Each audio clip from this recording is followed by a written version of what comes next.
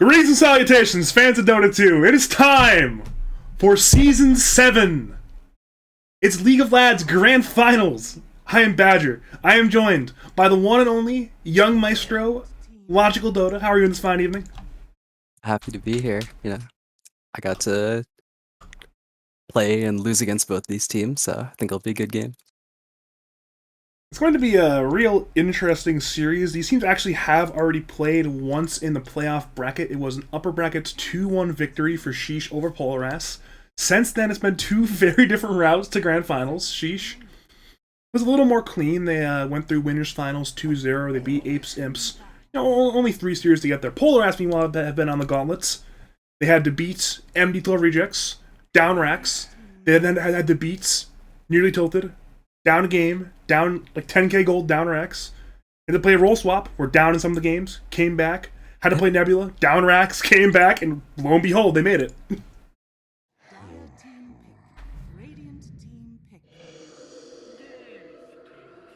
I mean, if you think about it, you can pretty definitively say these are the best two teams in this tournament because Bulljaxx has not lost to anyone except Sheeesh, and Sheeesh has just not lost during the playoffs. It's one of those things where, obviously going into the playoffs and even going through the season, there were different teams that were the favorites. Notably, Toxic Tacos in the preseason, they floundered. Newly Tilted, they made it pretty well into the playoffs, but only got 5th place. Nebula were the big favorites, but they only ended up being 3rd. So now it's the two teams who beat the Goliath that is Nebula, the highest MR team in the league, and lo and behold, it is Sheeesh, who had the exact same 5-man roster last season. They got 3rd place, losing out to Dark W and Toxic Tacos. With Bulljaxx, who don't have the exact same 5-man roster as before, but this is kind of like the year-in, year-out perennial team, Bulljaxx, and it is the last time we will ever see this Bulljaxx team because the godfather of Bulljaxx, whole city, is going away temporarily. He's going off to, I believe, Denver, correct? I don't know Hull City too well, but I mean, all the more reason for him to try his hardest. End on a good note.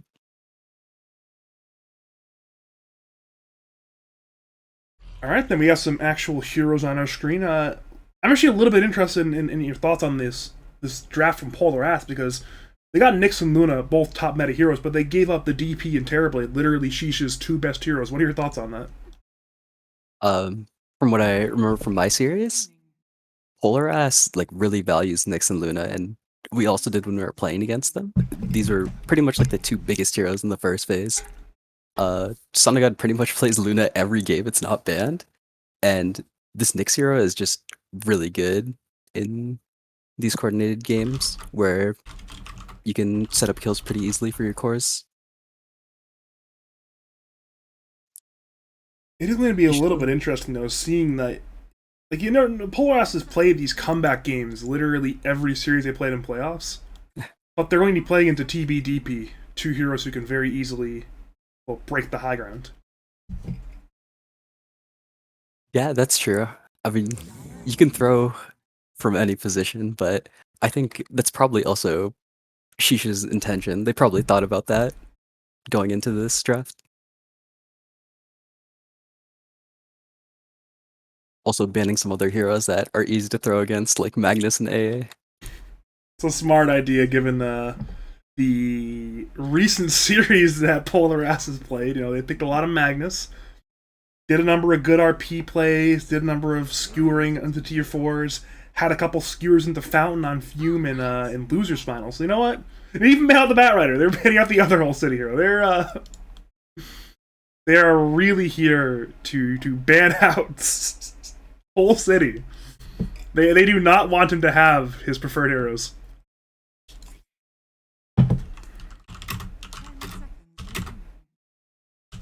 Well, Hussity has played Magnus in 3 out of the last 4 games, so he's gonna have to play something new this time. And Sand King was also banned out, so he's gonna have to kind of reach into the pool. They're also banning out the Timbersaw, obviously a flexible hero, can play the mid lane, can play the off lane. Hero that I know, Filsky is a fan of. Speaking of meta staples, though, we have a 3rd one now. It's the Wyvern. Obviously, Wyvern, very flexible hero between both 5 and 2. What are your thoughts here on this Wyvern hero as being picked here? I like Wyvern here. I think especially against DP, like the idea with DP is you just want to click Exorcism and just run at the enemy team, whether it's with the BKB later on or just early before they have the damage to kill you. And it's really easy to disengage with Wyvern against DP. You just curse the Wyvern and then walk backwards, and it goes through BKB, and it's just really strong because especially if the DP hasn't teched into armor items, a Metamorphosis TV would just melt DP. This is going to be. I'm actually curious to see what Sheesh do, whether or not they respond with another one of their Sheesh sort of heroes. Because they're picking heroes that are good in the meta, but not necessarily are the top meta heroes. It's like two very different drafting styles right now. Mm-hmm. Where I think we'll be able to tell very soon if they go for, say, Oracle, who is a good support but not the best support in the game, perhaps. Wait a minute. That's a Darkseer. That's got to be an anti-Luna tech, correct? Yeah, it's very good against Luna. Uh, KU also likes buying Agi Blink on TV, and you kind of just like run in there. And I think Darkseer kind of does the same thing, but you don't have to spend 6,000 gold. You can just kind of get surged and run in there. They'll probably be looking to pick a melee 4 now, though, which I was going to suggest Abaddon, but that's more of a 5, so I think there's smaller chance of that happening because generally you want to avoid double melee support duos. It's one of those things too. I mean, he also gets the a lot of times he buys the Agi Blink, the Swift Blink, as well as the Aghanims on TB. Mm-hmm. There's a lot of initiation potential there with the Vacuum, the Wall, the Blink into Terror Wave, possibly some DP silences and whatnot being thrown in there. A Polar has to grab a nice little fun and interactive Dota 2 hero. It is the Doombringer. Luna's really good in tri-lanes. It might be a little bit early, but something that Polar Ass could do. Oh, okay, Clockwork Prince. That's classic for them. Yeah, something that Polar S could do is aggro tri-lane with Luna, Nyx, Wyvern, and throw the Doom solo against the Darkseer. And Doom has a really nice matchup against Darkseer because every time Devour's up, you can eat an Iron Shell creep, and you still. It's not like that's the only thing. You can also kind of drag creep waves and kill jungle camps with Scorched Earth. And once you're 6, the Darkseer will always die because you can either purge, surge, or just stop him from using it entirely. It's one of those things too, where I mean, Doom. It's impossible to really fall behind too far on Doom because you have a built-in ability that's better than Midas. Yeah, unless they're really getting run over, I'm sure either Philskill, Hull City will have a completely fine game where they're like top 3 net worth for the whole game, pretty much. They're pretty much probably third behind the two carries, as both TB and Luna are the hyper farmers of the patch. Two of the heroes that really farm the tri-camp very efficiently, which is pretty much been the trend of recent carry picks is, can you farm the tri-camp without items? If yes, you're probably good. Luna, TB, Medusa, Gyro. Fun heroes. Yeah, I like this Oracle ban by Polar S. I didn't even think about it, but it like perfectly fits into their draft where it's a save and Oracle DP as a combo is just really strong. Would be able to save the DP, for example, if you got cursed, or is also just generally a good save and disengage for the Doom. Someone gets doomed, you can false promise them back. I think. Oh, sorry, you were saying there? I think the main way fights are going to happen this game is you're going to try to bait something out from the enemies. If you're Polar S, you're going to try to bait Exo or Meta, and if you're a Sheesh, you're going to try to bait a Doom or like a BKB. And then after, for example, Exo runs out, then you would want to go into the fight with the advantage. Yeah. See, it's a good thing I let you talk because that was way more insightful than what I would have said. I assure you. I'm just here to like make sure there's no dead air. But if you have something of actual value to say, then by all means. Looking over at bans, though, we are now done with the bans for Game 1. It is some more 5s being banned out by Polar S, some more offlaners being banned out by Sheesh. I'm curious to see what 5 Sheesh will grab, though, if the clock is not 5. As a lot of these good 5s are already either banned or picked. Sheesh picked Undying when I picked Doom against them, but that was quite a while ago. However, I think it could be good. The TB Undying lane is pretty strong, and it's definitely very good against Doom in lane. But that does run into the double melee support duo problem that I talked about earlier. Polar S still seems concerned about that, though. They banned out Abdon, which is similar to the Oracle virtual TV. Shadow Demon. It's definitely not a melee support. That is Shadow Demon. Bit of Mm. an interesting situation in that they actually have a way of making a lot of Lunas here. They have Shadow Demon makes 2 Lunas, Darkseer makes a Luna, Terrorblade makes a Luna. Is that the counter to Luna? Is just have 4 Lunas in your team? You know, it just might be. That's how you know heroes really good, when your method of beating it is just stealing it. I think with the Shadow Demon pick, though, I think it's going to be a 5 Clockwork and maybe potentially a mid Darkseer, because Whoa. any other way of laning it would be kind of awkward, like having a TV Shadow Demon lane, for example. I mean, they're laning against Doom Nyx, so it wouldn't be the end of the world, but it would just kind of be awkward. But if you have DP lane with, or if you have DP lane with SD and TV lane with Clock, then both your side lanes are pretty powerful. It is now, though, the last pick. It is the ultimate pick of the draft. It is either a Filski or a Whole City hero, unless it's Wyvern mid Doom offlane, which is still a distinct possibility. It is hard to tell sometimes. What we do know is we have a hell of a team fight lineup on both teams, though. Certainly. We're going to Whole see a lot of City, brawling. Whole City has played mid Wyvern before when they first pick it like this to kind of pretend it's a 5. I would not be surprised if I saw them pick it here. Um, it can kind of be susceptible to getting hooked sometimes, like just getting hookshotted and then pushed back with the cogs into heroes, but obviously you can fly over cogs, so not as much as some other mid heroes. It's Polarized. They spent literally 2 minutes on this pick. They had a minute 51, I believe, reserve time going into this pick. They used the 35 seconds and now a minute and a half reserve time. They decided on the puck, so it is indeed the 5 Wyvern. They're putting Whole City on puck, which is not what I expected from Whole City, but I'm sure you can play it at a good level.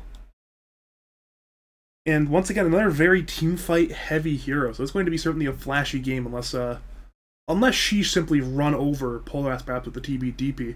What are your thoughts overall looking at the 2 drafts now they're both finished?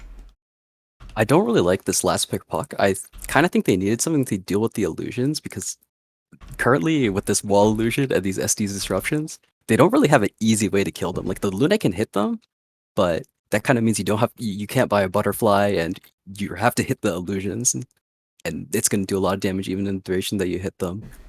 Also, I'm not sold on Hull City Puck. Doesn't seem like his kind of hero. I think going into this game, I'd probably give the advantage to Sheeesh.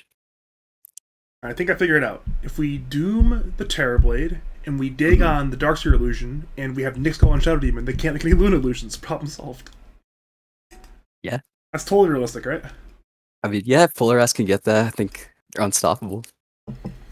But yeah, I would really like to see Hull City buy a Dagon 1 eventually, or I mean, he can upgrade it, of course, but just like holding a value Dagon 1 to clear illusions is actually really nice. Ever since they made it insta kill illusions, even Shalomel getting a Dagon 1 would not really surprise me, because the illusions are really going to be something that Polar S has to worry a lot about. It's one of those things too, where most illusions in the game can be one-shot by Dagon. I think the exceptions are what? The Venge illusion, the CK illusions, and the Grimstroke Dark Portrait are the only ones that cannot be one-shot. Yeah, you got the 2 strong illusions and the one that's magic immune. It's basically the 3 illusions you would want to one-shot the most. You can't one-shot. Other than that, you can one-shot them. Yeah, pretty much. If you are just joining us, though, welcome to game number 1 of the League of Legends Season 7 Grand Finals. It is Polaras taking on Sheeesh. I am Badger. I am joined by the one, the only, Logical. And I am so excited for this Grand Finals. Yeah, this game, it looks really good. We got a lot of pretty much signature heroes. We got KU Master Tier TV. Vilsky is Platinum on Doom. Sonnegot has played Luna literally the entire playoffs. These are both of these teams picking their best, pretty much. It's always fun to see when both teams are on among their best heroes. Both on strategies they're very acquainted with. And it's Sheeesh, who are already taking it to Polar Ass. They're smoked as 5. Question is, who can they find? Perhaps it is Cello.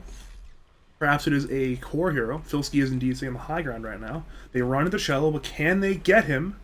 He appears to be a little bit too fast. Wait, yeah, never mind. They will not catch him there. It is no catch, actually. So the 5 minutes movement was there. They ran into heroes, but no heroes were found, so... I guess it's now simply sitting on this tri-camp, grabbing this rune, and then going to normal lanes. I like the sentry ward coming from Malphus, blocking the small camp. Puck can really easily farm the small camp if you just orb towards it. And a lot of times you can hit the creep wave with your orb, as well as hit the small camp and aggro it over. Yeah, really nice sentry ward. DP will likely get a net worth lead because she can farm the small camp easy.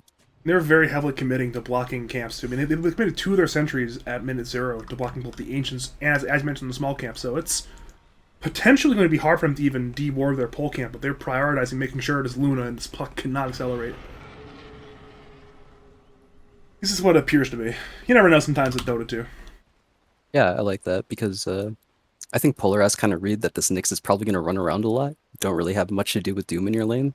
So stacking will definitely be a priority with Luna as the carry. I think it was a good idea to block the Ancient Camp.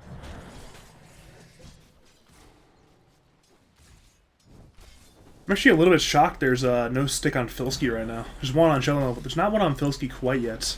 I'm sure I'll be bringing that out to him very soon to the top lane. Yeah, I think it's definitely a interesting choice for Filski. I think Shadow Demon generally don't really want to press level 1 poison, but it's either that or disruption at level 1, so sometimes you just take poison to get some. If you can get 5 stacks of poison, it's pretty strong. It's like 300 or so damage. But yeah, level 1 poison never the strongest, but you know what? Every little bit of damage counts sometimes. Yeah.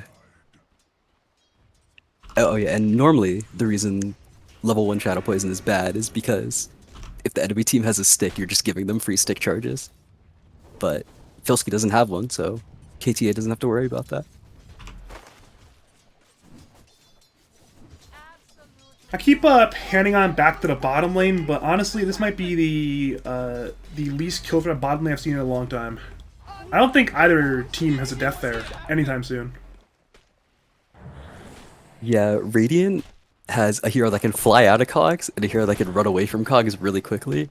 So it's gonna take pretty much a misstep or some really intricate wraparound for them to get any sort of aggression on Radiant. We're seeing now it's 5 stacks, 6 stacks even on Shello, but he should be fine there.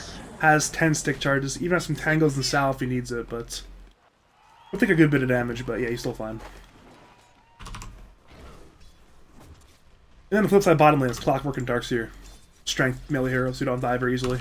To Luna, who no longer skills many points in Lucent Beam.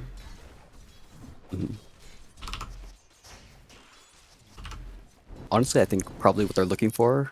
Oh. And the cogs and the Battery Assault are there on Wyvern bottom lane. They are running at the Wyvern, but once again, it's a little bit shorter damage it appears. Power Dive is there. Malphite is the first blood will be drawn by Chupacabra on that Wyvern. Sheeesh went in hard looking for the kills, and they're also looking top lane at Shadow Demon, but there is no kill there. That is indeed first blood drawn. Yeah, that was really overly aggressive by the Clockwork. I'm surprised he went for that. He ended up tanking a lot of tower hits as well. I think if he just ran under tower and didn't aggro and only casted spells, it might have looked better, but I'm surprised they went in like that with the level 1 shell at the time. Mahalo was probably the ideal opening and still was nowhere near enough damage to even get the kill there. I believe Arctimber was still on cooldown at the beginning of that, correct? Yeah. I think came up in the middle of that engage. Yeah, as you mentioned, it was only level 1 Ion Shell. Level 2 Ion Shell, a very big damage spike. 30 to 50 per second. Top lane, they actually are headed on over to Filski, but he's a Doombringer, he's fine. He's going to walk, he has 10 stick charges, he is in no danger. Yeah, I'm surprised KU only has 3 denies, to be honest. I think Radiant must be doing a good job either securing creeps or maybe KU's just trying to push so they can pull more often. But normally, I mean, especially KU does this, I think. When you meta, you want to deny as many creeps during the duration as possible. It's one of those things where it's a lot of lane potential once you have that. It's like, alright, Doom really can't approach the lane that easily once meta's up, so. So that's, I am also a little bit shocked it's only 4 denies. Actually, are now running a KU. Hoofstomp is the creep devoured on Filsky. He will Hoofstomp. KTA is nearby. The Impale is there. Now in comes Disruption defensively there onto KU. Now KU's on the run. Meanwhile, bottom lane, they're running at Sonigod. And Malphite is fighting. Down goes Malphite. Back to top lane. Once again, KU low. Bottom lane, Sonigod goes down. Once again, Shell's running at KTA. KTA, though, is still out. Impale is up. It is missed, though. So overall, it is a 1-for-1 bottom lane. No kills in the top lane. Yeah, that kill bottom was really tight. Luna died to the last auto attack that was probably more than 150 range from the Darkseer. Did get the Clockwork first though, so Luna is still pretty farmed. Went back for the boots though, so won't be able to finish the Mask of Madness immediately. It's a bit unfortunate for Sonigod, but he's even staying in the lane relatively easily, so I guess it's not that big of a deal to immediately head over to the jungle, for example. And the track is blocked anyways, so might as well stay in lane. Seeing a bit of a dive top lane on KTA. The Impale is there, doing a little bit more damage. Is there mana burn scaled? No, there's not. Meanwhile, KU's being run out by the Scorched Earth. Filsky, KTA once again still, a disruption is there onto Chellamello. Filsky is still running in. Down goes KTA to the Scorched Earth damage, level 3 now on Filsky, so good kill there once again for Polar Ass. You don't mind that kill too much, if especially if you're KTA, but for Dire, him pretty much like taking the heroes away meant that KU could kill the creeps, and so the catapult ended up dying, and they only got about 600 damage on the tower.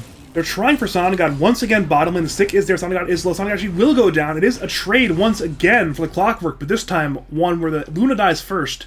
And now Luna actually has... Okay, she's TP again, actually, but that's once again an unfortunate death for Sonigod. Now 2 deaths in this lane. Meanwhile, in comes Whole City. He's rotated on the puck. Coil is there. On to Teddy. Teddy is in severe danger. He's looking for Chupacabra Rush. Iron Shell make it the kill, so ends up being a 2-for-2 in the bottom lane. Whole City, the lone survivor of that engagement. And meanwhile, mid lane, tower goes down. The Dragon for Cello. Cello is certainly dead. So in the interim, League of Legends pops the Exo, kills the tier 1, and gets a Nyx for free. That's a really surprising move from Whole City. He left DP alone when she had Exo and when there was Catapult. And DP took the tower pretty much less than 10 seconds. I was not watching that. It just immediately melted. Yeah. I think the game's going to be really hard for Polar S now. I mean, I've seen this happen in Polar S games before, like when I watched some of their replays to prepare against them. There was one game where Whole City let the tower die at a similar time, but I mean, mid-tier 1 gives you a lot of map, and without that, I think the TB is gonna the TB will have more of the map than Luna, which I think is the most important thing this game, these 2 edgy carries and their illusions.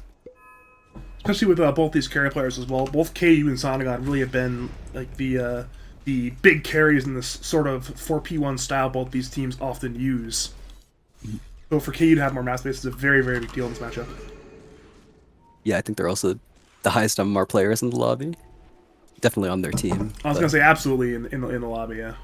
Yeah. I want to say KU and Sonigod are like two top 4 or 5 more players in the league. And they're definitely the 2 highest in the lobby. Mm-hmm. Meanwhile, Whole City once again is rotating. He finds Kita. KTA may be in a bit of danger. Filsky, Cello are running. Yorb is there. Will be a jaunt on in. Shadow Demon will die. Question isn't if, but when. The answer is now. Impale even was used onto the corpse of Kita, but once again the kill goes to Filsky, so he's now 2-0 on that Doombringer. But understandably, both carries have left their lane. They've got no interest in being there anymore. We see Sonigod in his jungle.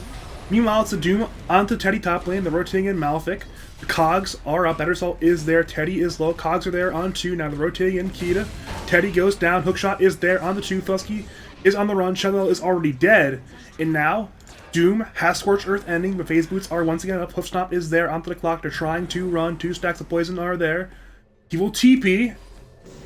Unsuccessfully, though. His TP was cancelled by the cogs and then the banishments. Now there's 3 stacks of poison. That result once again is there. Can he deny the neutrals? No, he cannot. Filski goes down. And for Sheeesh, an absolutely massive movement. Yeah, I mean, while that was all happening, League of Legends took another tier 1 tower. This guy's kind of beasting this game. He just took 2 tier 1 towers for free with Exo. His TV has like the entire bottom half of the map to farm. I think it would be a really good idea for Sheeesh to try to deward this area because they have no tier 1 tower. They can get the small camp and the medium and the hard camp that are close to the Radiant safe lane. It's one of the reasons. That's why I'm a little bit shocked they even let the DP in. Like most teams just ban out the DP because this guy understands his timing windows in this hero very thoroughly. It's already once again 2 very important towers dead, as you mentioned. Yeah, the Sheesh takes DP first phase even as early as 5 pick a lot, so I think Polaris definitely should have had a solution going into the game, but I'm interested to see what it is. I mean, Nyx is obviously quite good against DP, but no matter how countered you are, if you're able to take 2 tier 1 towers this early, you're definitely doing something right. Looking over at hero net worth, nothing too shocking. Doom on top, DP not far behind, and both carries still neck and neck at 4.7k. Nothing too out of the ordinary in that sense. It is a slight net worth lead for Polaris, though there is, of course, the Doom. Mid lane, though, Coil is there onto the DP, the Vendetta, the Impale are there, Blast is there, Hookshot is there, but it misses. Now Cogs are back, they're looking for some counter kills. Whole City, though, is gone. The Curse is there onto Malefic. He may be in danger. Blast once again hits. Now in comes the Impale, perhaps. Not quite yet. The wall is there. Now in comes the Arp. In comes the Impale's there onto 2. Down goes Malefic. Now Whole City is on the run, but so is Teddy. Teddy is very low. He's still in the wall, but the Carapace is there. They're trying to run down Teddy, who is very low, but he surges the guy once again. And there is no more chase, but it is still 2 kills for Polaris. An absolutely massive fight one. Yeah, Polaris just clicked their buttons really good that fight. The Nyx stun hit the Shadow Demon as well, so the Shadow Demon couldn't get the disruption on the DP, so the DP died when potentially she could have turned around with Siphons once the sound's duration ended. But, I mean, well executed gank. When the puck walked up, I honestly didn't think it was going to work because the Shadow Demon was already behind, but they make it happen. Yeah, Chalmel is actually a really underrated button presser. I've passed a lot of his games the last 2 seasons. This man is actually pretty good at pressing buttons.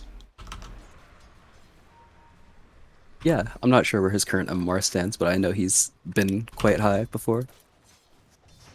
Not unsurprising that he's strong mechanically. Well, it is Sheeesh who, after that last fight, want to take it to Polaris. They're smoked as for everyone but KU is in there.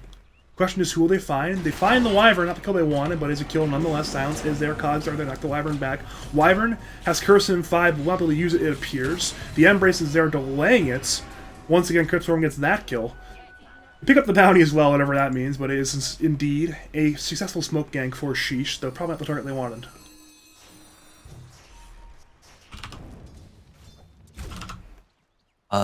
This DPLT is still level 1, so I think they have to play a little bit conservatively. Oh, Malefic is in danger. He will be disrupted by Kita. The Legends is coming in. The Purge is there. The Coil's there on 3. In comes Eclipse. In comes the wall. In comes the Exo. But Sheeesh are taking a lot of damage. The Doom is there on DP. DP goes down. Now Sheeesh, the remaining 2 fighters, are on the run. It is currently a 5v2, though the Surge is away on Teddy. They may find Kita instead. Silence is there. Witchblade is there. Shadow Demon will go down. That's 3 kills for the side of Polaris. And they find KU. The Curse is up on Chupacabra. Will it be used? No, it will not. But once again, for Polaris, they find the better end of a moderately sized fight. Yeah, I think Sheeesh was kind of just trying to be too high skilled there. They have a lot more of the map than Polaris. You don't really need to force anything in that situation. Especially because, for the most part, Polaris was pretty defensive on what they did. I think they only went for 1 kill on the DP mid. And just trying to run up like that into Doom when you don't have any particular amazing timing. DP didn't have the Euls finished. And, I mean, the Darkseer doesn't have anything. I think that was just a little bit overzealous. I mean, he's got 2 null talismans. Logical. He's ready to fight. He's got that 6% spell lamp. Set it up. Filski's a really big kill, and right now he's not the hardest hero to kill. So I think I'd really like to see Sheeesh try to orchestrate some rotation to kill him. Especially because Filski's a really greedy offlane player. He'll often just like stay in the offlane for a really long time, like you see him doing this game, when other players would try to move around the map more. Well, Filski's a fan of farm. You know, he plays Doom, Dragon Knight, Viper. He's a fan of creeps.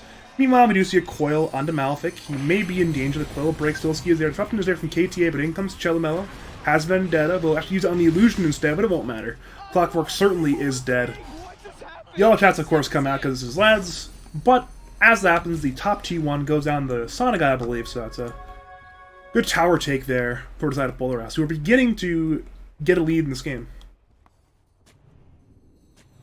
Yeah, they took the 2 early towers on Sheeesh, but Bulljaxx is kind of just playing together better than Sheeesh is. Sheeesh hasn't really been able to take a fight on favorable terms, and I'm not sure how easy it will be for them to do that until the TB gets extremely large to the point where he can just start killing multiple heroes with Bulljaxx.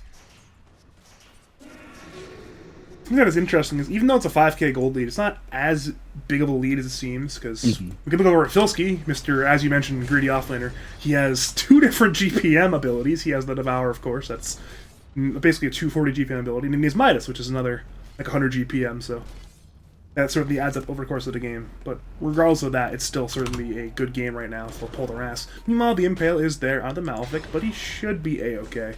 He actually cogs Chumel in with him. The Battery Assault is there. Both teams are now rendezvousing over. Hookshot is there on Chelo. He's there as well. In comes Coil. It actually misses somehow. And now, Whole City comes in, may leave Johnson away, and somehow nobody dies in that one. Chelo, though, may re-engage with that Vendetta that is currently active, but more than likely we are done with that sort of skirmish. Or perhaps not. Filski comes on in. The Doom is there onto the DP now. In comes Wall. In comes Disruption. The Impale's there onto, once again, Malefic. Finally goes down. DP once again on the run. Filski is low. Cello is low. KU's arrive. But in comes the Curse. It's on the Illusions and the main TB. League of Legends goes down. So does KTA. Now simply KU and Teddy looking to fight. It's been a 3-for-1 so far. Only Doom 4-3. And Sonic guy, who's farming during all of that, is now arriving. And they certainly will parlay that fight win into that mid T1 tower. Or perhaps not. They're fighting. No, they're not fighting. They're leaving.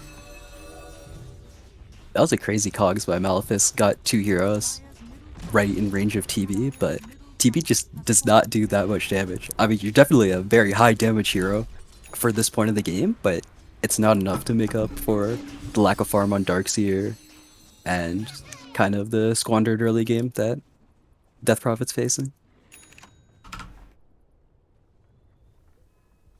This is really the opposite of what you expect from both these two teams, though, because usually Sheeesh love taking it to the enemy team and getting ahead early, and Bulljaxx thrive in playing from behind, but, well, both teams are in unfamiliar territory. Bulljaxx playing from ahead, Sheeesh playing from behind.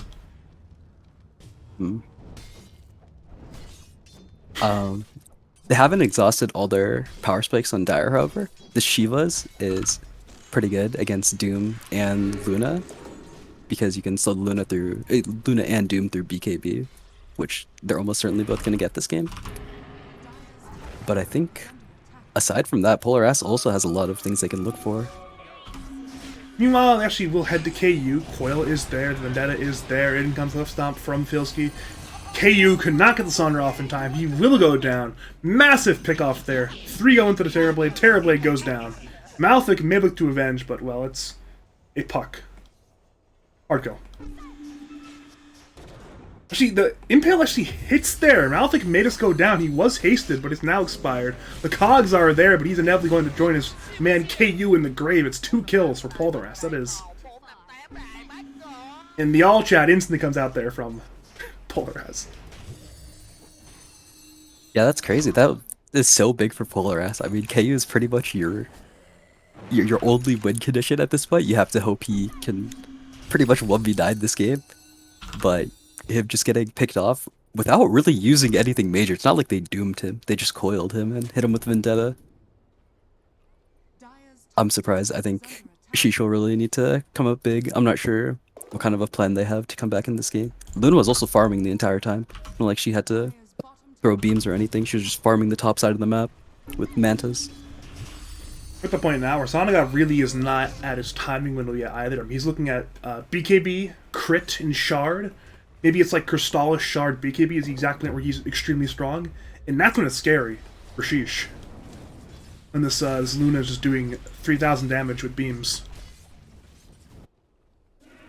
Yeah, I think also Sonic, an important thing for him to recognize this game is that he kind of just doesn't want to hit people once he gets this shard, because if he's in range to hit people, that means that Sheesh is probably in range to make illusions of him. But if he just stays back and throws out beams, especially with the 15 talent that he picked up, I think it'll be a lot easier for them to take fights when they don't have to. Hookshot is there onto Whole City. Whole City is silenced, but there's good force there. I believe from Cello. Yeah, indeed from Cello. Now the coil onto the clock. They're bringing in the Luna illusions. Perhaps they want this clock kill. Silence once again is there. The coil is now ended. Just jumped away now from Whole City, and they actually are smoking as to Mayfilski will initiate on this one. He goes in onto Malefic. Cliffstomp is there. The Exo now is popped. Clockwork will go down, but in comes back in comes Wall. Filski, BKBs, Dooms. Onto the Darkseer, actually. Now, Whole City is low, Filski is low, the Embrace is there, but in comes Sonic. It has the Eclipse, hitting the DP. DP has the Yules, is still alive. But now the Curse is there! It's on 4!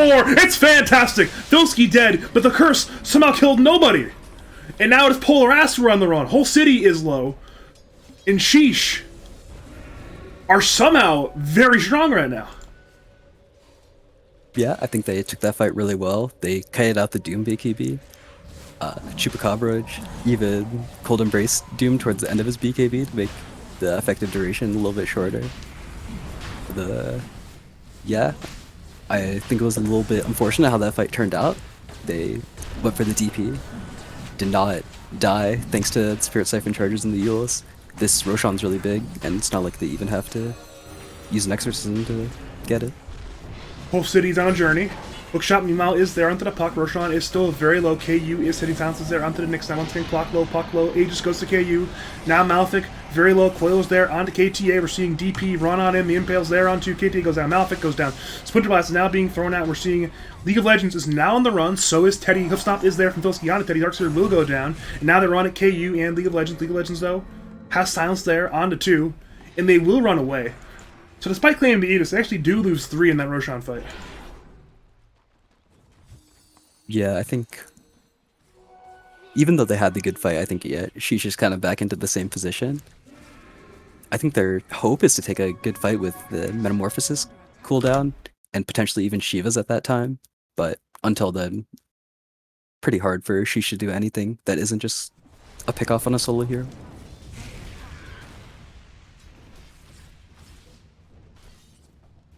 I'm not sure what Cello did, but apparently Whole City is calling him a virgin for it. That is not what I would call the man who saved you with the Force Staff a minute ago, but what are you going to do sometimes? Whole City TP'd bottom onto the, or next to the wave that Cello was farming. There was a 1 range creep with like 100 health, and Cello was in the middle of a animation to get the last in. Whole City silences to steal it. Great camaraderie. Sometimes... if this is any other team, I'd be like, this is probably internal issues, but it's Polar Ass. It's about to expect from them at this point. This is just standard affair from Polar Ass, flame their own teammates in the alt chat. Sure.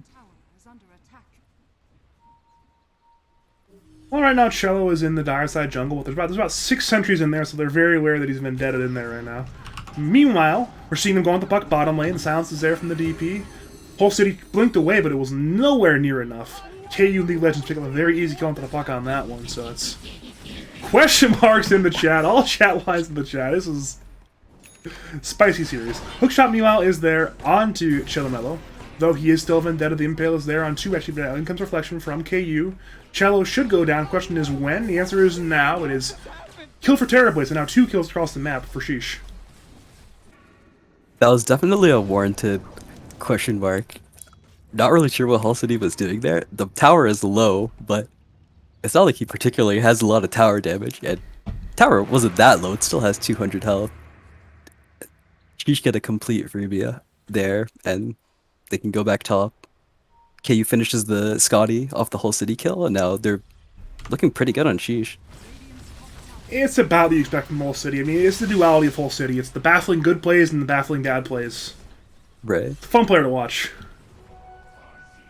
Sometimes you triple lasso heroes and win a team fight, or you skewer them to the fountain. Sometimes you just feed randomly for no reason. It's Whole City. I do like what Polar Ass are doing though. They recognize that fighting into the Scotty Aegis TV is pretty difficult, so they go take over both the other lanes, push them into Dire's towers. Not really sure how much Sheesh will be able to force with this Aegis duration. I think has pretty much 1 more minute on it. Ooh. Good hook shot into the knockback, but Halsey actually his Yule's there. He should not be able to jaunt in time. He will not. Now the coil is there on 2, but it's into KTA. Halsey once again should go down. Also, a miracle now. He's silenced once again. Chell's on the way, has the impale there onto 2, but it's nowhere near enough. Now in comes Polar Ass. They doom the Darkseer. The Eclipse is there. Malefic will go down. Filsky now runs in looking for a Teddy. Teddy will go down. Nexo is still flying. BKBs are now ending. Filsky TPs away. Actually is not cancelled. Now the rest of the Polar Ass are on the run. It's Sonic God TPing as well. Trooper Gajraj, meanwhile, he is the man who has to die, apparently. It wound up being a 2-for-2 overall fight. That was interesting. Yeah. I think Polar Ass played that fight kind of well. Filsky, no hesitation, doomed the Darkseer. I was wondering why he didn't doom the DP, but she had already got BKB EXO off, so I think that was really smart by Filsky. They might be able to delay Sheesh's pushes with this Aegis even more. This tier 2 tower bottom's probably dying, but I'm really not sure how much more they're going to get. Yeah, this tier 2 is already down to half HP. Aegis is solved for actually only 18 seconds, though, so KU will lose that in the very near future. Not sure how well Polar Ass know the Roshan timer. Actually, bit of an interesting TP in there by Whole City to the creep that was half HP, but you know what? Suppose no harm, no foul. I think Polar Ass might have been aware that Aegis is running out soon, and they might have wanted to try to set something up. The Nyx was sitting there invis, but they didn't have a glyph, so no. So yeah, Puck just kind of had a mishap with Steepy. It's a good idea, but just poor execution on the TP in on that one. Regardless, though, it is Aegis gone. The outpost was grabbed by Sheesh, but that one will be retaken in the very near future, I'm sure. Meanwhile, it is Cello, who is on some interesting plays, grabbing the regen room, but now he's being knocked back by Malefic. Is there follow-up? The Dust is there. Vendetta is still on cooldown. Now the Impale is there. Silence is there onto the Nyx. The Legends runs on in. It's very, very fast. Eagles is there on Chupacabra. Wyvern is still alive, though, so ultimately no kill. Simply some mana and cooldowns being exchanged.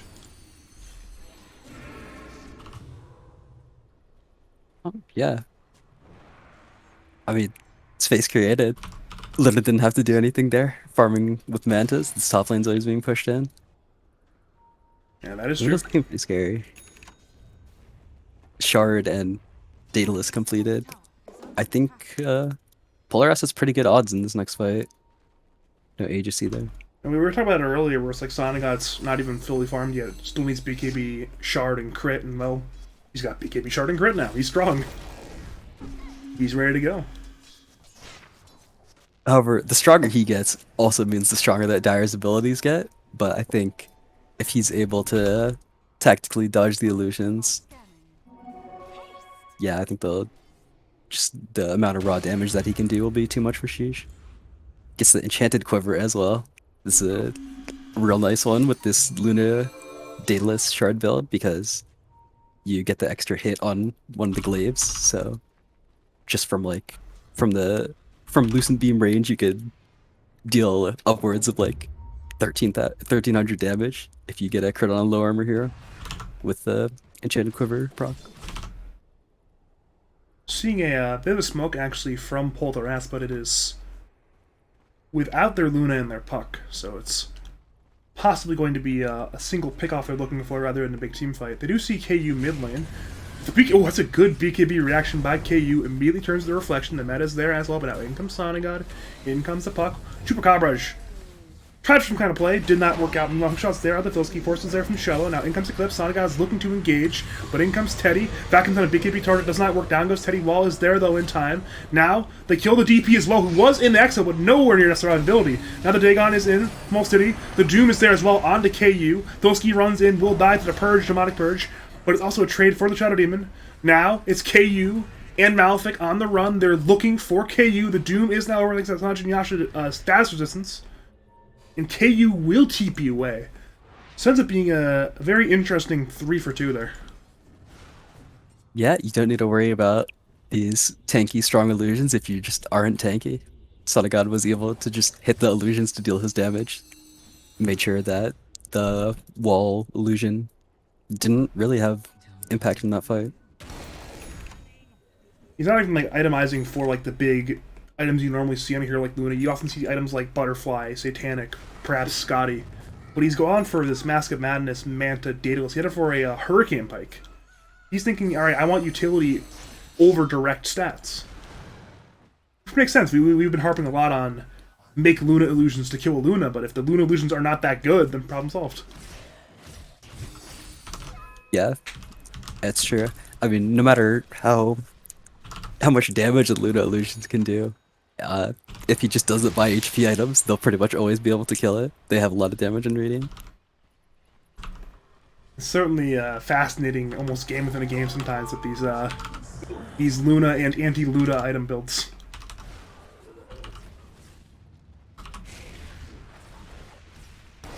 We are though once again looking over at the big man himself. It is Roshan, who will be respawning in 42 seconds.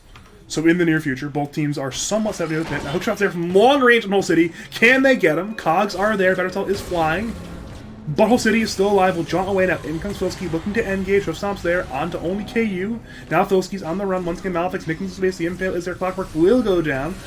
Now they engage further. Once again, Sonic God as BKB runs on in. Looks to engage. But Sheeeesh appear to be cutting away Sonic God. Now Coil's there on 2. It's fantastic. KDA goes down. KU Sunders on Sonic God. Now Sonic is half HP. The wall is there. Triple Combat should go down eventually. Will go down now. Malefic has bought back. Looks to now re-engage, and it's rest of Polar Ass though appear to have retreated, except for Whole City, who is very deep behind dire lines. Did you see that? KU walked into the Roche pit literally exactly at the time it spawned. It did not spawn. KU walked in the Roche pit. Roshan spawned. It is now alive. Speaking of not alive, though, it is Whole City, who is Yules. If he survives, it'll be an absolute miracle. There are 4 heroes right nearby. He's looking to blink, but he cannot blink in time. Only enough time for a Winning Rift and Death. And now to Sheeesh, who understandably run right on in to the Roshan pit. It is big ol' Aegis, Cheese, and Aghanim Shard time. And I don't believe there is any hope to contest here if you're Bulljaxx. Yeah, I don't know. The risk reward is just not there for Polar S. You know meta's coming back up, even though he doesn't have the BKB on TB. It's just unfavorable. You want to wait to make sure that you're fighting at your strongest. They actually got the Roshan kill. Yeah, Luna. So I mean, no Aegis, but I guess you get the Roshan gold. If that means anything at this point. I mean, you take it. Luna casted 1 beam, made a pretty penny. I think can't complain about that one. I think more importantly, gave her team some money too. I mean, I'm sure Sonic doesn't need the money, but her team actually does. Very true. KU finished a Daedalus. I think I talked about earlier in the game how he wasn't really able to deal enough damage to kill heroes with his team's limited lockdown, but even just in a hook into Cog's pushback duration, I think with this Daedalus and the shard that he got from Roshan, he will be able to kill these heroes. Even the Luna. I mean, we kind of joked about the Luna not buying HP items, but the TP can kill her now. He has the requirements to kill her. I mean, between the Daedalus, the meta, and he actually has the Demon Zeal Aghanim Shard as well. There's a lot of good Aghanim Shards in Dire that could have been claimed from the Shri Shard, but give it to KU. They say, you know what, we're going to give you this extra bit of attack speed, and you know what, we're going to hit things. Yeah, I know casters harp on it a lot, but you really often want to give this shard to your carry, because the second Roshan timing is pretty much when you want to close out the game or just build such a big lead that the game is effectively over. And yeah, so this TB with Shard and Aegis and pretty much full slotted. I mean, he could use the Satanic, but he'd have to swap out an item for it. We're at the Yeah, point this now is where it's just items. Items for KU. This is a classic Sheeesh story where it's just, in KU we trust, make space for this man, use our abilities, use our items, ensure KU gets farm, and lo and behold, he is, despite being down 13k gold as a team, very, very farm and ready to go. yeah, but so is Son of God. I was surprised. He's actually higher net worth than him still, even though Radiant hasn't really been able to get a good fight in a very long time. Dire's been able to walk wherever they want, but he's still keeping up. And Luna Manta illusions are really good at farming, and he's got a lot of damage, so he can farm pretty quickly. That should be interesting, asking Sana his thoughts on going for the Manta over the SNY. I know Sana often goes through the SNY and winning games on Luna, but this time he's chosen the Manta. I'm wondering if it was just a deliberate decision to push out these lanes more safely and get more farm that way. Yeah, I think unless you're absurdly hit, I think you want to buy Manta most games on Luna ever since in 729 where they made ranged Manta illusions have the same cooldown, I believe. These Deuces and Lunas, you want to buy Manta most of the time. Just makes you farm so much faster. And Purging Reflection, sorry. Actually, Sorry to cut you off. if you're purchasing Reflection, that's actually kind of a big deal there. Yeah. I just find it interesting how like the opinions on Manta versus SNY have changed like 4 different times in this one patch. Yeah. Yasha upgrades are always a hot topic because agi carries are just kind of good, always. Alright, KTA tried to D-push bottom lane. He may be in danger, though he's not dead quite yet. Now his team is TPing in. It's Polar who are now on the run. Is there a TP cancel? Perhaps it's the Wyvern who gets caught, but it's only the Wyvern at least. Not the most viable kill, you know, a kill is a kill. And for Polar they retreat the more important heroes, so it's only the Wyvern who will eventually go down. Took him a hot minute to get him, but wasn't too much resistance. Both carries finished Satanic. Roshan's running out, I want to say, in 40 seconds, I think, if I read that correctly. Oh yeah, it's 40 seconds. They actually weighed out the Aegis really well in that case, because there's been not much significant building pushing by Sheeesh. Yeah, I think the game might get kind of dicey. I think this is kind of where Polar does their best in these games, where you're just trying to walk up the hill without certainty. I'd be This is kind of what concerned. they do, yeah. I mean, it's always they get into their high ground and then they're ready to defend. And well, if you want a game one to be fast, then well, that window is quickly closing. So we'll have some very Yes. interesting Dota 2 ahead of us. You just like, I mean, KU clearly has an idea about the way he wants to play this, though. Queues up the Agi Blink, assume he'll buy Aghanim's Blessing, as we talked about before. I think the way that they're gonna try to play these fights is he's gonna try to kill a Wyvern or a Puck in a hook duration, and getting that first kill is really important. Let's play another chapter of what the hell is Whole City doing. He's been caught well beyond that tier 2 tower. He's not caught by the cogs. He's now Silence Vacuum is there. Whole City tried to push up the top lane, but eventually, with the help of 4 heroes, they do catch him. He does go down. But as that happens, Polar are 4-man smoked. They are searching. Though, unless they find KU in the jungler, they won't find anybody. Yeah, Hull City has no items to deal with silence, unfortunately, so if he gets silenced and there's any way to lock him down, he's pretty much dead, as long as there's core city damage. A hero like Puck 2 is often just so evasive, so maneuverable, and it's like, alright, we see Whole City. We'll commit everything to kill this man. Do not allow him to play Dota on our watch. And they kill him.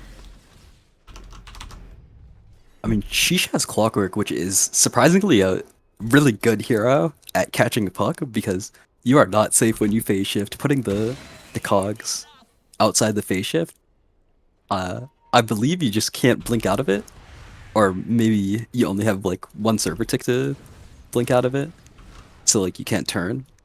I mean, either way, it's really strong. The Cogs push back as well. Cluck's pretty good against Puck. Especially with the build Malefic has too, he has a lot of abilities to like see things between the rocket flare and the jetpack Aghanim shard. It's just he is on the mission to hunt down the whole city. A mission many men have tried, though many have also failed. Malefic is a real Dud 2 player. His build has been Earn, Phase Boots, Aghanim Shard, and it looks like he's going Aghanim Scepter now, so... He's here to game. He's got 12 deaths, but it doesn't feel like he has 12 deaths, you know? He just keeps having impact, so I guess he's just dying for the team. Sonagod has this Octarine queued up. I can barely see this in his quick buy. I really like this idea. I considered talking about it earlier when we were talking about how you kind of don't want to commit very much in fights on Luna to let them have illusions. The extra range and CDR that Octarine gives you is really nice when you're clicking beams. Doesn't look like he's going to go for Aghanim's Blessing first, but I think this is a really smart pickup. It's really heavily interested in doing spell damage and also lowering the cooldowns on Lucent Beam. So between the lower CD Eclipse and the lower CD Lucent Beam and also the longer range Eclipse, there's a lot of ability there just to ignore things. Speaking of things, though, his Cello is being caught on. He's been vacuumed back. The silence is there. In comes Filsky looking to engage. KU is once again in that meta. The Doom is there. Now in comes Slickshot. There into the Wyvern. Filsky is low. Filsky goes down. And now Malefic will die, but he set up a huge fight for his team. Who can they find? They're trying to get Sonic. They're trying to get Chupacabra as well. Is there a curse in time? No, there's not. Cello goes down. Chupacabra goes down. And they find Sonagod as well. He's disrupted. He's brought down. It's 4 kills for Sheeesh. And Malefic, the lone casualty on the dire side, has bought back. They know what time it is. It is go time. It is time to force buybacks and to force the buildings. Wyvern buys back. Luna buys back. Yep, I'm surprised they just went straight for KO in that fight, but he doesn't die so easily as he used to. He got the meta and the BKB, I believe, before he got doomed, and just manned up and hit people, killed the Doom pretty quickly. And ASKU's actually somewhat injured from the Lucent Beams there. Lost half his HP to 1 Lucent Beam. So Radiant may have actually defended for now. Those Sheeesh are, of course, still nearby, playing mostly at this Tri-Camp area. But luckily for them, well, guess who's alive? It's our good old friend, Dear Roshan. KU wants that 3rd Aegis. Perhaps he wants the Aghanim's Blessing. That's an absolutely huge pickup for him. That's absolutely capping out if he buys that. Meanwhile, it's Polar Ass who head on over. They're smoked on a few. Hookshot those there. It's on 2. It's fantastic. The Cogs are there. The Purge is there. Sonagod, Eclipses. Does a lot of damage to KTA, but Aegis, Blessing, both to KU. Malefic dies back. But Sheeesh, look to fight, the Coil, the Curse, both there on KU. Chupacabra tries to the wall combo from Teddy. Banishments, there on Sonic, he's half HP, he's Titanics, but if he dies, it's a dieback.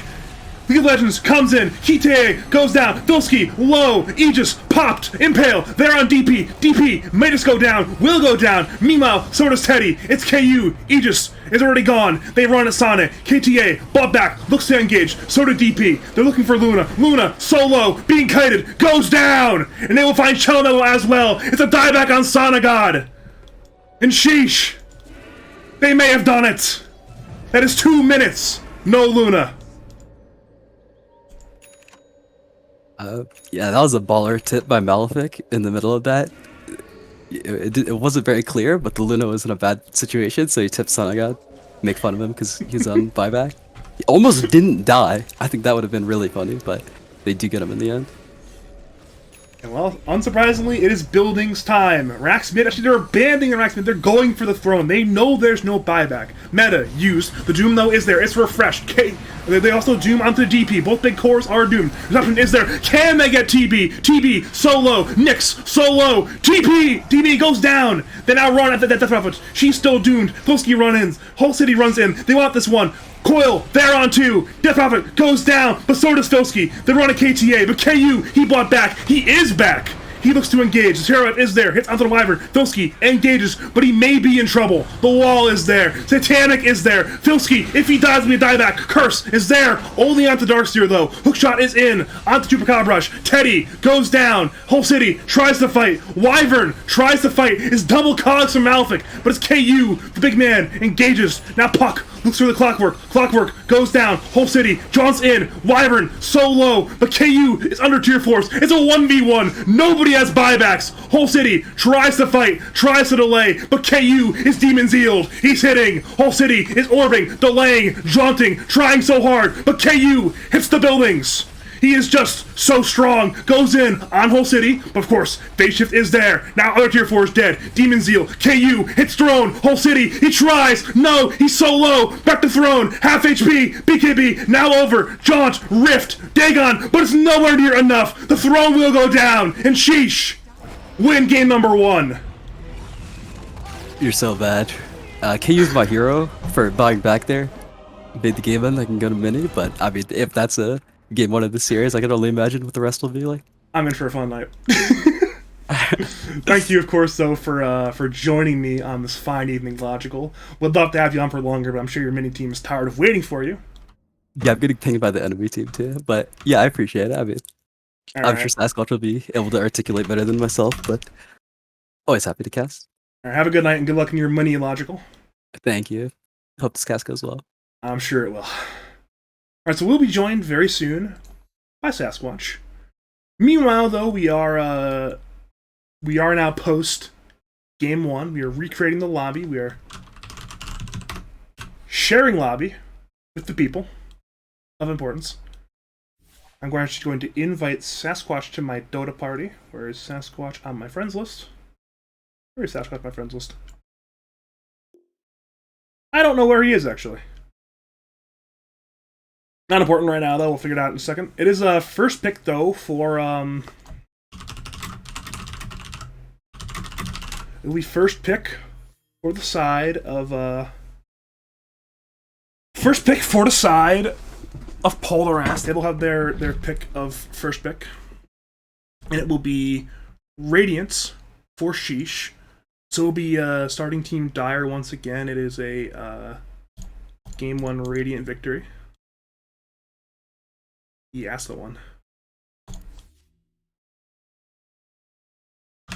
But it is indeed a crazy game 1, though. Between Bulljaxx and Sheeesh. They made it a bit tenuous there for a bit. Sheeesh almost missed their timing, but KU, Mr. Timing Window himself, was strong exactly when it mattered. I think looking at the player net worth graph is the single most explanatory thing in this entire series. Look at this TB. More than twice the net worth of any hero in this game. This displayed their draft so excellently. And the all chat from both these teams, it just culminates in a "you're so bad" from KU. It's a little bit bad blood between these teams, man. It's certainly a little bit of love lost in this series. A little bit of bad manners in both directions. And at this point, I mean, we're only 1 game in. It is time for some more action soon.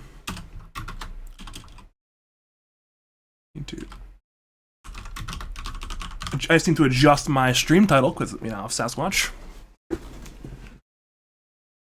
We are in a little bit of a temporary break between these games. Of course, it was a very tense game number 1. It's, once again, we're seeing a lot of people repeating the "you're so bad" line. It's an absolute classic right there. But it's unbelievable, this game. Bulljaxx, for once, could not defend the high ground. They took the fight far outside their base without the buybacks. And, well, I guess if you leave the high ground, you cannot defend your high ground. It does not pay off. They do lose this game. I'd be very shocked if the bans were the same going in to game 2. Wouldn't be shocked if it's a DP, TB, first phase ban selections by the side of Bulljaxx. I'm still looking for Mr. Sasquatch. I'm sure he'll show up before the game arrives. I'm just gonna ping him again on Discord. This is already an absolutely wild. There's still a few more games to go. At the very least, 2 more games, if not more than that. I'm gonna give him the 1 sec. Hopefully, my man. All right, we have got somebody has left the lobby. That is whole city who's left the lobby. I'm not quite sure where he went, to be honest. I'm sure he'll be back soon. It's a little bit convenient, though, in terms of the timing. It is indeed, though, Sheeeesh who have won the game 1 in the finals. Bulljaxx, of course, is I'm a first pick, so they have the opportunity to get that 5. Oh, hello, Sasquatch. How are you on this fine evening? Hello, Badger. Glad to see you are joining me just in time for game number 2. Gonna hit you with the share lobby. Luckily, Whole City is also not with us right now, so it gets a little bit more time for the delay. But were you watching game 1 at all, or no? I caught the tail end. I was kind of, taking my pre-cast nap for my 9 o'clock scheduled casting time. And then I woke up to some frantic messages from Badger. Oh, they're starting early. If it makes you feel any better, I too was frantic. Like, what the hell is going on? Why is it 8 o'clock? Because I learned that it was 8 o'clock at like 7:15. So I was like, oh, wait a minute. I better panic. I had best begin panicking. So luckily Logical was available on about 10-minute notice to play, actually cast game number 1. Yeah, Logical's a good guy. Usually around. His mini team is very upset with him for delaying his mini series by about 20 minutes, but you know what? Sometimes we prioritize the lads finals. Based. Game well, done. I'm glad he got the cast the barn burner, the Luna Terrorblade game. I feel like I've seen quite a few of those, so they made it interesting, I had fun. I had to yell a few times about abilities being used. It was fun. I'm hoping for some other carries, but we'll see. I'm going to step away for just 1 second here while we wait for this game to fire up. Yeah, that's a certainly fine. I'm just going to put it on my screen. That's the wrong thing to put on my screen. That's what I'm putting on my screen. There we go. Let's put on a... There we go. Oh, offline mode. Coordinator is down. Our favorites. Good old lack of coordinator time.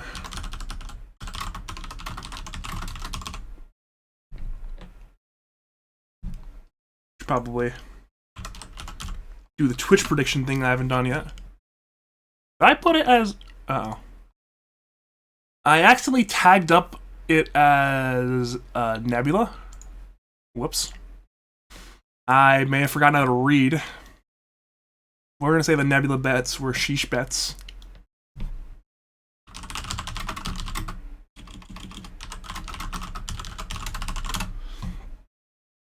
Once we are back from the offline mode, we'll be jumping on into game number 2.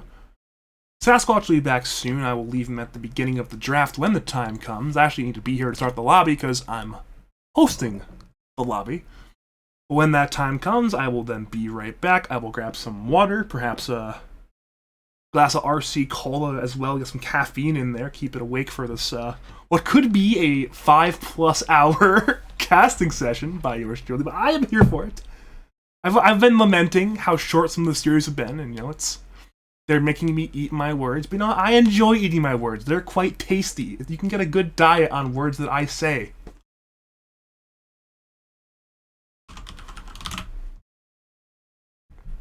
We are though waiting on the 5-player of Bulljaxx. I'm not sure if they're sticking with Chupacabra for game 2 or if they're bringing back Trickster Lad. The information that I have is earlier Trickster Lad lost power in his house, so to bring in their perennial long-term stand-in Chupacabra to play game 1, and they intended perhaps on bringing Trickster Lad back. They had Chupacabra in the lobby, but he left the lobby, so we're assuming Trickster Lad is on the way at some points soon, baby. I don't know. a slight bit of I'm not going to call them technical issues, but we'll call them issues nonetheless. Certainly some interesting, we call it interpersonal joining the lobby situation. I don't even know. It's kind of a word salad.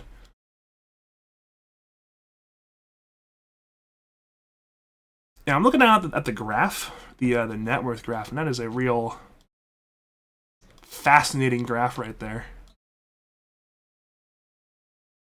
Valve in their Dota Plus AI really liked this polar ass side, giving them a very significant win probability advantage. Correlates nicely with their XP and net worth lead. And they actually end up even ending the game with an XP and net worth lead. Apparently did not matter if a 40k net worth Terrorblade is hitting your throne and you've expended your buybacks to stop him.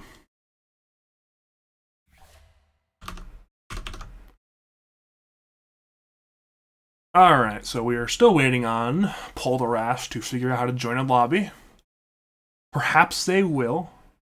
It is difficult sometimes to go all the way into the lobby, press the Find Lobby button, enter the password that I gave to both of the captains. You know what? Eventually, maybe they'll figure it out. They'll press the button. They'll, Oh, we did it!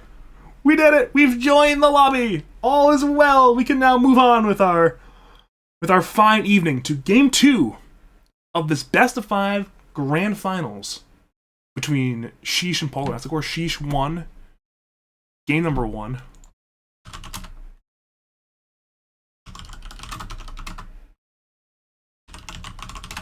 We have people in the Twitch chat asking for like bot commands, but little do they know, I don't have bot commands. I am the bot.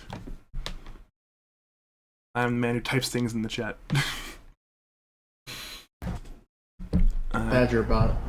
Apparently, maybe I need a Badger bot to actually do the things people asking for the chat, like who won a game and how many games are there and what's your MMR and whatnot.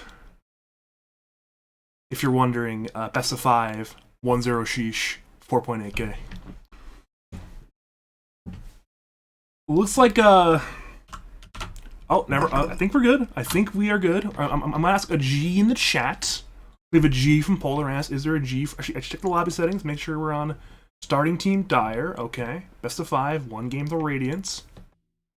Sheets are off. Ticket is on. Oh yeah, we're good to go. Let's press the blue button. Whoa. Cheats are off. I think if the cheats were on, there'd be a lot more money on a couple heroes that game, not just Terrorblade and Luna. If you do not have open mic team on, though, turn it on for the people in the Dota lobby, because they exist apparently. We are, though, jumping into the draft for game number 2, Sasquatch, so it should be a fun time to see if the drafts are adjusted. I'm going to pull up the Dota buff from game 1 real fast so I can find it. I found it. I will link it in this group chat, so you can see it if you want. It was a DK Sand King Viper AA first phase bans, though. Polar Ass, though, actually are not adjusting their bans. They're letting the DP through, they're letting the TB through. And I'm going to give that a verifiable interesting rating on that one. It's certainly interesting. 10 seconds remaining. 5 seconds remaining. You predicting a first 2 DP here? I think if they let DP through again, it will either be the 6th pick or the 7th pick for Sheeesh, 100%. They 5-picked it last game, and they 5-picked it against like half the teams in the league. They're probably going to ban AA at 4 and then pick DP at 6 or 7, if I had to guess. I'm actually very shocked that Polar Ass are letting it happen. Maybe they just don't care about the DP, as it is not a meta staple as other heroes are, but it is certainly a Sheeesh staple over the last 2 seasons of Lads. 5 seconds remaining. If memory serves, back on Dark W, you guys banned out Death Prophet against Sheeesh. Has been a number of months since that, though. Team pick. I actually think I do remember that because I was like, Mike, why do you want to ban DP? That's one of your favorite heroes. And he was like, no, they like it more. And interestingly, they ban the Luna, but they don't ban the A. So it's probably an AA5. Yeah, it's going to be AA5, perhaps into a DP 6-7, though. It isn't. Okay, I am on point tonight. Let's go. Yeah. Do I need to do anything? Hello? I'll be right back, though. I need some more water. think we'll still see a blink stunner here from where's the water? Bulljaxx or something to complement the AA. Water. I mean, you just need control for the AA ult, so they've got to have something in mind for that. 5 seconds remaining. There's a few carriers that also provide AoE control, like Carry Axe or Void, come to mind, but I'm not sure if Senegada is feeling those kind of heroes. Dire team ban. Yep, taking the good old TB again. Battle of the TBs. Radiant team ban. There's no Luna this time. Dire team ban. Radiant team ban.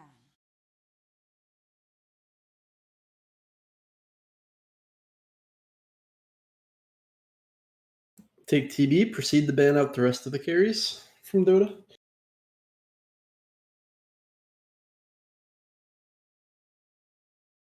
Seconds remaining. 5 seconds remaining. Dire team ban.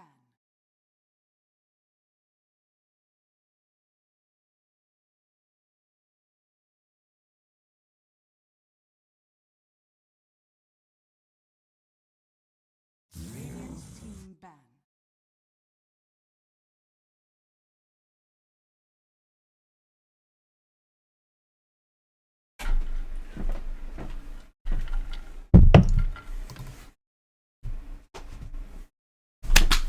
Wait. 10 seconds remaining. Well then, that is not who I expected to pick Terrorblade, but it is indeed back. We got a second helping of Terrorblade in this fine evening. No Luna though, and Polar S follows it up with a gyro ban and a PL, two strong carries that match up pretty well against TB. Yeah, they decide, no, we will pick the good carry, we'll ban out some other good carries, and we'll see what you do. KU classics include heroes like Spectre and Phantom Assassin, though Team pick. those heroes are of questionable meta value. Perhaps it will be a Medusa pick, though I'm not sure how that hero matches up into a TBAA. I wouldn't say it's the best, but it is an option. I'm actually very interested to see exactly what the carry pick is for Sheeesh, because usually they pick with the meta carries or heroes that KU are good at. And a lot of those are banned out right now. I guess Terrorblade is a confluence of both of those things, where it's KU's best hero and also one of the best carries in Dota right now. Well, obviously that's not going to happen this game. It is on the enemy team this time. Yeah, and I like this pick from Sheeesh, Darkseer. 10 seconds remaining. If you get a TB illusion any fight, it always feels great. And the low health from TB in lane means that you can actually pressure him pretty well with your Iron Shells. I just find it quite humorous that they almost put Teddy in the same hero every game. Back before Sand King was being first days banning him, they had a best of 3 in playoffs. They picked Teddy Sand King every single game. Actually, might have been against Polar Ass. Might have been against Ape Sims, not important. And now it's like, alright, they ban out DK, they ban out Sand King. Hey Teddy, wanna play Darkseer every game? And that's now 2 games in a row where Teddy's playing Darkseer. So if he's playing Darkseer, what melee 4 do you think they're going to opt to pair with it? Is Clock banned? Clock is not banned. It would not shock me if they go back-to-back Clock games. Yeah, it could be a solid Clock game. They definitely need some like direct initiation. Because right now they don't really have anybody to start the fight. Darkseer kind of wants heroes to clump before he does his stuff. DP can force objectives, but you can't, run up and stun someone, which is a very powerful ability in Dota. So maybe one of those is required from Team Sheeesh.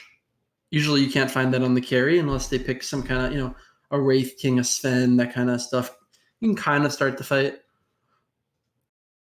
I guess Wraith King's a KU hero. We've seen him play it a few times in Lads. So it seems like it could be a relatively rough Wraith King game into these heroes that Polar S have right now.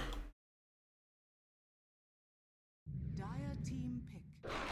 We'll go for the Lion. It's actually not a melee 4 to grab the hero with the stun. Good old meta staple lion, the king of the jungle, or I suppose king of the underworld in this case.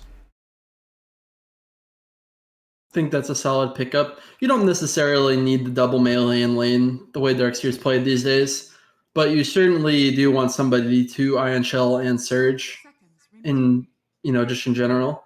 And I would argue that they still don't have that hero, so I think it's pretty likely for KU to be getting a melee. Whoa. Whoa, that's the whole city hero right there. That's the whole city Visage, which is into DP Darkseer, which I find interesting, but it is indeed the whole city Visage. Surprise pickup. Personally, I don't find this hero to be that weak. You can just be a very strong tempo hero in the mid game, especially when you have like points in your nuke. That nuke is like just supremely strong. I'm curious what build he's going to opt for this game.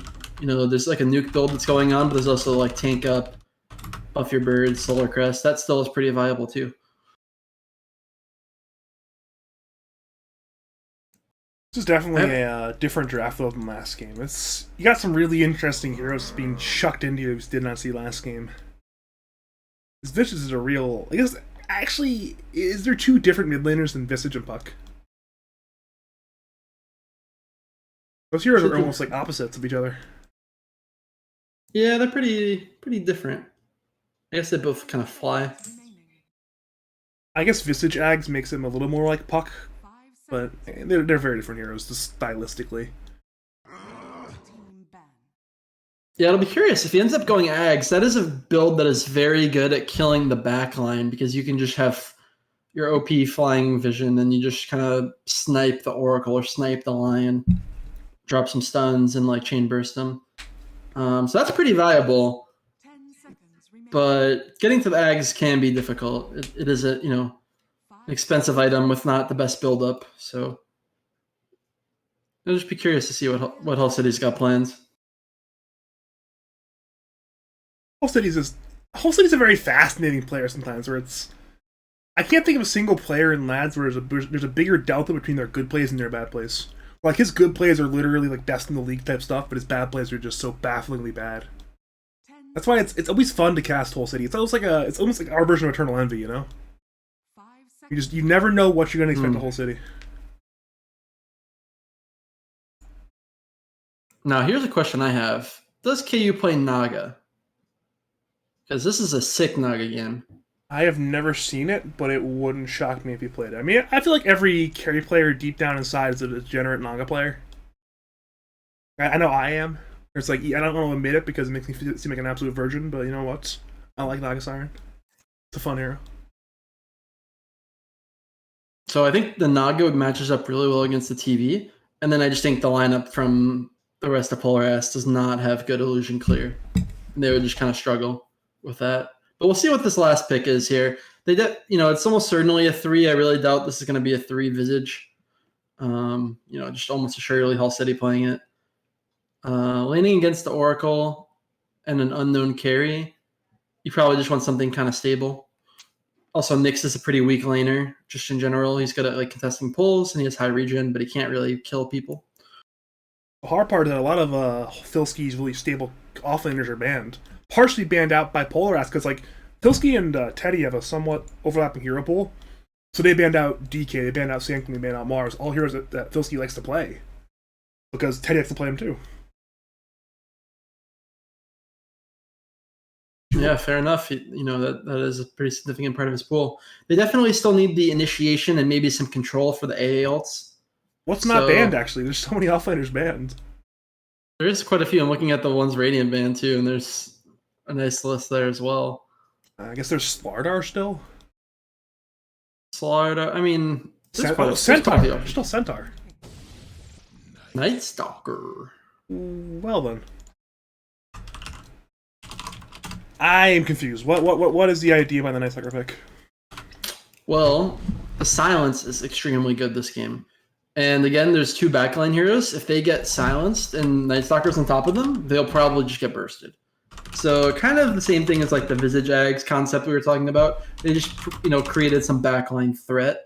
And, you know, if Night Stalker gets like Blink BKB or even just BKB or something like that, they're going to have a really hard time peeling them off. Also very good against Darkseer. Darkseer wants to build like a Greaves or build, even if not Greaves, you know, he wants to be able to just get in the fight and not, you know, the silence can be extremely detrimental to that hero as well. Maybe we'll have to end up building like a 4-staff or something this game. I think it's like a fantastic 4-staff game, that's for damn sure. I was actually just playing a duo queue game with Dark Dota the other day, and he was complaining highly about Night Stalker, but after I picked him, but it felt pretty good in the pub. You know, I think Night Stalker can definitely snowball, and it's also very strong in the laning stage. Drow Ranger. So double range against double melee. That definitely weakens the Night Stalker's prospects in lane, but he does have high regen and pretty good armor. So if Nyx can be like blocking pulls, and that Stalker kind of just absorbs the Drow damage, I think he can do well enough in the laning stage. The Drow is certainly interesting because while they do have backline threat on Polar Ass, you know, Drow is kind of just leaning into that Deathball style, and they'll just have very high burst threat. No Ion Shell partner with the Darkseer is certainly interesting as well. Nobody to like just directly shell and surge and have them run in. So I guess he'll be doing that himself. Interesting drafts from both teams for sure. Maybe he'll like shell himself, shell the DP, surge the DP. Maybe that's the idea there, but yeah, obviously not a traditional pairing with the Darkseer Ion Shell, as you mentioned. Looking over at the big picture drafts though, whose draft do you like better over in this case? You know, I think I'm actually favoring Team Polaris this game. I think this Night Stalker pick could actually just do a lot of work if he has a decent laning stage, just because of the backline threat he provides. And like I said, you know, there's not a direct combo with this Darkseer, so this pick seems a little lost to me. I'm not really sure who's going to be starting fights on Radiant, like who's going to be the guy who's like running in and literally starting these fights. I know Malefic in the past has been pretty good at like kind of coordinating stuff, so maybe we see that from him again. He's just like owning and setting up these awesome ganks. But to me, Dire's draft looks easier to play, and then TB is obviously one of the best carries going into the late game. Certainly going to be a fascinating game to watch. I'm actually really looking at this this Dire side offlane, Radiant side safe lane. It's two of the most stable laners and lads in KU and Filski. They're both very stable laning players. It's been fun to watch them lane to each other. Yeah, and I wouldn't say the Night Stalker is in like too much jeopardy in this lane. Obviously, Oracle and Drow can click him, and there's not much you can do. But if Nyx is disrupting pulls, and then they're just kind of surviving in lane, I think that's really what Night Stalker needs. Just get his levels, be able to run at people. If you are just joining us, though, welcome to... Oh. Ooh. Spicy.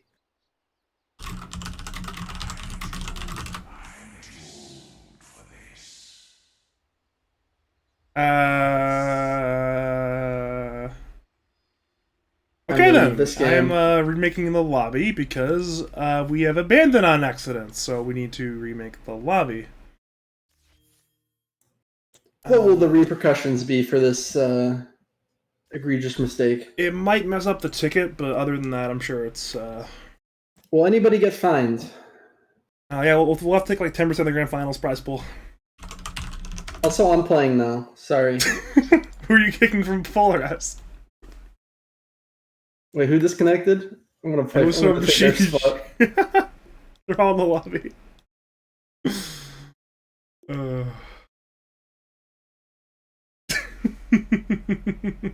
That's actually... Never mind, I was gonna say, if it was, depending on who it was, but...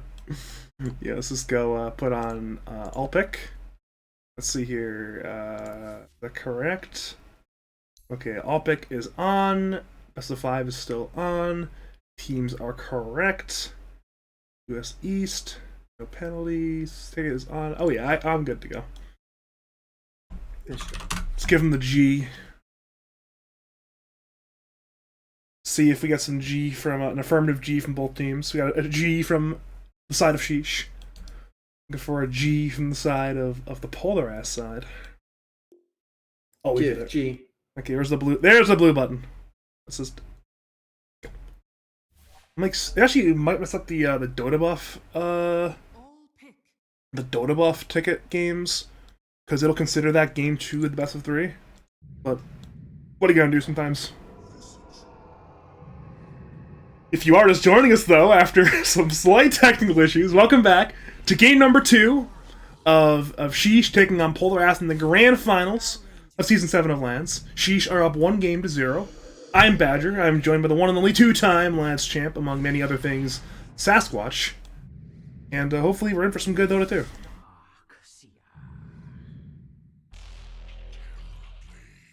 Definitely glad we got some unique heroes going on here, like the Drow, the Visage. Definitely haven't seen those heroes too much recently. Also, Night Stalker. Also, not the most popular, so I'm a fan. Yeah, that's got some very rare heroes as well. I mean, Nyx Assassin, Lion, Ancient Apparition, Terrorblade. Very rare heroes, Sasquatch. Yeah, those ones. I joke. Those ones we can get rid of. Yeah, we can't get rid of them. I think the lads finals should have like a rule where there's no repeating heroes. You just take out all the bans and then no repeating heroes. That'd be interesting. That could lead some really interesting Game 5 picks, for example, if it went to a full 5 games, because if there's no bans total, that would be 40 heroes gone by Game 5, Prepare for battle. which would certainly leave you with a number of off-meta heroes. Yeah, things would get funky at the end there. I think the question is, what carries would be good suddenly if all the heroes who are good at farming Tricamp are no longer available? Maybe like a Lone Druid or something. That's like the problem with every carry who's not good right now, is they just can't farm Tricamp. Yeah, pretty much. Or like can't turbo farm. You just need to be able to turbo farm with like the jets going.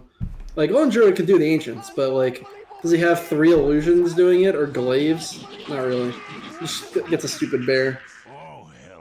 Like everyone needs turbo farming heroes. It's pretty much, I mean, other than Naga, it's all pretty much just farm the Tricamp with like a Mask of Madness.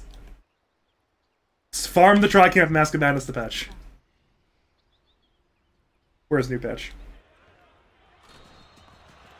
Not too much going on here. We just kind of got Team Sheeesh squatted up on the triangle. And, you know, Dyer's pretty much just shutting at their own triangle as well. It's 2 games in a row now. Sheesh are just playing at this Radiant Tricamp, which is a little bit more different than last game, because last game they're on the Dire side playing 5 at the Radiant Tricamp. But, yeah. I remember against Nebula, there's a lot of aggressive movements between Sheesh and Nebula, but this time much more passive. Yeah. And Sheesh, they've played a lot of games over the number of leagues they play. They're ready for whatever style they need. They mix it up sometimes to throw teams off, where it's to keep it interesting in that sense. They keep it interesting.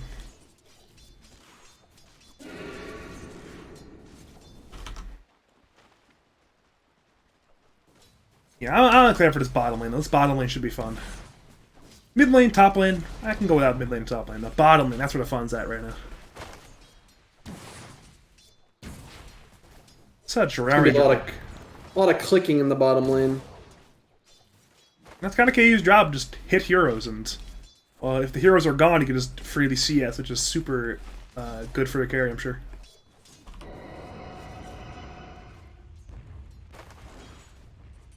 Top lane, I think, will start slow, but once TB's getting Earth Spiked next to an Ion Shelled creep or hero, it's going to be a lot of his health gone very quickly.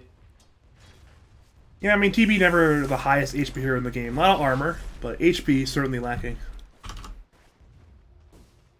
guess all armor will not help you into Ion Shell and Earth Spike.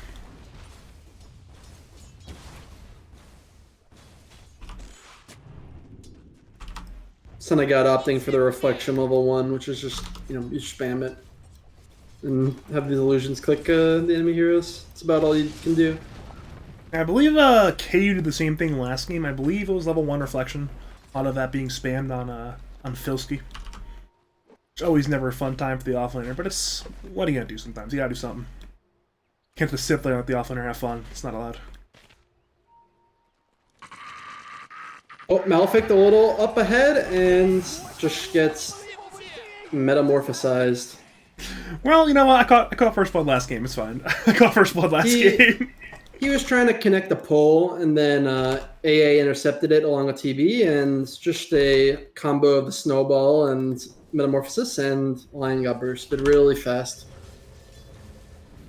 No, it's okay. It happens. Sometimes you Malefic has died a number of times this series. Died, I think, like 15 times last game. But he had a lot of impact, so who cares if you die? We once again begin the feed train, but if it accomplishes, it doesn't matter.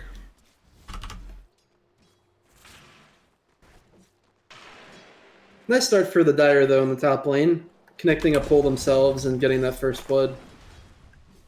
Definitely what you want to see, you know, for your TB lane, which can sometimes start pretty slow. So having the good start makes a huge difference. We're at the point now where the TB is already 1-1 skill build. He's ready for whatever situation he needs. He's even sending the illusion over to fight Malefic to allow Trix to let him win the trades better. Malefic's so scared he'd even like kill the TB courier. So he doesn't want to die right now. Speaking of dying, though, maybe KTA dying in the bottom lane. It's a good body block from Shelves with 2-man silence from KU. Good decision actually to skill the silence. A lot of Drows do not get silenced that early. But KU gets it level 2, literally level 2. It saves his man. Key to bacon. Maybe just opting for that with the double melee lane. I'm a fan of the decision. That's part of the value of having a carry player like KU. Where I know stereotypes a lot of carry players just blindly go the same build every game, but KU is ready to adapt. Speaking of adapting, it is Polar Ass who run on and once again looking for the Oracle, but that adapted, skilled cuss from Gyro Ranger once again saves the Oracle.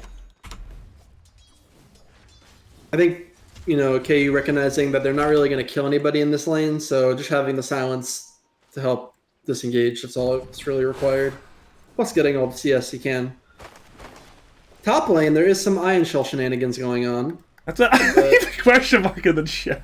Yeah, I would agree. That's a good way to describe it as shenanigans. So, this is very interesting. Senegat opting for the Ring of Health build. Ring of Regen plus Ring of Health, just trying to out-sustain these shells. And honestly, that's going to give him a lot of staying power in this lane. Usually, you're just going to get harassed too much, but this is pretty nice. Malefic sniping a courier might get frozen, but I think he's a little too quick. Yeah, a wee bit too quick. Chilling. Actually, is not enough mana yet for Chilling Touch. It's now, with the clarity, enough. He wants Malefic. Malefic will probably die to neutrals, perhaps? Or perhaps not. It ends up dying there. 2 Trickster lands, so it's now 2 kills for Polar Ass. And it might be a third bottom lane. They once again want KTA. KTA will go down. Silence is there, but it's not there in time. Now 3 kills for Polar Ass. And well, it's... After last game, unsurprisingly, the all chat once again is back. Polar Ass, possibly upset with the comments in the all chat last game, are bringing back even more all chat. So I think if we're doing like a side prop bet right now, I think there'd be a good even bet on whether or not there'll be an aggressive offensive pause this game, like a BM pause. Whoa! I wouldn't be shocked if there's a BM pause later in the series. I know Whole City has BM pause before in the Labs official, and I know the Sheeesh core has BM paused in pub games, so it's certainly in the repertoire of both teams. Meanwhile, bottom lane though, they once again go on to Gyro Ranger. Gyro Ranger with silence once again on to 2 though, so she should be fine. Meanwhile, mid lane, Malefic is right there. The Whole City is 6. Alright, they stun. Malefic though also has the Earth Spike. The Whole City should be... She maybe if he did. Yexo once again is there. Is there. Visage is trying to fight the Soul Assumption, but he's well out of the Bird Stomps. They're on cooldown. League of Legends claims that kill without of his man Malefic. There's the Bird Stomps under tower, but it's not enough. That was a great play. Just getting the ult plus the catapult on this tower right now and killing the Visage. Bottom? Yeah, it is once again KTA being run at this time. There's 3 there, and well, they certainly will get the kill there onto the Oracle. Double Bracer and Night Stalker is too strong, but this mid tower pressure is immense, and Whole City just TPing in now, but it's a little too late. I mean, he might be able to scare them off the tower, but it's basically dead at this point. If this a siege unit will die, and believe it or not, the tower this game is lasting longer than it did last game. I think last game it died at minute 7 even, but it's once again bottom lane looking for KU. It's a 2-man run under the tower. Of course, it is nighttime for Night Stalker, as the name would suggest. But there is no kill quite yet. Dire doing their best to keep this catapult on the tower. But there is a lion in the area, and also a AA sneaking through, but he's under a ward. Yeah, AA So is I in don't- severe danger. I don't think this was very sneaky, unfortunately. I guess they know there's vision now, but I suppose they'll have to deal with that later at this point. AA just kind of taking a stroll through the jungle. Sometimes you just die. Sometimes you become the ward while you're warding. We're seeing supports once again trading Malefic on Cello Mellow Violence. Both of them are fine for now, though Malefic may eventually be in danger. Seeing No a- man on the Nyx, but they might just keep chasing. Nightstalker doesn't know if he wants to chase or not. He's like, is this worth my time? And he says no, it's not. So he just left, and actually the lion's just kind of chilling. And Malefic has to be a happy man with that one. I mean, he just took the efforts of 3 heroes and as a lion and did not die. Yeah, I mean, like you said, he's got 2 deaths already, but like, you know, he made this great play on mid, and now he's making all this space by making these other heroes chase him around. That's like definitely a lot of value he's creating for his team. As I've said, they're impact deaths. Malefic is like the expert at impact death, you know? It's a very fine line between feeding and impact deathing, and he's definitely on the good side. Radiant's bottom tower is under attack. We see a full hood on the TB here. That will make him a lot more durable defending this top lane. But there's no way to get around the fact that he will farm slower. Hull City looking a little trapped here. Yeah, I mean, he's but trying to fight. He might get the lion here, but he may be dead right afterwards. There's too many heroes nearby. He will go down to 1-for-1 overall, and, well, 1 bird is dead. Their familiar will join very soon, it appears. So that's a very good trade there for Sheeesh. Hull City kind of just took the angle where he got surrounded by like 4 heroes perfectly, and there wasn't really much to do about that one. Alright, TB's finally out of here. Too many heroes. He's not going to try to defend this tower anymore. And the tower is still being damaged. The EXO is ending quite soon, though, so it'll take a little bit more effort. The Impale's there on 1, but actually they're looking to defend here. They're TPing 3 in. It's everyone but Sonigod. They slowed League of Legends, though the Fortune Dent is there now. In comes the Surge, in comes Cold Feet. They want this kill. Nightstalker is once again ascended. He's looking on KTA. Oracle should be in danger. Oracle should go down. Looking for Teddy as well. Both of them are being split in terms of their damage. Wall is there, hits onto 2 of them. KTA goes down, and Teddy will join him quite soon. So it is indeed 2 kills for Polar Ass. And they're smoking for more, actually. Question is, who can they find? They want to run, perhaps, at the DP mid lane. Meta is used by Sane, but that one's going to be difficult. It is actually not daytime quite yet. It's daytime now, though. Radiant's middle tower is under Yeah, and that kind of ends the carnage, I believe. I mean, they can try to force mid here with the meta, but it should be pretty hard with no daytime and no NS ult to do much. They did some damage, but once again, some damage is only some damage. Looks like Dire might want to end up denying this tower here. Yep. Okay, AA is clicking it down. Meta ending, they can't really stick around there and just like sit in front of the almost dead tower. It did last 3 minutes longer than last game. That is progress. I mean, at the if we go to 5 games, that means the game 5 tier 1 tower will die only at 19 minutes. Problem solved. 19 minutes is a good time to keep your tower alive until. Got a smoke here from Radiant. It looks like they're just gonna collapse on this Nyx. And they certainly will get him there. I mean, the stuns are there, and even fingers committed. Get some stacks going. That's good. No, 1 stack Now at a time. Now they're going for. They have great vision on the Visage here with this ward. It's really deep ward. But it's hard for them to jump during daytime. Like who's the one who's supposed to jump? You know, so it's a little awkward. So we're actually Wait, Hull City runs Hull in City? here. This is Oh, he's chilling. okay. I was Chilling, like, he's chilling. he knows there's like 4 heroes here. He saw them from familiars, but apparently he has no fear. With the Oracle using the Fortune's End and Lion committing the stun, it was pretty safe. Nyx being stalking rather. Yeah, Lion Killing the is Lion. dead. Though in comes the EXO from League of Legends looking for the Visage. Is trying to run. The wall is there, looking too slow. Hull City will go down. So 1-for-1 overall. But now in comes Filsky, who can now ascend into darkness. His ulti is available, though he's down to half HP already. dire structures are fortified. Radiant are just so eager to fight. Like Lion gets gone on, and they're just all running in. DP's throwing down the ult. They're just, no fear at all. Which is good to see. I mean, it is daytime, so they definitely want to be forcing things as much as possible, trying to bait the NS ult. So I think it's the Oracle taunt. I just keep hearing it out of the corner of my ear. I'm like, wait a minute. I keep hearing like the basketball net sounds. Yeah, this guy's spamming it. He's been spamming it, so it might be on his push to talk key or something. That's my favorite strategy personally. How you win the mental game is just spam taunt. You're not even like consciously using taunt. Yeah, no. If you see me taunting, it's because I have push to talk, and I just bind it to my taunt, and I just taunt all the time. I think it's a good strategy. People just get annoyed. Hilarious. It's very annoying. Yeah, you can't even. Oracle breaking the smoke here. Night Stalker popping the ult. They're running at him. I mean, they have once again. Spells a were on missed. They do see multiple cores. Who can they find? They'll find the DP. The Impale is there, but now in comes Teddy looking to vacuum. Perhaps it's there only on one though.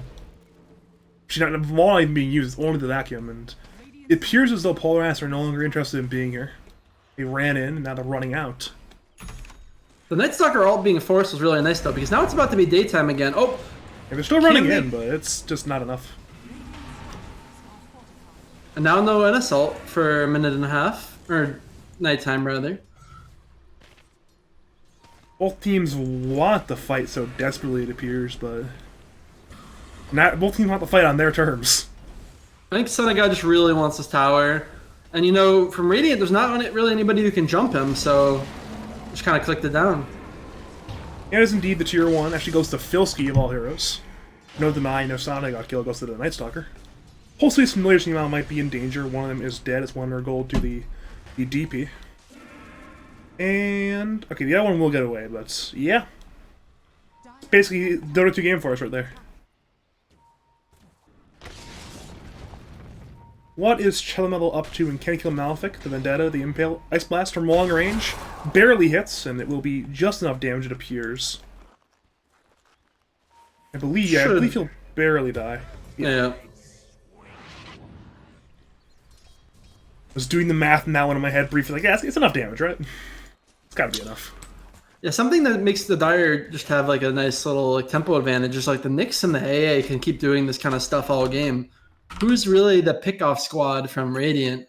Maybe once this Lion gets closer to his blink, but if Nyx is just hunting him, the blink will just keep getting delayed. So until they have some kind of like jump combo, it's a lot easier for Dire to just play the map. Despite the deaths, though, it is still only about 800 gold away from the Blink Dagger for Malefic, so he is relatively ready to perhaps do that Blink stun action. Perhaps like a Darkseer or a DP with him for some gaming.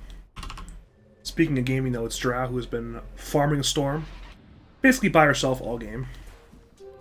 Same though is also true of TB, who is a bit ahead. Seeing a big smoke here from the Radiant. Yeah. It's already popped, though. They will find Trickster, lad, so that man is extraordinarily dead, but they want more. Chelamello is on the run with Vendetta. Can they find him? The dust barely hits, though he's a little bit too fast, it appears. Teddy comes in, has back wall onto the TB. Vacuum's there as well. Now in comes the X, they want to get Sonic out. Can they get him? It seems likely. Now in comes Filski looking for the backlines. Sunder is there, onto the DP. Now Sonic is once again high HP. Filski's being run at. Siphon is there. But he's just a little bit too fast.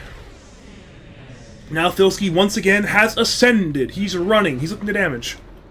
Looks for Death Prophets, who is surged by Teddy. They'll find Malefic instead, though. That's the easy kill. But they want a harder kill now. Ice Blast comes in. Will hit onto 2 of them, actually. But they made the tower dive. But the familiar stuns are there. It kills the Oracle. And Filski actually wants more, though he is already low on HP. Never mind, he will not find anything. It's an interesting fight. Like, Radiant just are running in.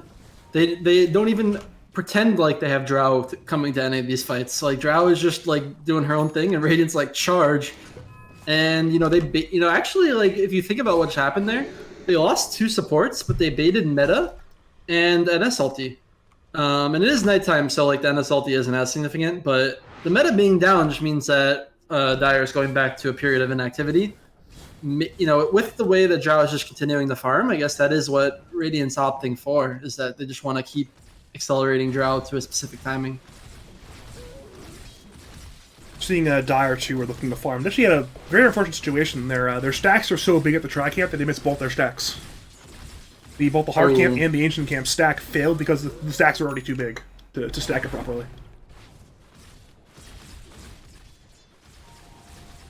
So what is that, like a first world problem when you're too rich off stacks? You got too big of stacks. Too many stacks to stack further. It is now Sonica, though, claiming said stacks. Was relatively neck and neck with the Drow Ranger farm-wise before that, but now is quickly, once again, creating a bit of a gap, widening that delta a wee bit more.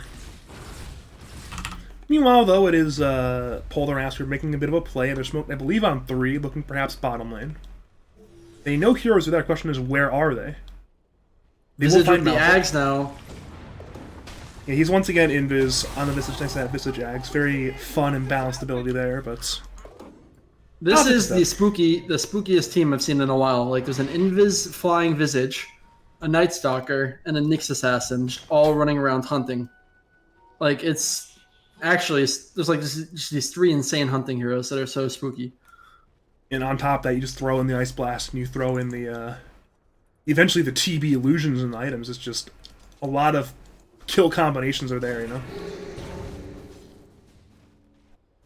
I know a lot of times, like, when I'm playing Dota, I'm not sure if it rings true at your level as well, but it's like, you see certain heroes on the map and you feel safe, but I don't know what heroes get to see on the map that feel safe this game for any hero on Sheeeesh.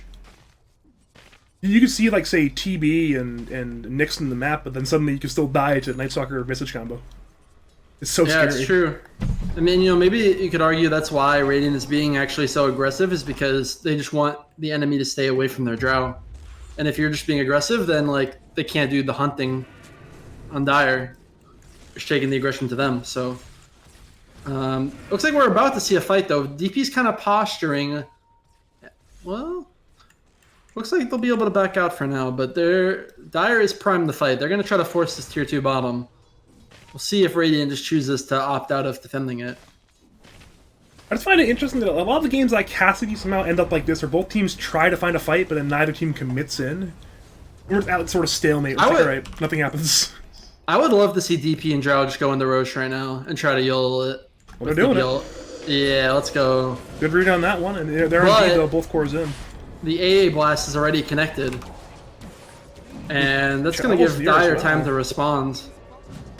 Well, they dusted for Cello, but they did not find him. Now he comes on in, but he is hexed. Drow is hitting Cello, will go down, but it's taking a little bit of time for Filsky to come in, as well as Sonigod. They both have arrived. Roshan is still alive. Ascension is there. Wall hits, but now they're running at Darkseer, who is low. Now in comes Whole City. In comes everything. Familiar Stomps. Finger. Roshan. To KU, though. Now, once again, Pulse Thomas is there on KTA. Drow, though, is still hitting. Teddy is low. Teddy might go down. Oracle should go down very soon as well, but now Sonigod is very low. Has Sunder. Can he survive? Answer is maybe. Meanwhile, we're seeing Teddy and Whole City trying to fight. Teddy goes down, Filsky goes down, Ice Blast comes on in, it will hit, but it will not matter. They're once again running at Whole City. Multi-shot is there, Whole City should go down. They're trying to turn, they're stunning up onto KU, but that man has an Aegis and a Manta. Trickster Lad will go down, so overall it is a fantastic situation for the side of Sheeeesh. There's a lot to say about that fight. But I think the biggest thing was that they found the Roche attempt with the AA blast early, but Dire kind of had to straggle in. You know, some people TP'd, Visage ran cross map, and it was not a connected fight. You know, Chelomello kind of starting a little bit before his team was there, and you know, maybe just worried that they were going to finish Roche before the team could connect. And because of that, like, you know, haste towards the fight and just the straggled attempts, I think that kind of just made it a little too easy for Radiant to have a clean execution. It's one of those very chaotic fights that happen sometimes where it's just... Honestly, the fight's happening like 3 different spots during the fight. We had a bit on the side of the Roshan pit, a bit on this Radiant side, Tri-Camp, a bit on the Dire side, high ground. It's just so much action in that room there, you know? Yeah. And, you know, Visage did the Invis snipe. He went, you know, behind, then he went for the Oracle and killed the Oracle. But after killing the Oracle, like, Visage was kind of just in the middle of the enemy's lineup, and that's not really where you want to be, obviously, and he kind of just got chased down. It's one of those things, it took him way too much time to kill the Oracle thanks to the False Promise, because KT got the False Promise off of himself, and Whole City tried to, like, focus him down, but it's just Right. I mean, obviously the Oracle died at the end of it, but that's a lot of time bought there where it's, sure, your Darkseer and your Oracle died, but you suddenly have KU and League of Legends just doing stuff. I mean, despite that fight, though, Dire still, is in a somewhat commanding spot with the gold lead, and just the map control they're able to exert. Eventually, Radiant is going to have to opt into a fight with the Drow Ranger, and I'm curious when they will decide that. Well, the time appears to be now. Siphon, never mind, no it's not, they will run away. Yeah, it's if the Dire doesn't want to fight, it is certainly hard for the Radiant to force it. Malefic can go in, but he might just end up sacrificing himself, and then who knows how the fight goes. He's ready to die for his team. Fair. He has done that quite a few times, making the plays. He's at like 23 combined deaths in the 2 games. He's ready to die. He is here to die for the cause.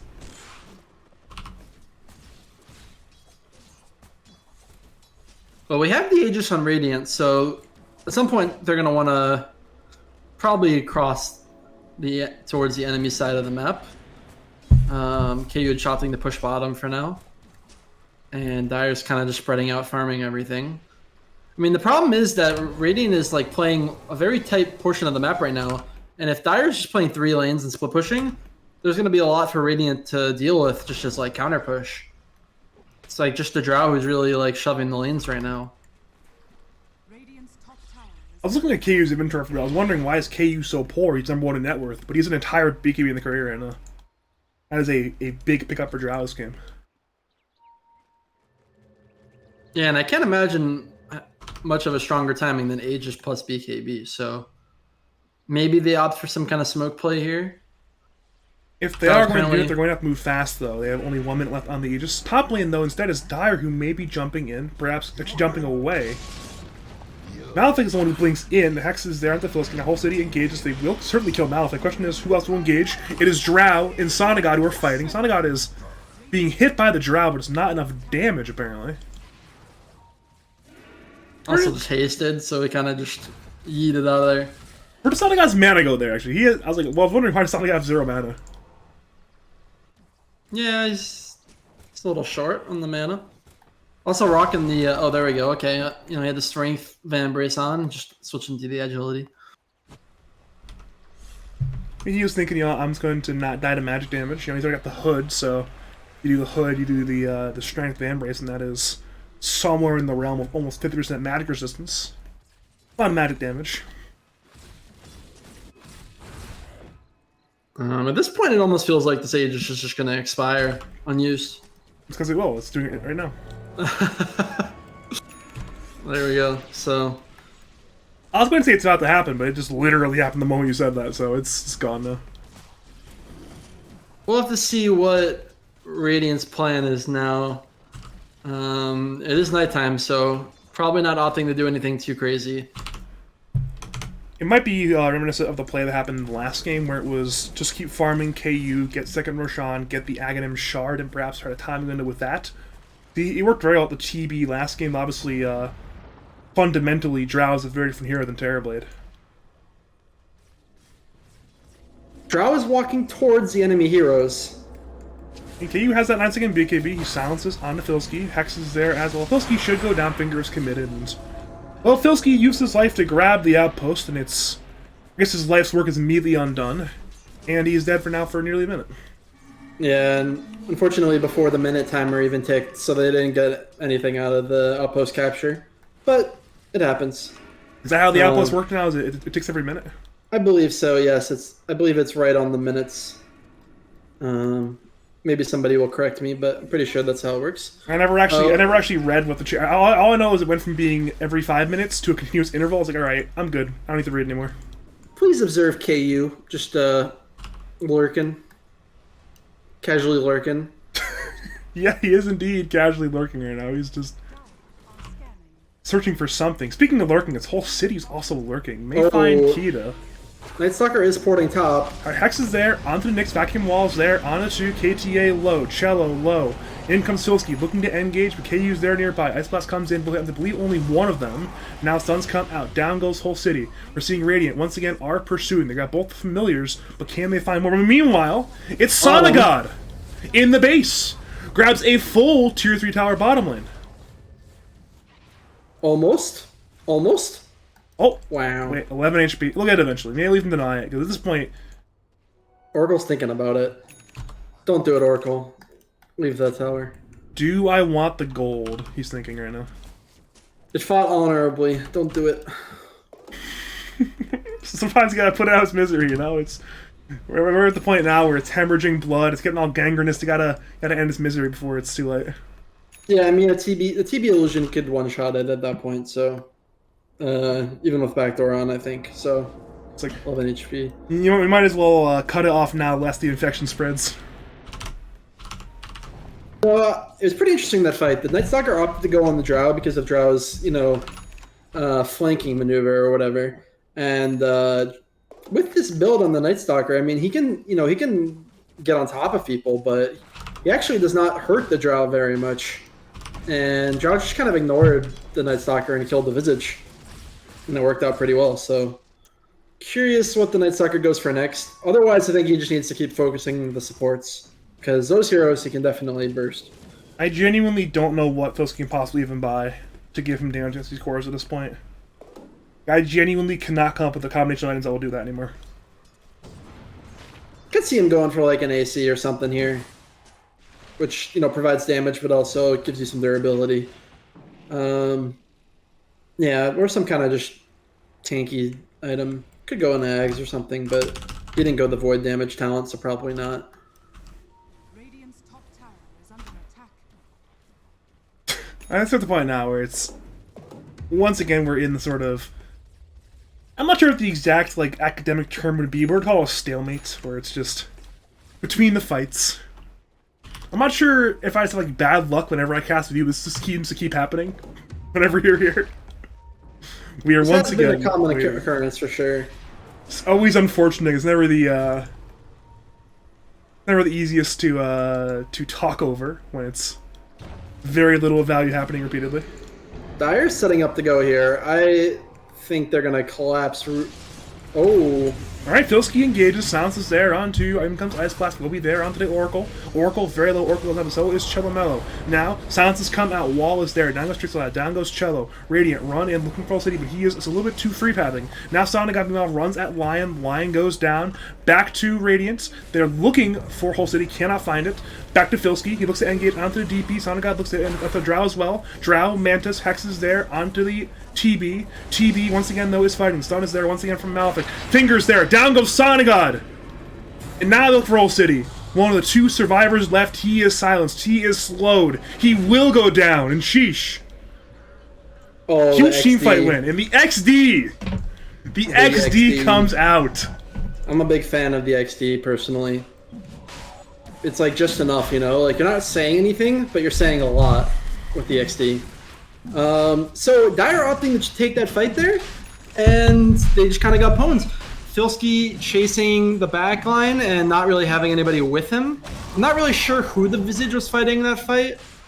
TB was trying to help with the Night Stalker, but they kind of just got kited long enough for Drow to kill their back line. There was a great silence at the start of the fight on Nyx, which basically took him out of the fight without contributing anything. Also, the AA got bursted really fast by the Drow as well during the BKB, so I think the Drow just was able to cleanly kill the backline faster than Dire could. And then the Night Stalker and TB were just, by themselves with the line buying back, connecting a finger on the TB, and down he goes. Well, it is once again building hitting time. Both teams appear to be posturing to do so. Though the tier 2 mid is the current one that is very dead. This time, though, they're not waiting out the Aegis. There's still over 4 minutes left. They're immediately with the siege unit headed high ground. Sonagod is the defender. Whole City hunting, in position on the Lion. And he engages, looking for Malefic. The Hex is there on Whole City. Whole City is now slowed by Shivas. He's vacuumed in. He's stunned by Malefic once again. Whole City might just die. Sonagod looks to engage. The finger, though, is dead. Whole City goes down. Another wall onto Sonic. Silence is there as an impale onto the DP from Cello Mello. But they're still running at Sonic. BKB is pop. Sunder is there. Cheese pop as well. I definitely after the Sunder comes in. Now Sonic actually goes down. Filsky engages, finds Malefic with Trickster Lad. But there's no buyback once again on Sonic. And with the Exo active and the Drow still having Aegis, this almost certainly will be some serious structural damage. No buyback on the Visage either. Nah. Ag's up on the Nyx though. That is very significant for the high ground defense, and I don't know if they can really oust the Nyx at all. So I think they might just be chilling here. Alright then, they actually managed to lose their tower bottom as well to the siege unit, so not only did they not break any high ground buildings, they actually lose a high ground building. Somehow, with the DP Exo active and the Aegis still on Drow, the Nyx, as you mentioned, just too much to get rid of. That will certainly make high grounding very difficult for the Radiant if they don't find the Nyx beforehand.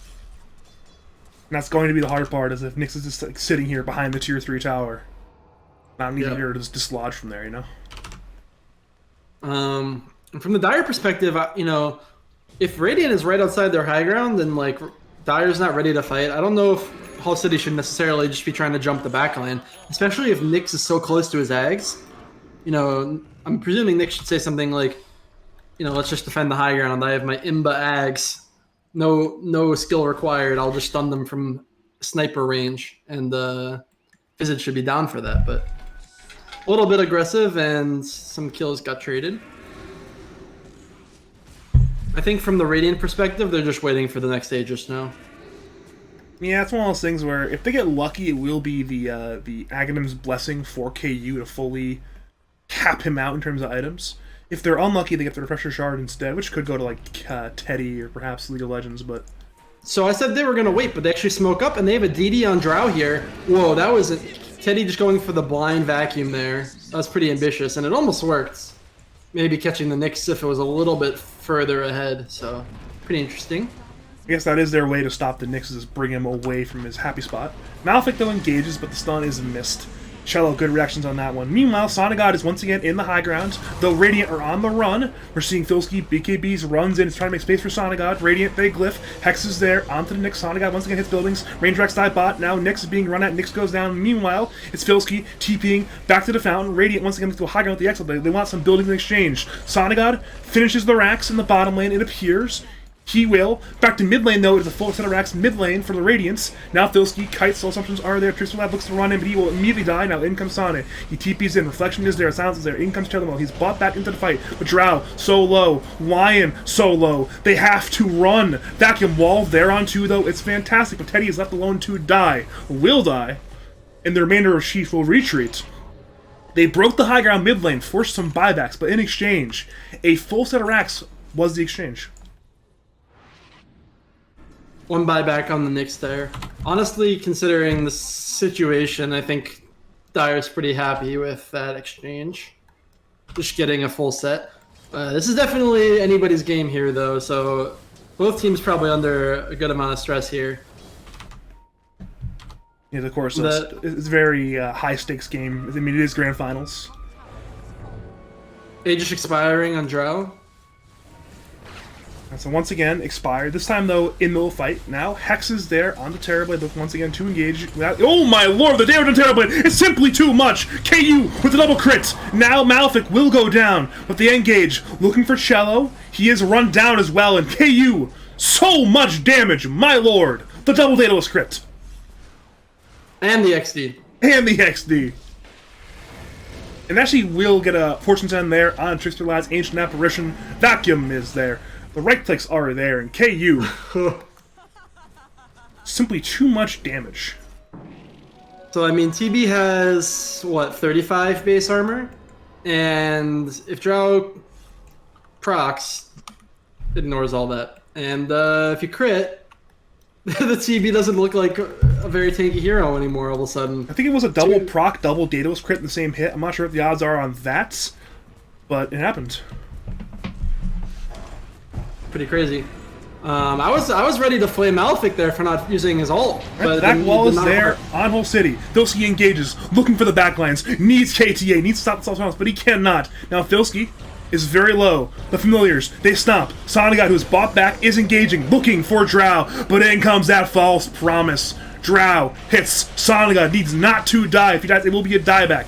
Filski once again looks to engage, but it's Sonagot who's been brought down! It's a dieback on the Terror Blade! It's a trade, though, for the Oracle, but Filski will go down. His life is forfeit. He will need the buyback. Whole City tries to save the game, kills KU, though! And now they run at League of Legends. Filski has bought back. They need this kill as well. The impale, the kill, down goes Death Prophet, and they now run at Teddy. All 3 quarters of Sheeeesh manage to die, and somehow Polaras, they do it again! Line held. But the most important hero for the Dire is certainly dead on the TB. Diebacking is never a good feeling. And the options for what Dire can do here are certainly limited because of that. He's, their primary building damage. I don't even know if they're going to be able to force like a tier 2 here or anything. So they hold. They get a bunch of kills. They get a bunch of experience. But the TB dying is very significant. And the TB is very far behind at this point, at least relative to the Drow. So not feeling like the TB, like he's in the best spot is what I would say. Yeah, certainly a very tenuous position for Polaras, but they've proven, even with Terrorblade being dead, they can still fight. Under attack. They can still pull a rabbit out of a hat for... Definitely not the first time this season. I'm sure the rabbit is sick of going into the hat over and over again at this point. And actually, they will grab a tier 2, so once again, not much structural damage, but a tier 2 is a tier 2. Perhaps setting up for a potential top lane of Rax in the foreseeable future. If they can manage to push that lane in. Something pretty significant for Dire now is this, in my opinion, is this nullifier pickup on Filski. I think with that, he can actually just continue to kill whoever he wants in the back line. Like BKB plus nullifier on either the Oracle or Lion should result in their deaths. Like the Oracle has a Force Staff, the Lion has a Ghost Scepter. Both those heroes are very sad with the nullifier. So, I mean, even the Drow and the Darkseer both have Force Staffs or like some Hurricane Pike. So, very good nullifier pickup. It's like, hey, I want a Force Staff. Yeah, let's get away. Except, wait, your Force Staff's interrupted mid Force Staff. So you go like 100 units, and then you're just stuck still in the Night Stalker Cloud. It's very sad. Yep. I think I pretty much fully agree with Filski's item setup this game. So definitely, I think giving him the impact he needs, being able to run in with BKB on, even with the Drow clicking him, at least he can't get CC'd at all and can kind of just like tank some damage and create some pressure. Well, Radiant didn't opt to wait for Roche prior, but they're certainly gonna play around it now. Filski actually is not. She is silenced. Shiva's is you. Multi-shot is there. In comes Ice Blast, but it misses. Nice from Radiant to force that ult because it's right at the beginning of daytime, so they have a clear window after this to just do as they please. It is going to be a 90-second window where Drow has buyback, DP has buyback, Sonagod does not, and it will be unobstructed daytime. I would honestly love to see Radiant just go for Roche here as soon as they see it's up. It's a little scary with the AA for certain, but they do have a window here, so... Both teams are aware of Roshan being alive. The multi-shot dragged it into the Radiant Obs, and of course, well, there's a Sonic Illusion actively in there. Bit of an odd square to stream, but it's not very important. Whole City was playing under a sentry. Oh wow, these birds. Those birds just got basically one shot. Yeah, I blinked. I literally blinked there as one was gone.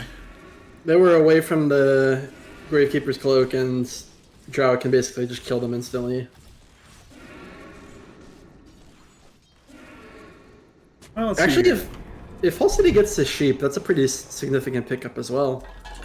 I presume he's gonna go for it. Well, he's holding buyback now, so maybe he will be a cautious man. But the sheep stick is very powerful, so It is certainly a big pickup if they can get it. Oh, we're bust, and we're DC. This is a very stressful time of the game right now, where right now in a standoff over the third Roshan is a Refresher Shard Roshan. Both teams obviously know the weight of this Roshan. I would say there's a good chance the winner of this Roshan fight will be the winner of this game. It's a very important Roshan to take here. Yeah, I would agree. Something nice for the Dire here is that actually by taking bottom lane racks as opposed to mid, it's much easier for Dire to kind of control the lanes. Because running all the way down to bottom as Radiant means that you're kind of moving away from Rosh. Meanwhile, TB can just keep throwing illusions in mid lane, and he has no problem killing the super creeps. So maybe they can get a positional advantage out of that. You know, they see somebody go bottom after it keeps getting shoved in, and then they either go for a pick off or start threatening Rosh. I guess worst case scenario, Sheeesh can just slowly lose their tier 4 tower. I mean, it has a half HP still. It can lose some HP. Yeah, the towers will provide a significant buffer, but over time it might force something to happen. You know, if you're not going to go back there and defend, then you have to maybe take the aggressive action yourselves on the enemy team. When's the next siege unit spawns? So that's where it's a real threat to the tier 4 towers. I actually have no idea when the next one's going to spawn at this point. I have a question for you, Badger. How many times have you seen the Teddy Darkseer? This is, I believe, the second time I've ever seen it, but it is the second time tonight, so yeah. Here's my follow-up question. Did he have the shard last time? I don't recall it. I'm actually going to check it right now. He did not have it. It sounds, you know, I haven't seen it very much personally, except for like meme games, but it does sound pretty good against the TB. So if he's just going to go around punching TB, I'm down for that. Or even if you can just punch an illusion and get an illusion, that sounds pretty good too. It's actually something that me and Logic were talking about last game, where it's Sheeesh had like 4 means of making a Luna illusion, just to get the illusion of Luna, and it's the same concept here. Once again, you get the TB illusions from the wall, and it's like you might as well get it from the normal punch as well. Get 2 different Terrorblade illusions. Look at these wards around the Roche pit. They are just perfectly out of each other's vision with the sentries. It's pretty funny. Yeah, both of them are. Okay, both teams are very heavily committed to warding the Roshan pit. I guess Dire more heavily than the Radiant. All right, Radiant smoking. Here we go. They're going to go for the wraparound play, which I'm a big fan of.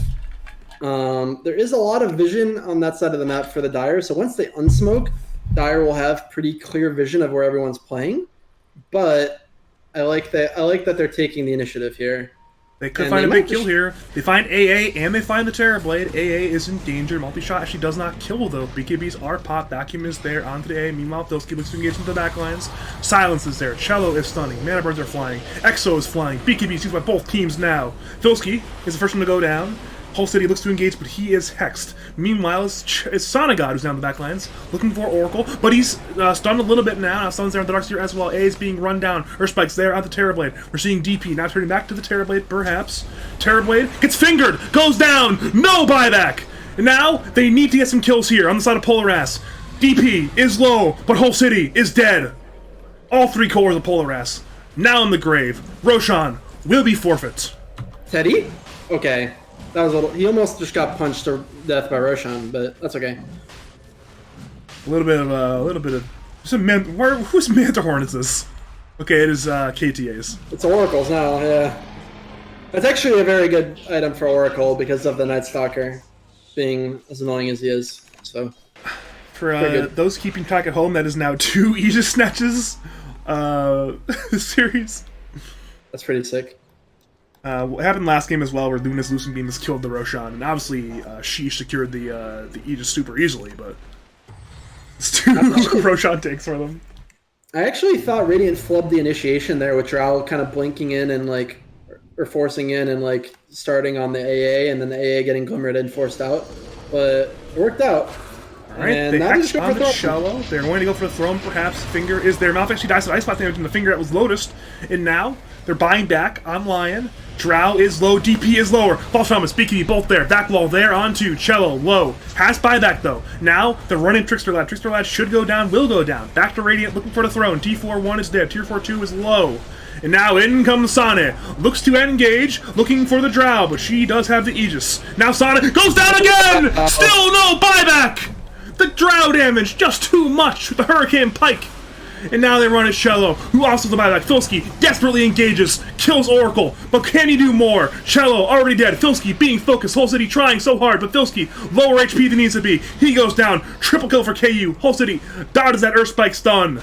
But this game is looking tenuous right now for Polar Ass. Whole City once again engages, but he is text. He is focused by KU. Filski, Trickster Lad, try to engage, but DP, too much of a wall to kill. Ultra kill for KU. And Sheeesh. They will focus the throne, and they will indeed win game number 2. GG.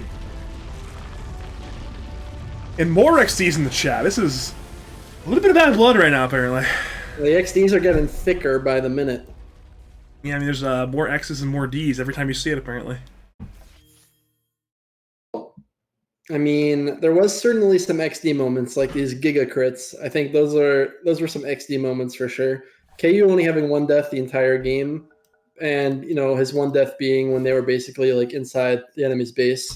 So pretty good performance from him, I would say, deserving of the XD flame, or like he can take, he has permission to type the XDs when he's having a good performance like that. Okay, so 40% chance to proc. So 0.4 times 0.4. Dato's 30%, right? Sure. Say it's 30%. chance to proc. I'm doing the exact math in that play working, the one that just absolutely destroyed. So it is a 1.44 chance that Sonagog gets 2-shot by Drow there. In that engagement earlier in the game. And lo and behold. 1.44%, yeah. Unless I did the math wrong, but I'll just trust your math and say that was very cool. once again, low percentage play, but you know what? I guess if it's no risk and the reward is killing the terribly with no buyback, then it's pretty viable. Yeah. And I mean, again, I was going to flame the Lion for not fingering right away. Like, he kind of like just held it and then got Nick stunned, and he wasn't going to end up getting it off. But if he just fingered right away too, and then the Drow crit once, that probably would have been the same result. So, yeah, just they have a lot of burst damage on the Radiant. It's pretty impressive. I know Bulljaxx was looking to join us for game 3, but I literally cannot find him on my friends list right now. I don't know where he went. I know, I'll still deleted me. He should still be there, right? I'll ping him. I'll ping him. Something. He was like, yeah, I can join after my scrim. I'd love to cast some grand finals.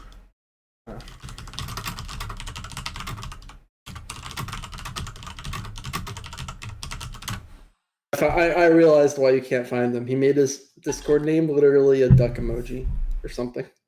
That's why. Of course. You can't, I don't know how to spell this duck emoji. It's a duck emoji. You spell it as a duck because it's a picture of a duck. How do you spell a picture of a duck?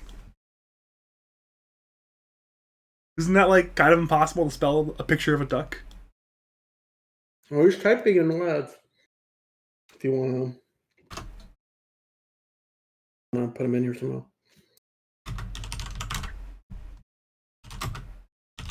Polar Ass down 2 games, probably feeling a little shaken. Yeah, certainly a hard comeback to make down 2-0 in a BO5.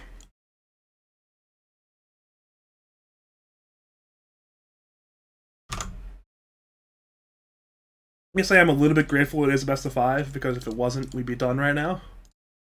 And then, I don't know, I'd be doing my night after that, so I guess I have at least 1 more hour of Dota 2 on my hands. Change the game mode, Badger. Oh yeah, Captain's Mode. Good call, good call. That's would have been the 2nd remake of the series. If that happened. And that time it would have been my fault instead of their fault. Alright, so they want Radiant, of course. So it's first pick for Sheeesh It is Radiant Selection, Florida side of Polar Ass. I have tagged the game wins properly. It is 2 wins for Dire, who need to tag up their team still. And it is on the tickets. Yeah, we're doing it. We are an expert lobby host here. Where's Bulljaxx? Where's Bulljaxx? Just gonna invite him to the party. Oh, there he is.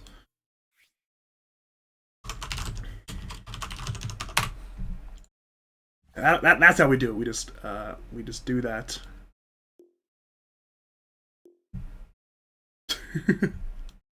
Yeah, we've acquired a middle laner to our cast apparent.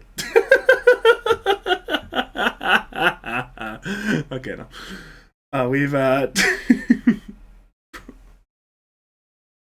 figured out the problem. They just literally went into the wrong slot.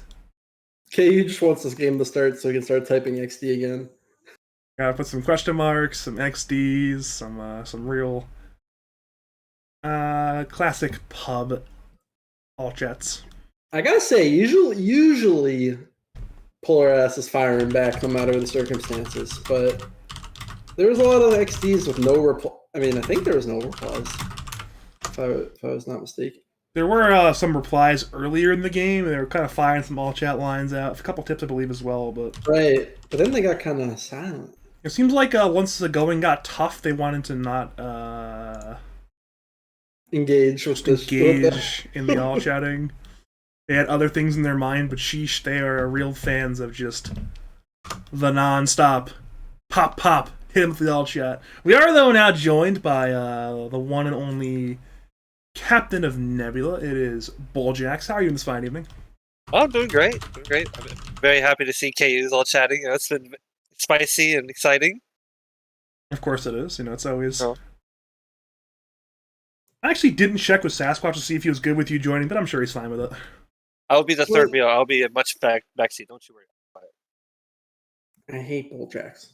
I'm pretty sure you two are on good terms for a confidential reason I'm on the leak, but it's kind of on site. I don't know about you. Bulljaxx, tell me how you think this series was going to go before it started. I personally thought Sheeesh was going to 3-0. Well, we're 2/3 of the way there to that one, if that is the case. Let's just double check here. Ticket is on. What was your reasoning, sir? So, this may sound a little bit full, but like you kind of watch our games, you kind of felt that Polar Ass didn't really play like around each other very well until like super late games and whatnot. And I think KU and his surrounding group does a much better job of farming and like getting much more items and then playing on a certain point than they would. And they would just out fight them in 2 fights and just take barracks and win the game. So I thought they would 3-0. It was kind of interesting that game too, how basically Sheeesh was just taking the fight to Polar Ass 4v5 like almost the entire early game. Like usually you would presume Drow that would be the more engaging hero and like TB would be more like AFK farming and like the TB team would be the 4v5, but Drow basically did not show up to anything. I think maybe had 1 kill/assist to her name in the early game, if I'm not mistaken. And then like they were just running around this 4 and like creating pressure. Yeah, they did a great job. They got the Death Prophet and an Oracle together, and that's probably their 2 best heroes, to be frank. DP is now banned. And actually, yes, I agree. That Oracle played very well. Like, always just patient with the ults and not throwing them too early. I think every ult was, like, very impactful. And also not getting picked off very fast in team fights either, which is pretty important against Nyx, Night Stalker, and what was their third pickoff hero? I already forget. Something spooky. Oh, Visage. Spooky Visage. What pick was his Visage? 23 or 24? It was second to last. Second to last. What did they last pick? The Drow? Drow was last picked. Okay. I'm not I sure. was not sure about the It's Visage. just weird. Yeah, I don't. In the Iron Shell especially. I mean, and like Death Prophet. I don't know. Like, to me, they already had the backline threat, and then they picked more backline threat with, like, the Ag's Visage. Or, like, maybe not the Night Stalker, at least, if you're going to go the Visage. Like, something else and let the Visage be the backline threat. But looking at this game, it's like first pick Sand King into Hoodwink Grim. 10 seconds remaining. Just like double support, almost 100%. Remaining. Do they have a core Grimstroke player on Polar S? I'm sure Hulk could pull it off, but I don't believe so. No. I'm hoping you I'm guys pretty sure didn't notice I was gone for the last 3 minutes, but I'm back. Oh, you're good. I had somebody to talk to, so I didn't just tab out. I personally Yeah, don't like opening 2 supports in the 6-7 slot. I always like to go like a flex core hero. But I also think if you're gonna go, if you're gonna go double support, at least you want to have a flex. So like maybe if this was like a different team, yeah, that's that's what I was gonna say. Is like if this is, I don't know if these players flex these heroes as cores, or if this is just locked in as supports at this point. Maybe Sunny God saying like I'm sick of like early phasing my hero because like they picked up TB. I don't know when they picked his hero in the first game, but in the second game they picked his TB first phase. So, but Yeah. Hoodwink Grim, I don't really like this combo because like what is the synergy on like with the Grim and Hoodwink? There really Yeah, is none. I'm not gonna lie. Like I don't. Yeah, there's basically no synergy.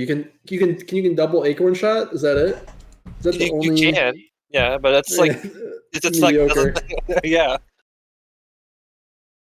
I think they're picking it more for the high ground. Like they're like if Magnus doesn't get banned, I would bet $10 to pick the Magnus.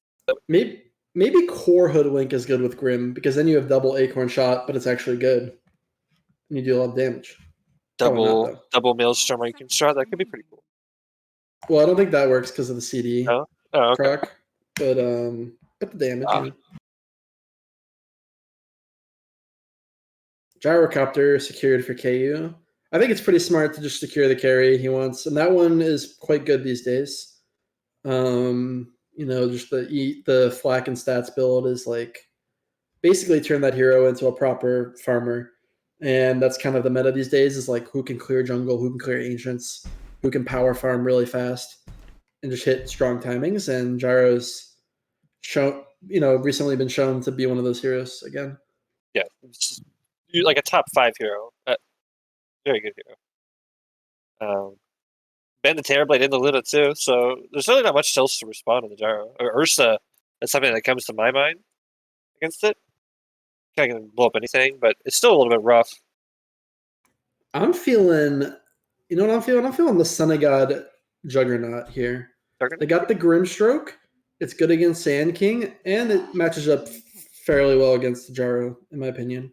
I agree. No, Swish Slash and the Ags too. Like, definitely. Also, that's one of his best heroes for sure. I remember, like that would be the hero that would always come to mind when I think of Son of God at least back in the day. I hear the words "jug" and "good idea" in the same sentence, and I'm immediately skeptical. We said the exact thing about Fume 2 nights ago, and it did not work out despite Fume playing very well that game. I am very doubtful in Gyro's ability, Juggernaut's ability to win Dota games in this current patch, especially against a hero like Gyro. I wouldn't mind Ursa either. I think the Juggernaut was fine. I think the Lotus Sword was what you're probably having nightmares of. I think the matchup's really good against Gyro. I think Jug against Gyro is really good for Jug.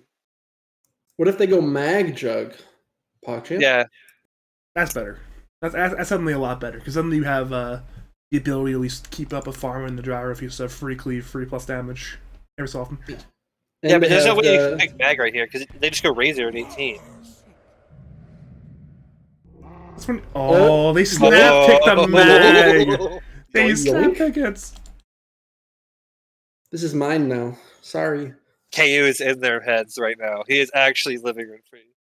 Where's this Mag gonna lane though? Who is the this is bad. This is mid. This is down bad.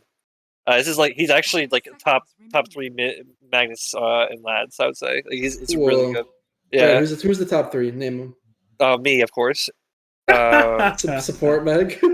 A core. I'll play it anywhere. Him. I guess who else is there? I mean, it's hard to decide. Whole city. There's only 2 players. I would say. What the fuck, dude? You're just like, yeah, there's only 2, and then whole city's like somewhere in the trenches or something. He'd be 4. He'd be 4. He's 4. There you go. And then there's nobody at 3. Okay, got it. Yeah, exactly. bronze series got thrown away. We like the Hamingzi mag on our former team, but I guess we're not a current lads team, so it doesn't count. He was like always solid in any hero. I always look at him as like he always had above average games no matter what. Very good. Spectre. I kind of feel like he down bad reminds me of Hamingzi. He's just running around doing stuff, always making plays. Always having a good game. I agree. Like Yeah. They pick him. Oh, and also they always pick him as hero. Well, not always. Like this game, they didn't. They picked this hero presumably third, but like in other games, they're just first phasing What DP good? and no cares. and he's still doing amazing owning the game. It's crazy. Yeah. I want to say Malefic also can play the 4 mag. I was thinking about it if he's played 4 mag before, but I think he's played 4 mag in lads. So if they want to do it as an option, it is certainly viable to dump a different hero mid. They have their options. How do you feel about a Necrophos here? No. That sounds trash. I Not a fan. not a fan. mean- Okay. I mean, Seems really bad in the Grimstroke, right? there's not like Maybe a Ricky. Well- A Ricky could be pretty cool. I like the idea of some more backline threat. I think a range hero also is pretty important here for Dire. Range shooter is important. It's just hard. Oh, there you go. So this is going to be an offlane mag or a 4 mag? Actually, no, wait. They have run 5 mag before on KTA a couple times. I could see the 5 mag because with Jaro, it's actually surprisingly effective. Like you would think you would want to cleave hero, but if you're just flacking everything, all you really need is the additional damage. So I've seen that combo do pretty well, to be honest. RP is always a super effective spell no matter what, even as a 5. I'm a big fan of that hero. It's actually so ambiguous, this draft right now. It could be mag mid, could be lesh mid, could be SK3, SK4, mag 3, mag 2, mag 5, it's mag 4. It's actually They so... played the Shrek 4 against us as well, 2 games. And I know They they've played played Saints Gyro mid as well before, so they can put the Gyro mid if they truly want to. You know what's actually a classic lane that hasn't been too popular recently, but back in the day, the Sand King Lesh. Yeah. Just had the double stun. That's all you need, baby. Just stun in the stun. Memories of Little belt. memories of 2011 right there. Thank you, Sasquatch. That lane would actually, in my opinion, destroy a Spectre because You can't walk like, up to CS at all. You Spectre can't kind of jungle. Spectre kind of just wants to take a little bit of damage and then like heal up and like just kind of repeat that cycle. But like the burst from the double stun is like really strong, especially if there's caustic creeps like in the wave. Then you like just can't play in the wave almost.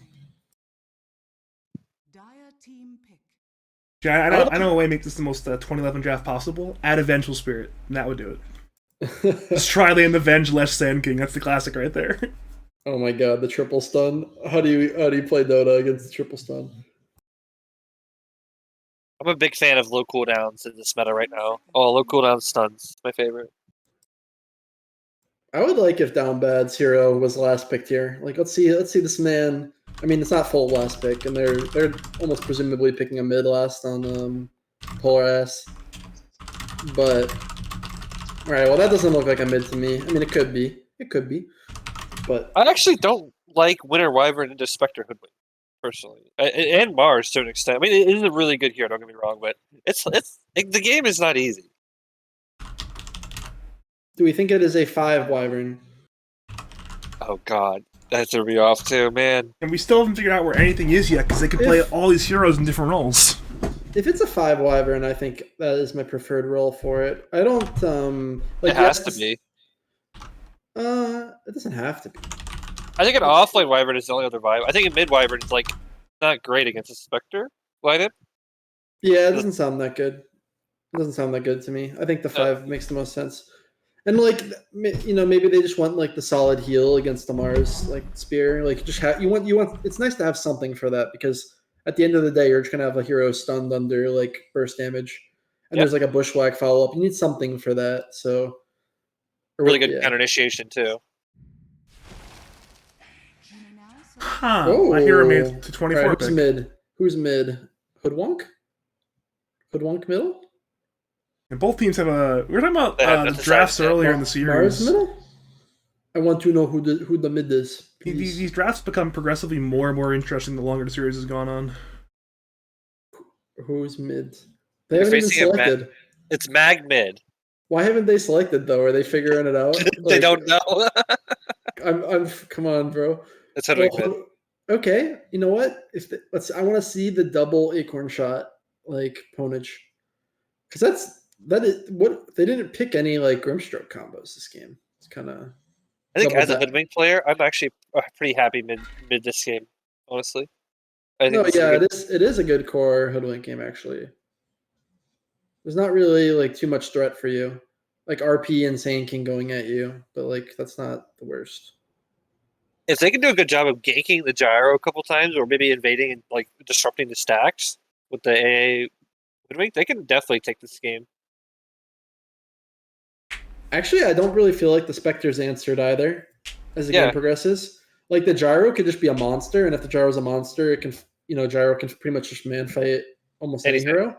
But the Spectre can like kite out the gyro, and if like some of his team is alive, then like and stuns land on the gyro, then like the Spectre can fight him. But it will come down to like who if the Spectre is strong enough to kill people on the back line, and also like this Mars AA combo. Like they definitely have a lot of kill threat on Radiant. I think KU will end up becoming the strong. Will end up becoming. What am I saying? Hello. Like the pillar, or like KU will become the strongest hero in the game, and like Spectre's not very good at just 1v1ing a gyro, so he wants to kill the rest of his team, then he wants to cut the gyro down. Exactly. But if gyro is like critical mass, they just don't let him get there, or you lose it. Maybe not. We'll see how it goes. All right, if you are just joining us, welcome to Game 3 of the League of Lads Season 7 Grand Finals. Sheeesh currently hold the monumental lead. They're up 2-0 in the BO5. It is a monumental lead, though. Polar ass. They are a fan of having back up against the wall. It is their comfort zone. I am Badger. I am joined once again by Sasquatch, and this time by Bulljaxx, and hopefully we are in for some good Dota 2. Ooh, I see a Smoke of Deceit purchased. I am down for this, but Sand King is not here. Sand King. Daddy! Where you at, bro? Daddy! I can imagine the Come comms right now. smoke. Come smoke. Wait, are they gonna smoke? Something's interesting. It's been now 3 games in a game. 3 games in a row they've just gone to the Radiant Tri-Camp. It doesn't matter if they're Radiant or Dire, it's just go to the Radiant Tri-Camp every game. That's where they want to be, apparently. They have the stun skill. Do you see this? The stuns are ready.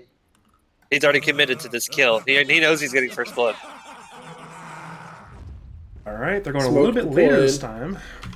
But look who's Going on the high ground. It's Filsky. Straight into Mr. Filsky. And he's already broken it. He's now on the run. Is there a burrow in time? Probably not. He's actually slower than Mars. The Arctic burn, but it's not in range of Whole City or Filsky. Rough. And surprise, surprise, it's all chat time. I feel like that was a little bit questionable of an approach. Like, Yeah. the way, like, what are the chances there's a Radiant hero standing on the hill there in most Dota 2 games? It's pretty high. I think you probably want to go around maybe to the left or the right next time. Oh, but what's going on here with this Lesh and AA? Hello? I don't know. This is very top one actually trying to kill the Shallow Mellow Grimstroke. They almost do actually with the Holy Missile and the. See, not even an Arctic Burn used, it's almost kill him anyways. Now Arctic Burn is their Shallow might just go down. Filsky is being hit, Shallow is being hit, Shallow is very low, KU is running on it, maybe first blood. Meanwhile, Yarlands is already brawling going on still. Shallow Mellow is still very low, but still survive. This is. That was wild. Wild would hit it, yeah, it's fascinating. If nothing else, the series has proven entertaining in terms of like some of the individual plays that happened this series. Very excited to see how Hull City plays this Hoodwink. Disgusting Hoodwink players. If you want a spoiler, he has all his items queued up for like the next 20 minutes, so you can see exactly what's going on. Bottle, treads, Maelstrom, mags. Stun missed bottom. Excuse me, Malefic. Steady stunning for you first. I don't want to see any miss stuns, my guy. It's certainly a bit of all chatting happening because of Courier that. snipe incoming. Dire's courier. It is indeed there. Once again, the stuns are up. Is there a burrow? No, there's not. They're not even going to try it. No attempt. Whoa, the tomato stomping. Speaking of This couriers game going feels down. so sloppy. Right? There's 2 couriers that shouldn't have died. Just died. That's hilarious. Well, they're making it even, you know? It's like, all right, you give the homie stock for the courier. Stunna got in trouble here. Getting fully edicted. He's being run at still. He's trying to run away with that dagger move speed. He's one more hit, and it will not be there. The salve is there. Meanwhile, it is Grimsmoke and Wyvern who are trading, but there should be no kill there. Back to bottom once again. That bottom lane's where the fun is. This is definitely the fun line. Double stun. The classic. Blade is actually terrifying, honestly, as a 5 player. They're running at the 5. Speaking of terror. This is why I play Abaddon. Like, you just play Abaddon. Like, oh yeah, I'm an Abaddon. We're good. He also missed the ward. You don't need a ward. You can ward here and get the whole camp. That's okay. Just a little thing sometimes in Dota 2. We're seeing KTO taking a lot of damage in the top lane. Shell is looking for the kill. Trick of Fate is there. It hits. He's one more hit and will get it. Now in comes KU. Has that homing missile. Wants to kill Chell, though there is no Rocket Barrage skill. The kill will be difficult if he will get it. He's running. He's trying. Needs, I think, 3 more hits. Gets 1, gets He's 2, running them down. gets 3. You can stick there and try to get to the camp or something. I thought he could have. Buffalo. That one stick charge might have actually. He also could have like tangoed too. It was, yeah. Maybe just resigning to defeat there of his life. True. Sometimes you accept your death, even though you weren't necessarily consigned that death. Spear on top and a good combo play. Yeah, the Embrace is there. In comes Missile. It's there onto Filski. They are still looking to hit KU. Arctic Burn is, of course, there. KU is low. Filski is somewhat low. Trick of Fate will hit. Down goes KU. In comes the Spear. Somehow does not latch to a tree on... Oh, wait, there he's flying. That's why. Meanwhile, bottom lane, they're running at Malefic, who was looking to engage, but now he's being engaged upon. Edict now is over. Splitter actually misses. Split the wickets on that one. The kill goes to Trickster Lad from the cold feet damage. So Malefic actually chose to gank those 2 heroes. He actually willingly walked into both of them and was like, I'm going to fight you guys. And it was interesting, to be certain. But Sand King was nowhere close, so just very ambitious, I would say. The all chat is getting progressively more and more spicy. It's like you see a lot of Yeah, a couple question marks. question marks. Clearly, they're not happy with the all chatting from earlier. We're seeing a burrow on the Trickster Lab, but the Splitter is not there in time. Well, surprise, surprise. Sonic God cannot believe what we're seeing right now. So far, I mean, CS is pretty normal. Looks like the gyros like a little bit more. Actually, Lamar's is having a pretty rough game. 10 denies though. That's did he deny all the range? This Trickster Lad, though, once again being run at, barely will survive, though the Splitter was once again missed, so Trickster Lad gets away by the skin of his teeth on that one.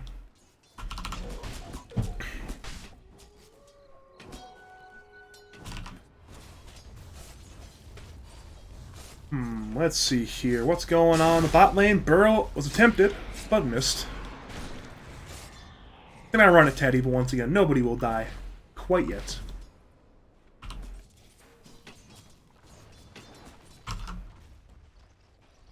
Whoa there. Maga's 39-5 CS-wise. This man is happy. Yeah, the Hoodwink can't really, just kind of burst through this guy's health between the bottle and the bracer regen. Like, Mag is just kind of chilling with 1,000+ health. And Hoodwink, as much as a squirrel can spam, can't do much about it. Every single time an ability's missed bottom lane, Sonic God's in the all chat. Every single time. Every time. I don't like Wraith Band on Hoodwink personally. I think he went that before his bottle as well. He could have just went bottle first. Whoa, that was a spicy sick. little spicy sharpshooter. Spicy. Meanwhile, top lane, they're is running heavy. at KU. Trick of Fate is there. Gyro will go down. You were saying spicy sharpshooter, right? Oh, they're all chatting! They're all chatting! You're so bad. Oh, That's my gonna be a Lord. staple now, actually. Dude, they were like you know, Hull City's just waiting until somebody dies on Dire so we can like get the lines in. He's just like he's Yeah, the fire. He waited Yeah, over a ready Dota to game, go. too. It's the game 1 line. They're waiting for him. Yeah, like KU only died once last game. He didn't have very many opportunities, but now that KU's dying at the early game, it's time to get the salt going in. You see this ward, by the way, for the gyrocopter here? This is a very powerful ward. It Yes. allows the Giga Farm position. And if you're playing Radiant, you should actually call that out and be like, yo, we need to de-ward this, guys, because that happens every game, basically. It's like these wards. Actually, two So really good thoughts right- to do that on the Dire side. We're seeing bottom lane, though. They're going on Trickster Lad, Burrow, Splitter. There certainly will be a dead Trickster Lad, despite the best all-chat attempts.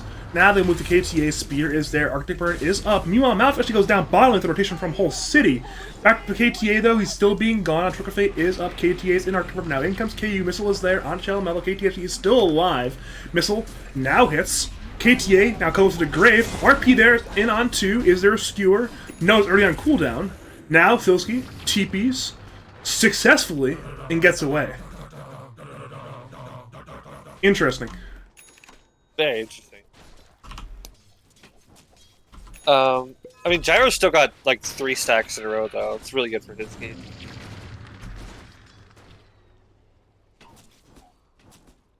Yeah, we are returning to the focal point of the game. It is gyrocopter farming. We were talking about it earlier.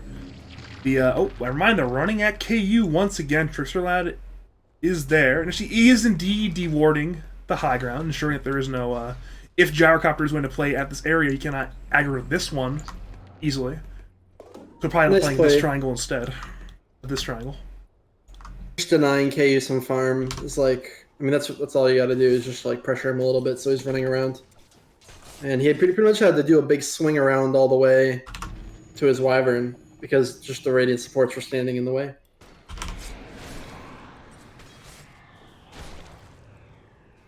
So What are in Radiant this up to top kind lane? of in this kind of like stale game state, who do you think is favored in this? Well, if the Gyro is getting pressured, I mean, the Radiant's job is not to have Spectre higher net worth than Gyro, although that would be amazing. It's just to slow down the Gyro as much as possible so they're as close as possible.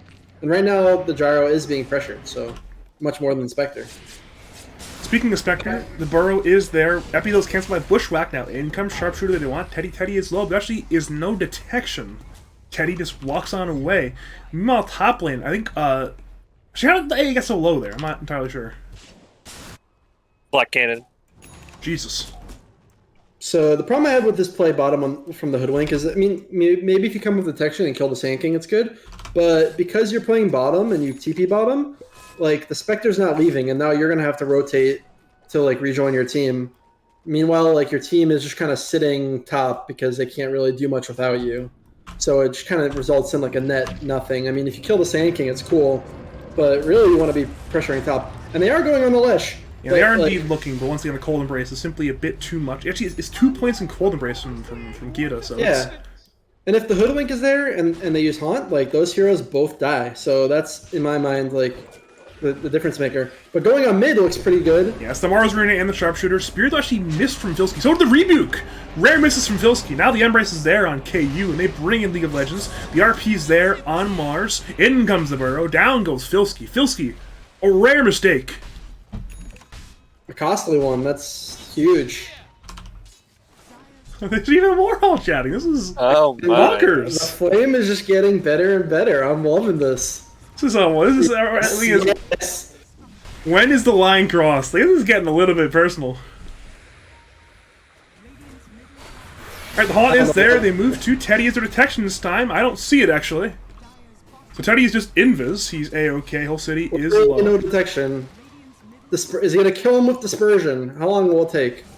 Eventually. Dispersion and Blade Mail. He's got it. But Sunny-God is getting low. This is kind of strange. Oh! Alright, Spear hits. Frozen! He got frozen. Teddy's still alive because he got frozen. Just there still. The Burrow's He's out. now there on He's on his way out. Cello. And he's out! Oh, but is he though? And the Spectre Vortex gets in. is there. Dagger's up in what? Now.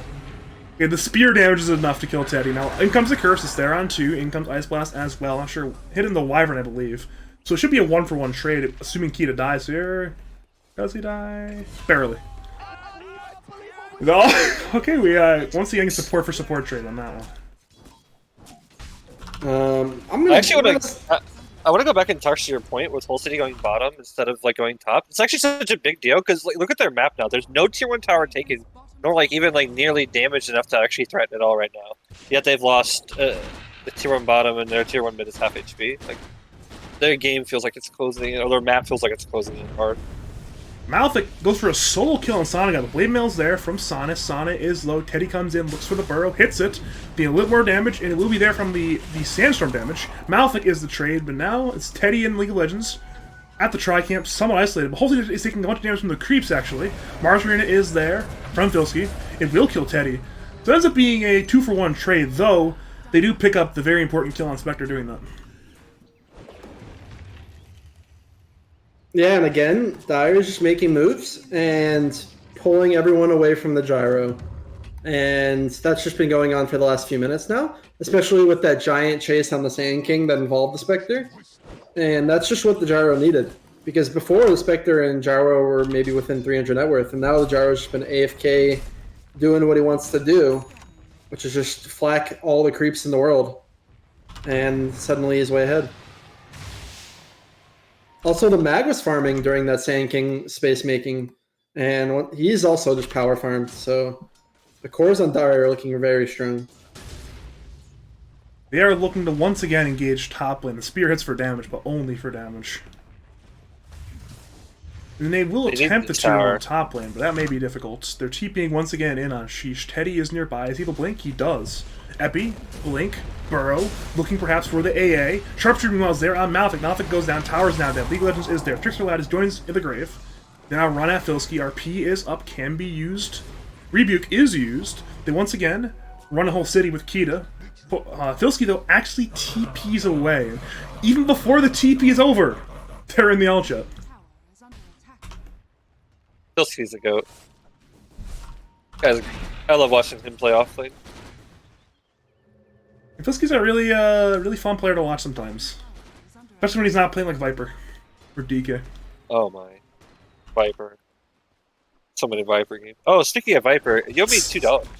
I actually do, I do. I'll get it to you somehow. Don't worry. I'm just kidding, I'm just kidding. Well. You're just like, oh, I got him on stream, so I can finally, make him give me my money. Exactly. You gotta shake him down. I was gonna say, $2, I wouldn't pick Abaddon, but I picked Abaddon because it was my strat against the Viper. He was shaking me down on Discord. Just fair. I mean, I did say it, so. So this gyro like has ags. When I looked at him, he was like 2,000 gold away, like 2,500 gold away. Now he has it. It's actually crazy. Oh yeah, he disassembled. Never mind. That makes more sense.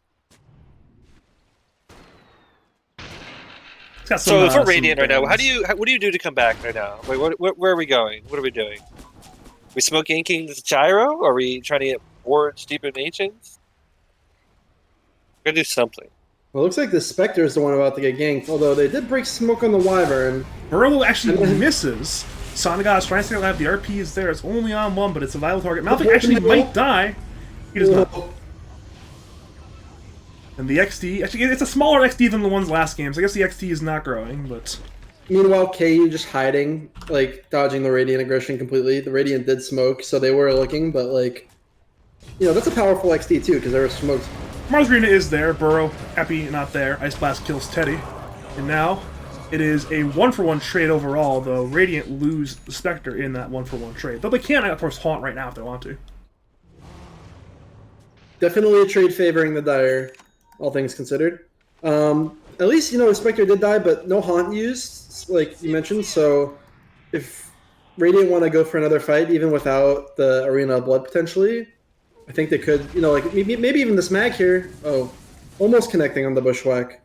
Was pretty close. That could have been something, because they did have the Blink Spear back. Alas, simply a little bit off. I mean, Dota is indeed a game of inches sometimes. It's a little bit difference between an important kill there and a core hero, and a little bit of a miss on that one. Yep.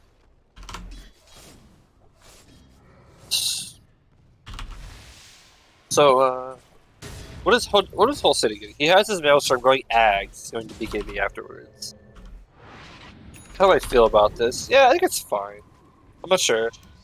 You kind of need to get in the back line.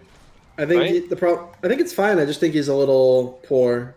I mean, and you know, this mag is just going to be so thick by the time this Ags comes online. I still But say he he's will gonna do a kill lot him. of damage. Yeah, I can see that. He'll kill the supports pretty easily in the Sand King. Radiant are scanning. Presumably, Mag will go BKB after this blink, assuming he's just following a traditional build. And that's where I do think Radiant will Radiant's anti-BKB technology is very lackluster. They just don't have much for it. Find Malefic bottom lane. Malefic is playing around with his illusions, but the real hero also was down there. They blink on in, they spear, they easily kill that man. So, yeah. Seems like Malefic doing Malefic things. He's always just kind of like, doing some shenanigans. Looking in for KTA, Arena Spear are there, Ice Blast is there, but now in comes the Haunt. Down goes Whole City, it's a trade for KTA. Now Sonic actually may be in danger, the RP's there, it's only on one, but it may be a kill on Spectre once again. Spectre does go down.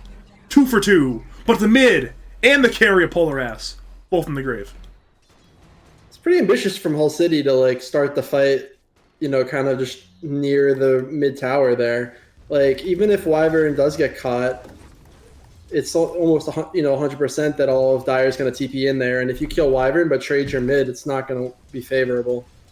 Just maybe presumably should wait for Filsky to start and then just finish off with the ult. Well, once again, Malefic comes in. The Soulbind is there. So Titty Blink into the Soulbind. Now both are bound. Inkswell is there. Ice Blast will hit onto 2 of them, actually, I believe. Now, it is Malefic runs in. Trickster Lad goes down. They head to the Tier 1 tower. The glyph is there. But so is Whole City. Never mind. Nothing is used. Arena's still down. Haunt down. Radiant does not have much to play with here. They do have Bushwhack to play with. They're looking, perhaps, for Kita. KDA will go down, so it is indeed a kill on the Wyvern, but I'm sure they want more than a 5 Wyvern. Yeah, and, honestly surprised Dire decided to abandon that position with AA dead and, none of these spells being up from Radiant. I honestly think they could have maybe even counter-initiated on the Hoodwink going there, but Wyvern kill, not a big deal. Radiant smoking bottom. If they find this gyro, that would be a big deal. Looking at Dire Vision, they see no heroes. Maybe they're a little bit scared. And KU heads back to the Tri-Camp. Says, nobody's showing. I don't want to die. Let's go not die. He's not even going to the Tri-Camp. He's simply going all the way back. He is aware of the potential danger. Dire even scan. And now pops. Oh, man. Sheesh. The map awareness. It is there. I would actually call that a pretty good move from Radiant, but KU with I've even played against KU in some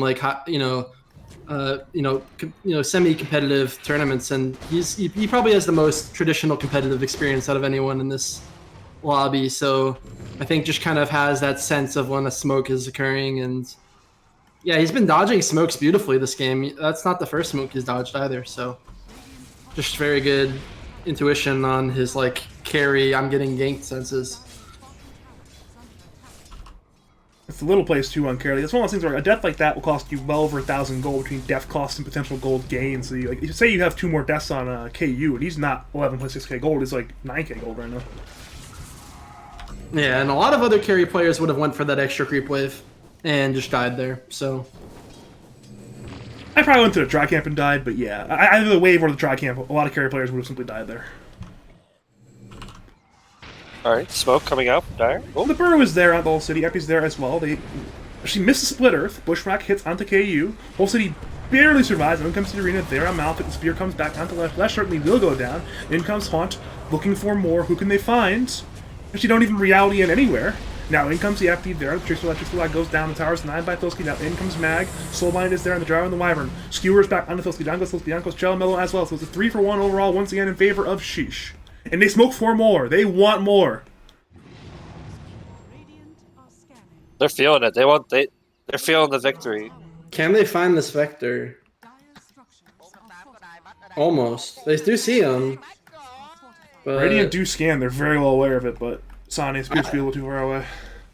yeah, if he was a little closer, I'm pretty sure they would have dove just because they're feeling it. But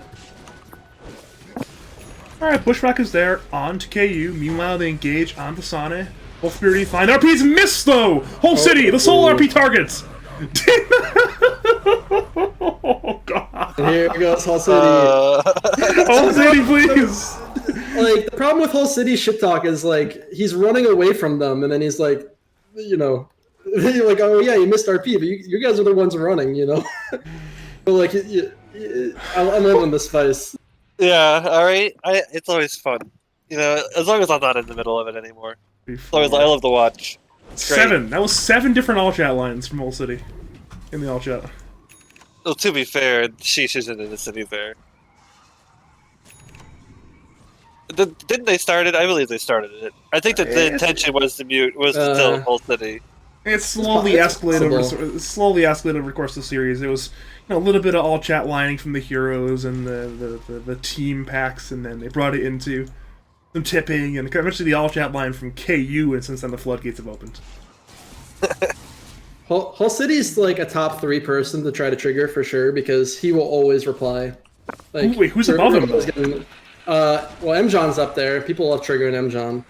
And then who else? Yeah, but M always wins, so what does it matter? Fatalness. That guy's really fun to trigger. Oh yeah.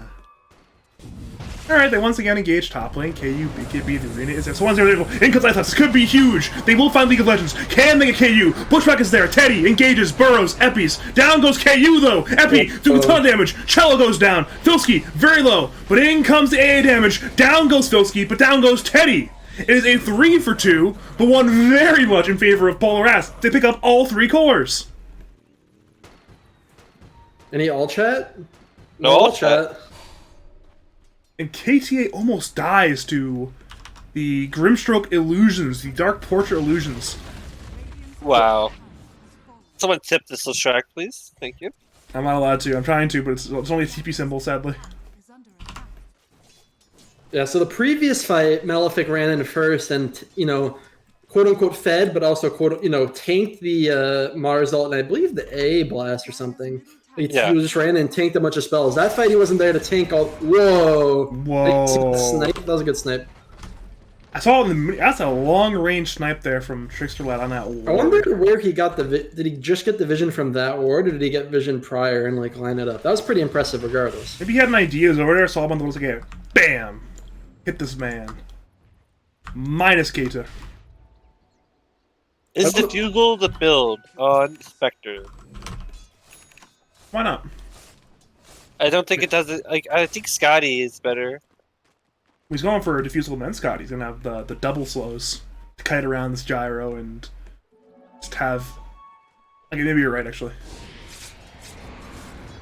Yeah, sure. I'm not too sold on the Diffusal either, because the BKB will be up on the mag soon, and then like that's not going to do anything to him presumably. And like if you're just talking about trying to burst their Wyvern, like I don't think it's that much of a difference having the Diffusal. It's more about like if he's going to get stunned or not. But then like also if you have the Scotty, it's probably just better against the Wyvern in general, and then later against the Satanic from Gyro. But it slows the whole team too. It's really good in the team fights as well because you're ulti. It's really nice. Question of the day is, does Sonagod die in the bottom lane? Who is nearby? It's a mag with a skewer and an RP. And Sand King TPing in with a burst. He's dead. This is very unfortunate for Sonagod, because this pause allows Dire to like fully coordinate this gank. So like there should be some like... We'll see. Yeah, there's the blink, there's the skewer. Burrow is there. They're not even using the RP apparently. Never mind, yes they are. They're ensuring this man dies. They commit the RP and... No all chat lines, surprisingly, from either team on that one, but those are like the worst pauses if you're one team or the other, because like there's nothing Radiant can do, and like Dire just gets to fully think about how to perfectly kill this man. Like maybe Sonic could have Manta dodged the RP and then just dodged the skewer, but they just like, alright, we can skewer into Burrow, and then that's kind of impossible to dodge in that case. Very unfortunate. Obviously, Manta dodge RP into dodge skewer is not easy, but it's more realistic than escaping that play. This happened. Ags is up on the Hoodwink now, almost level 18 as well. Alright, they look for KU. He hits BKB, but he's already stunned. Dark Portrait is there. BKB is now popped. Call down is there. Both teams run over. Who will die? Cello is low. Filski will TP. Gets away. Soulbind's first, though. Cello dies. Filski escapes. And the curse is there. Onto Whole City. Burrows there as well. In comes a Haunt there. And KU. KU goes down to Sonic God. Now Whole City goes down. Cold Embrace is there. Onto the Wyvern. Sonic God haunts in, but now walks away. Epi is there. Yules is there. BKBs are popped by Magnus. Kita goes down, but Sonic God may go down as well. They're trying to fight, but Sonic God lost the free pathing. Earthspike is there. Down goes Teddy, but down goes Sonic God. Now Trickster Lad looks for Malefic. Will actually get Malefic. Overall, a 3 for 4 engagements.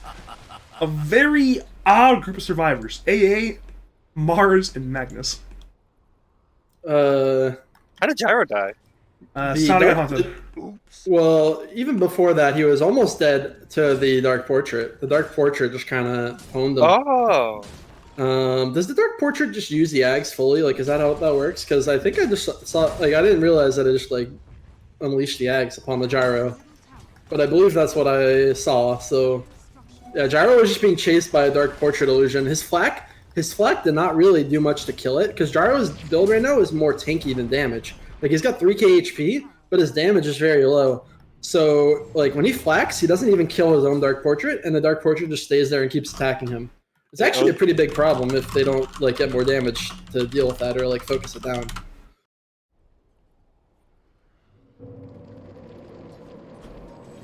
Ghost Trick Egg is so powerful. Very powerful. Yeah, I mean, we saw it when Trickster Lab played it, I believe, against your guys. Yeah, against you guys. Yeah, I think that's picked up Luna. It was very good. And we're seeing it now on Shalomella, but once again, same concept. You have an Agadons, and you use it, and then it does damage. Oh god, I just realized Bulljaxx getting PTSD about a Luna Dark Portrait. Yeah, that's what I was thinking. I was like, oh god. Walking high ground, I see the Luna, I walk in, my ultimate's 3 seconds off cooldown, I just died in glaze. So I'm Just just like, alright. shreds everything. Oh, the triple kill for Trickster Lad. Oh god, no. Oh, now Badger's putting it together. Then skewering the base, and then Oh no. Fume. We decided that Fume should have bought a gem there. That's what we decided. Should have bought a gem to see a whole city into the fountain. Well, anyway, back to this game. They smoked on the Dire. Bulljaxx is like, let's not talk about the trauma anymore. Oh, I've already passed it. It is what it is. Okay, the RP's there on Sonic, into the skewer, into the call out, into the burrow. Ice Blast comes on in. Who can they save? Sonic is low. Arena is there. In comes Epi once again. Teddy now goes down. Filski runs at KU, but he has those spider legs, which may just save his life. And once again, head to KU. Chilling Touch is there. Dark Portrait is there. Sharpshooter, no, from long range, it misses. The curse is there onto Filski. Whole city looks to engage, but KU is free. He will not go down. It is Sane for Teddy, a trade that Sheeesh will happily take. This is why I personally, when I go Ags on Hoodwink, I always go Aeon, so you can actually like crush Bushwhack. It's just you have to get some stuns off. I'm not sure. Gyro, he got spider legs, but he did not get the Paladin sword. It's rather unfortunate for him. Mars rocking it. Spectre got the Titan Silver. That's very nice for his game. Yeah, it's pretty good. I think Radiant won out on the neutral item RNG. A good old topic. Thank you, Ice Frog. Neutral item RNG deciding games. Thank you. Nobody's even using the spider legs. That's crazy. When you have such good items and nobody's using the spider legs. I'm actually still so upset they don't mirror the neutral items in a given game. If one team gets flickered, then their team should get flickered, and so on. You know what I mean? Yeah. Obviously, there's still RNG based on what items are good and what heroes, but at least more abated. You know what I mean? You kind of like abate against the effects of the RNG by doing that. My thought is that they should add an extra neutral item, but then both teams should get the same ones, no matter what it is. But you're not told what they are until you find them out. That's what I something. thought. That's something. That's Also maybe I'm remove too Flicker, mad that'd be about cool. RNG right now. But what are you gonna do? I think if you either have to fully remove it from the game or you have to fully embrace it. And I'm on the fully embracing side, personally. If it was not Flicker, I'd say yes. But Flicker is just No, remove it. Remove Flicker. Flicker's a bit too much. Lost I'm to not a Flicker. fan. I don't like Maybe if it didn't too low cooldown. maybe if it just did the blinking thing and nothing else. Maybe Yeah, if maybe- cooldowns like 7 seconds instead of 4 seconds, that'd be better. Maybe 15. I wonder where the number 15 comes from. It needs to be gutted. So this is the blink cooldown, so I thought you'd be referencing the blink cooldown on that one.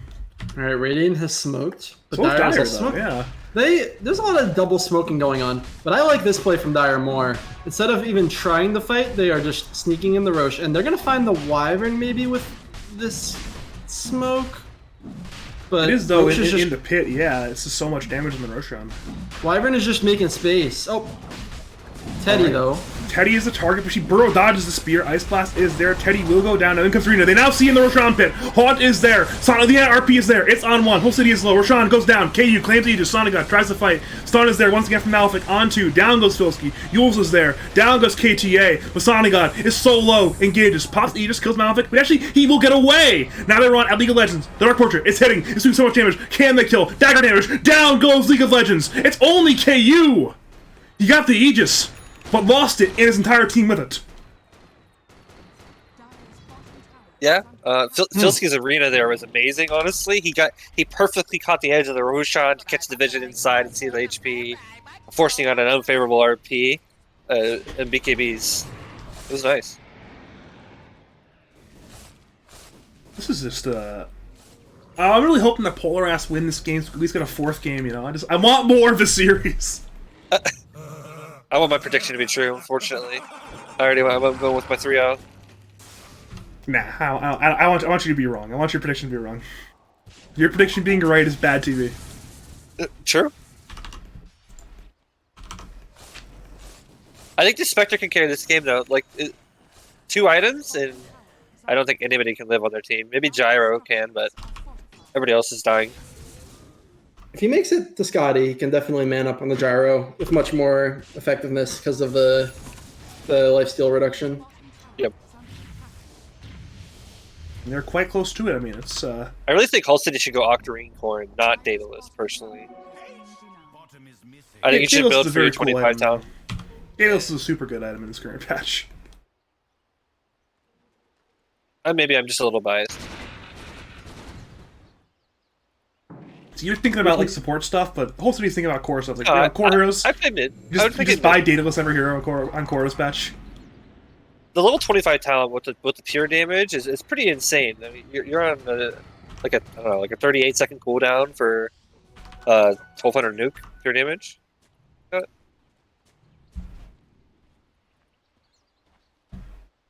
Alright, let's see here. We're once again on a bit of a stalemate. Both teams. I mean, once again, there's no Roshan for at least another 5 minutes 44, potentially up to 9 minutes. Aegis is already popped. It was popped in the first, 20 seconds of being in the game, so. Both teams may potentially look to wait some stuff out. Just farm their cores, farm their non-cores if they can, and just. I guess they say we get like 6 minutes of stalemate. Who does that benefit? Radiant. I guess it doesn't really matter. I think it benefits Gyro, but it gives Radiant more chances. I think it's fine for either.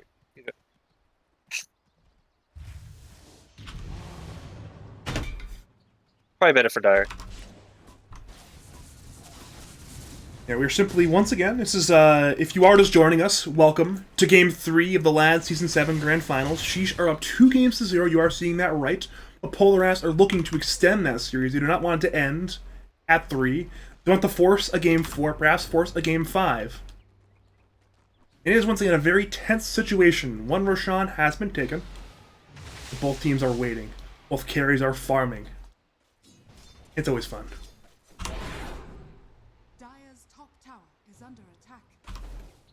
I wonder if this mag should be getting Horn Toss Shard.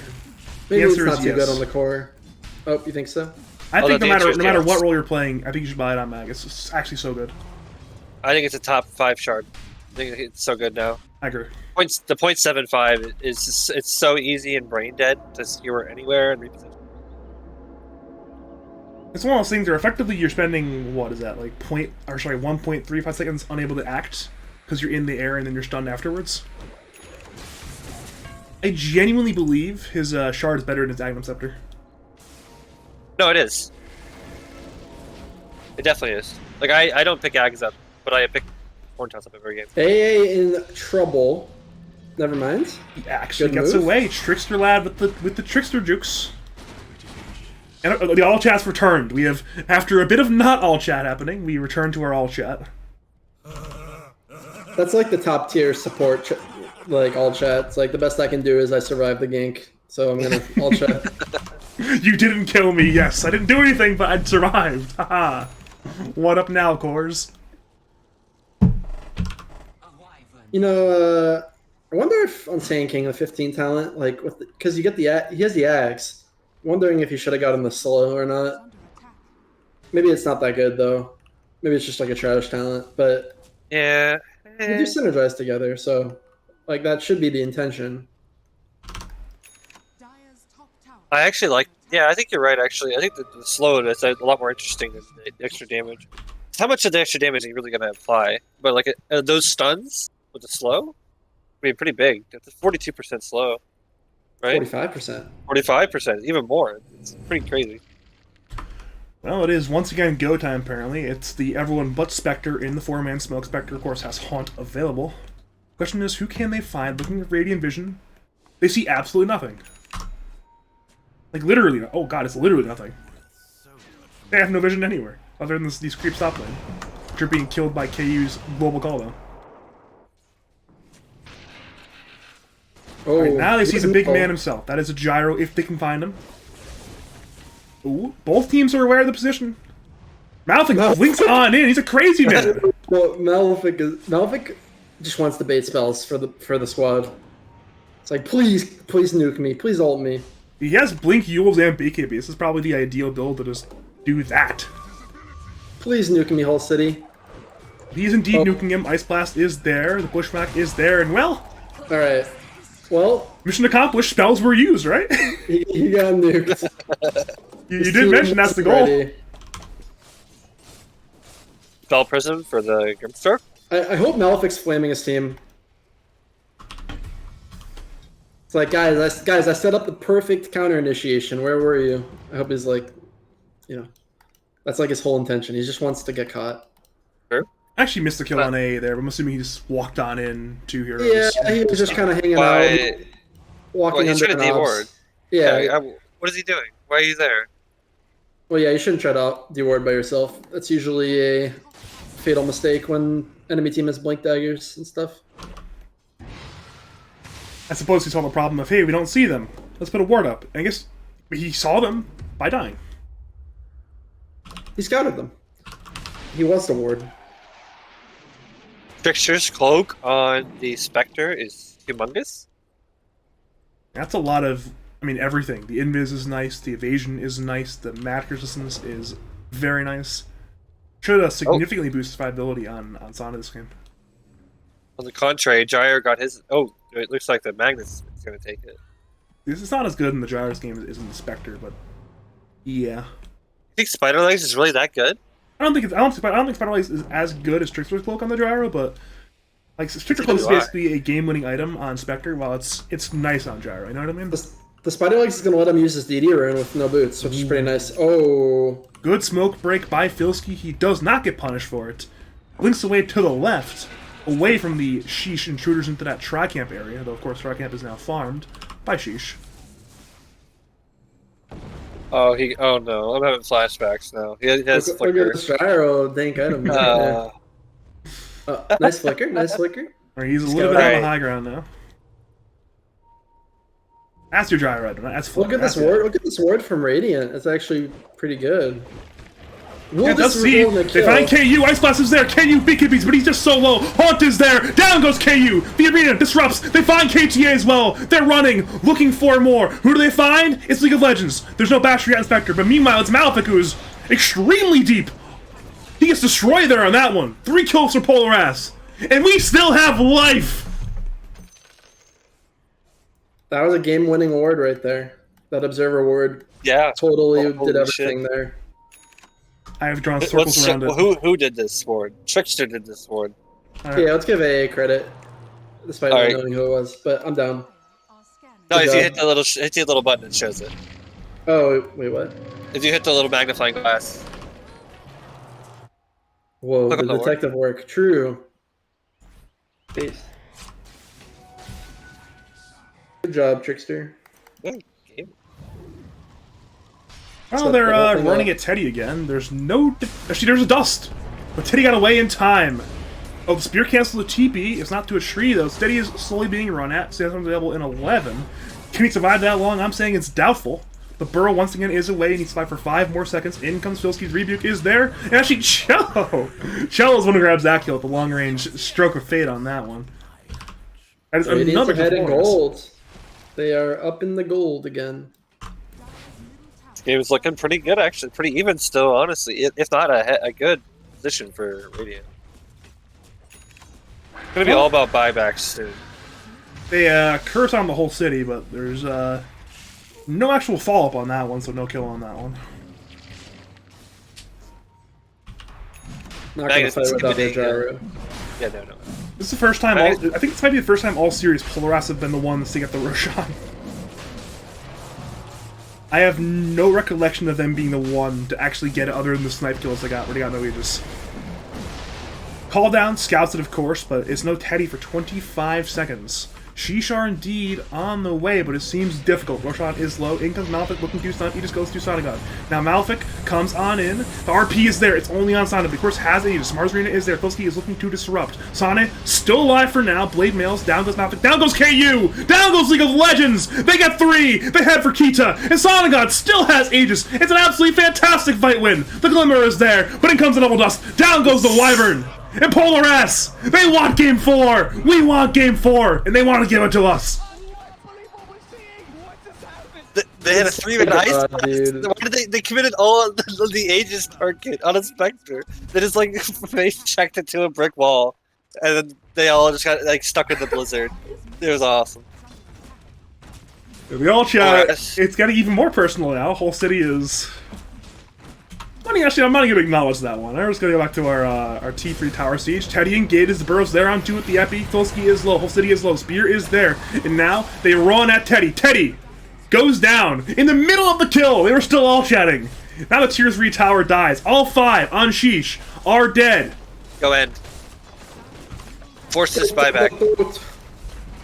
It is indeed Millerax gone, Rangerax gone. Make the Nebula mistake. Go get Seared in the high ground. Go see it. He doesn't have the shard though. What are you doing?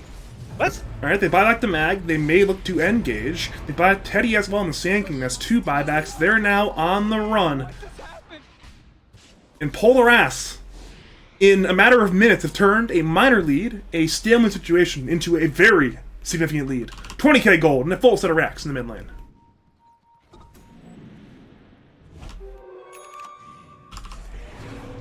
If I was Polaras, I would go as soon as Spectre ults up again. G-fight.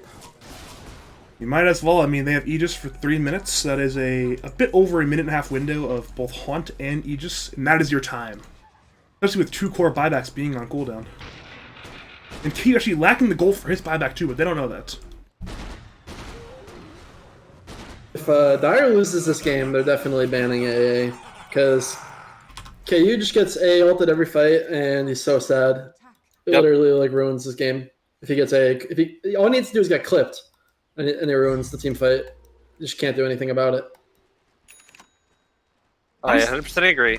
I'm just so shocked it made it so late in the draft this game, because it was first base banned game 1, it was a 5-pick game 2, and then it's 24-pick this game.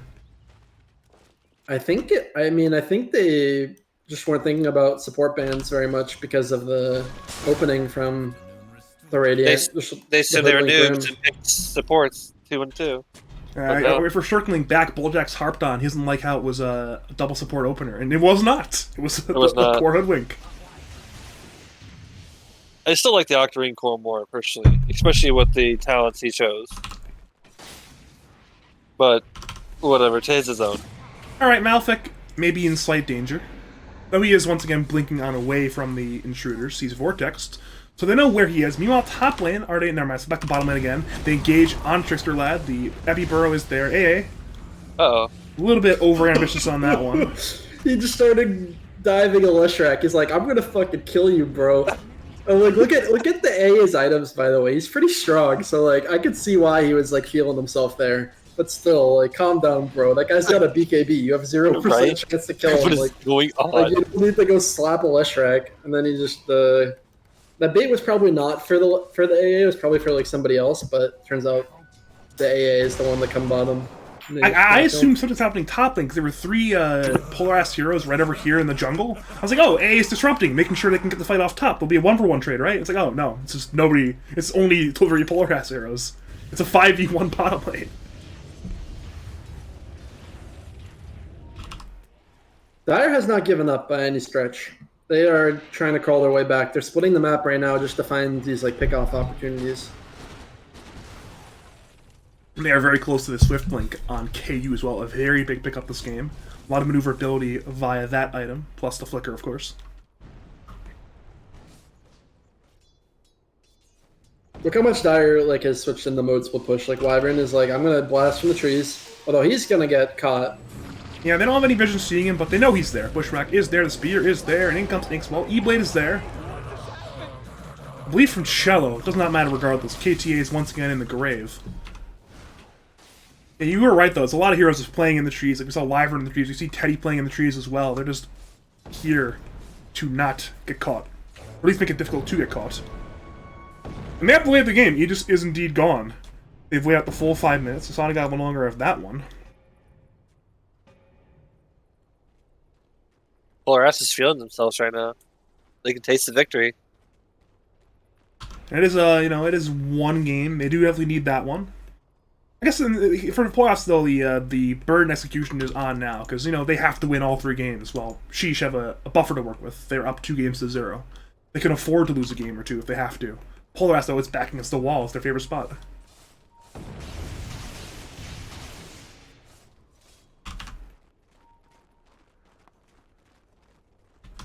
Seems like neither team really has a particular plan right now. They're just kind of waiting for somebody to make the first move. I didn't want to say it, but yeah, it seems very accurate. Yep. You're seeing heroes just kind of haphazardly on the way far side of the map looking to push in these lanes. Both teams trying to give up too much tier 3 tower damage at that. Whole city, though, is the one that is crazy enough to go in. Oh. The curse is there. Now in comes Filski. The arena's over. KTA flies on over the arena walls. In comes Malefic. BKB engages. Font is there looking for KTA. Now looking for Malefic. BKBs are popped. KTA's low line is there. They're trying to get these big kills. Gyro engages. Down goes Teddy. Satanix popped. RP there only on Sane, but Sane should go down. Sane will go down. Malefic dead. Sane dead. Leshrac buys back. The portrait is hitting. Trying to kill Kita. He glimmers though. Now KU once again further engages. Kills Filski. Meanwhile, the rest of Radiant are on the run. The skewer is there looking for Cello Neville. They will find him as well. E-Blade delays it. And now, Whole City tries to fight. Ice Blast hits on the 2 actually, but Cello so low. Trickster Lad so low. Polar Ass should die here. Cello blinks away. Trickster Lad joins the grave. Cello actually completes. No, he does not. The Split Earth. The TP is canceled by a lack of life on Cello Mello. Well, nothing to be said from Dire yet. Oh, some voice chat. Okay. I mean, chat lines. So the Wyvern bait. Oh, yeah, there we go. There we go. Yeah, I mean the Radiant just committed hard on the supports, and Wyvern flew over the Mars arena. Malefic runs in BKB'd and absorbs like a ton of damage and spells, and that's all that like Dire needs to win is like Radiant to get baited to not like using like A blast and like their combos on like Gyro or something. Like Malefic just going in and tanking and like Wyvern baiting spells, like that was the game winning or like fight winning setup there. Just these whiffed spells or bad commitments. It was just so much it's mentioned onto the BKB cold embraced Leshrac support. Whole City is getting manned up on here, but he's probably fine. Interesting pickup with the butterfly. Yeah. Certainly does a lot of damage at this point. Yeah, I'm not a fan. I mean, there's no MKB, I guess, so I guess the evasion just works, but... Is that really your job if your whole city's have Butterfly and Daedalus, though? I feel like he went the wrong talents if you want to do that. Like, if you wanted to go this damage build, why did you go Armor Corruption Acorn charges? Like, I just don't understand. Yeah, maybe he's just waiting for level 30. I mean, he'll get there eventually. He's on the way to 28 as it currently stands. So maybe by like minute 56 or so, he'll be level 30. And at the current rate of the game, we're probably going to at least minute 56. A nice pickup by K. You're going the A on disc. That's like an actual proper item, and I don't think a lot of carries buy it enough. But like, if you watch like late game, high MR games, like even pubs, like everyone ends up buying A on discs and stuff. I mean, it depends on the enemy draft, of course. But like, if there's a viable reason, like a void or an AA or these kind of heroes. Exactly. We saw it a lot at the most recent major. Obviously, it worked sometimes, didn't work other times. You can see both the outcomes with EG going forward a lot in the tournament with RTC, but we once again return to our classic push out side lanes and be very defensive on both teams. It's Polar Ass basically fully grouped as 5, and it's Wyvern playing some Tree Man Dota right now. I would like for Dire to push in bottom here and just force Radiant back to base. Because I think they can. Radiant's not as well positioned to like do that to Dire. Of course, they can return. All 5 TPs are up. But you might as well get them back into their base. Try to choke them out a little bit gold-wise. It actually was a 20k net worth lead for Polar Ass at some point somewhat recently. It's now down to 7k. So clearly Sheeesh has been farming very well and taking good fights in the last 5 minutes or so. Now they engaged on with the Malefic. Once again, it's the sacrificial Leshrac. Inksel actually misses. They engage a Trickster Lab. Trickster Lab may be in danger. He glimmers. Meanwhile, Roshan is now being taken. It's only Sonny on Pit. Back to Malefic. He's once again stunned by Filski. Back to Roshan Pit. They know Sonny's there in a 2v4. They're sending missiles onto Whole City. KU, though, is now slow. Sonigod is in biz. Burrows there. Onto Ice Blast comes in. Will miss, though. Now in comes Hot. Whole City is low. They're looking to engage on something. Sharpshooter comes on in, but in comes Heroes canceling that one. RP is there. Only on one. Soulbind once again is there. Lashes onto, I believe, the Sand King. And now Whole City goes down. Buys back. Filski Arena's trying to fight. Trixel Cello. Throw damage in. Sonigod now rendezvous with his team. They look for Sand King. Burrows there once again onto the sector. They will this time kill Teddy. Now in comes Mag. Once again, BKB's looking to fight, doing what he can. Teddy buys back. Cold Embrace is there. Filski goes down. KU fights. Does so much damage. But Sonigod has that cheese. Kills KU. KU in the grave. KTA joins him. Only one alive now for Sheeesh. It is Teddy. Which means Roshan will be forfeit to the side of Polar Ass. And it is a must-ban hero if this next game. Yeah, they is Grief in the jar. It's pretty rough. Yep. There's nothing you can do. Like, there's literally zero. There's no counterplay. Dodge ult. Yeah, just don't get Ice Blast. Don't get hit. That's a great counter. Just don't get Get hit. hit by the 30-second spell, you know? Yeah, it's gonna be fine. At this I think point, something it's- else significant there was the buyback from Hoodwink. Just being able to get back into it right away. My question, Fire hasn't. Sorry, go ahead. the question at this point is how much can Polar Ass force out of Sheeesh? Well, there's our answer. 2 buybacks. They have RP. I guess I can wait till they have Haunt. Haunt's a pretty typical part. What about buyback situation? I think Radiant have everything but the one on Whole City, correct? No, they don't. They only have one on Sonigod. They have 2 on cooldown, 2 lack of gold. So it's only Sane and KU currently have buyback. And KU should not use his here. It's only 15 seconds left of respawn time. So that could be important. There could be a situation where Polar Ass may need to be wary with only having 1 buyback. Look at Grimm's Flip side's true. items. Grimm is very strong. Yeah, he's a close to Octarine, plus on top of the E-Blade, Hex, Aghanims, Blink Dagger. Cello is... He's number 4 net worth, actually. He's unbelievably farmed. Mid lane, they will look for Filski. It's a huge kill if they can get it, but he BKBs, of course. Now in comes Sane, engages, looking for Kita. Ice Blast comes in. Burrow is there. Aeons are popped. Ice Blast, I believe, actually misses. In comes Epi. In comes Soulbind. Sonigod tries to fight. He's horn tossed for now. He will go down, but straight for a Malefic. Sonigod loses Aegis. Soulbind is still there. Stun is once again there on Filski. And now RP is there on to Sane. Can they kill him? He's under tier 4s. KU hits. Filski spears. The BKB is there. Sane solo. Burrow there. Spectre low. He's inks well. He tries to dagger, but he will go down. And now Sheeesh, look for more. Gleipnir keeps him in place. Ice Blast the woman. Makita goes down to Stroke of Fate. And now look for Whole City. Whole City is missiled. Burrow is there. Sane buys back. Can he engage? Sheesh is there from Whole City. They run at KU. They run at Teddy. The Spear is there. The Dagger is there. The Abyssal is there. Down goes Teddy. That's another dieback. And now it's only the two big cores, KU and League of Legends, into 5. It may be throne time. Could sell items and buy a refresher on Mag. But he's the all chat once again comes out. Missile is there, but it's dodged by the Manta. Now Sonic looks to get called out. Is there? Horn Toss, Skewer. How far is it? Not all the way to the fountain. BKB from Tolsky, Arena, Ice Blast, I believe hits. Soulbind keeps them in the fountain. They dive the fountain. They hit with the sharpshooter. Down goes League of Legends. Down goes KU. It's the one remaining buyback. They say call it. T4s under siege. They will go down. Oh, no. And Polar Ass, unless there's a miracle, will win game number 3.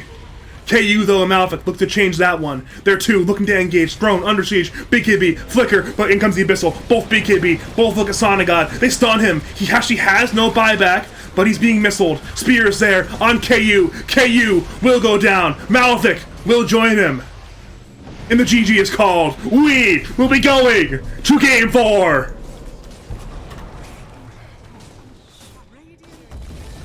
Wow.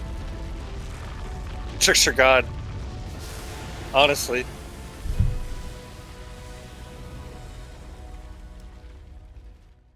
Very high impact 5. Plus 5. Yeah, MVP to AA just for that one Obs ward was a game changer. Literally that. Yep.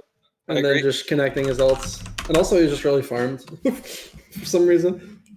I don't know where all that farm came from, but Octarine on AA is definitely a feels good man if you have that shit.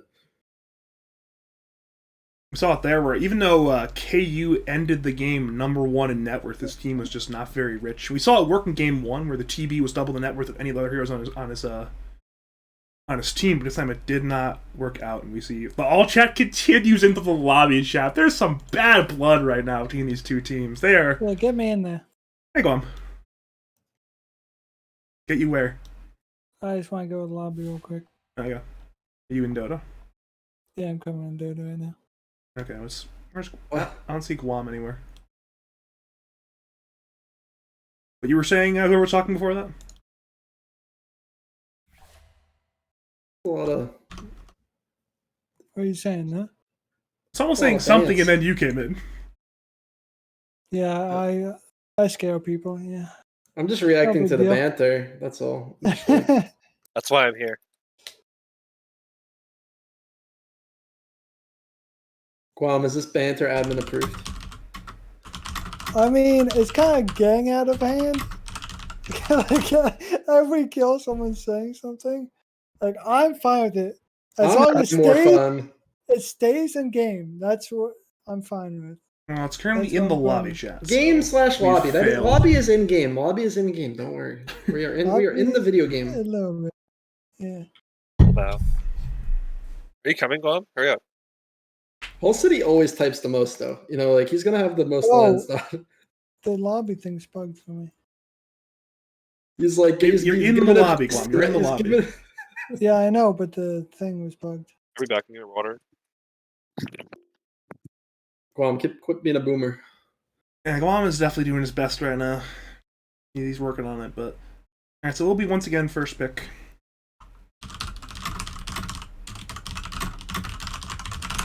Once again, for the 4th time a team is selected first pick. Let's see if for the 4th time a team selects Radiant. Oh, so let's choose the outcome of the prediction. Polar S. There it is. We are, though, once again in the lobby. Not everyone is there currently on Sheeesh. That is what we are waiting on. We are waiting on, I believe KU is the one who's not in the lobby at this current hour. But yeah, it is a very important game for Polaris. They were back up against the wall. If they've lost that game, the finals would be over. We would be crowning a new last champion. Though I suppose no matter what, we are going to be crowning a last champion at some point tonight. at some point on this fine evening.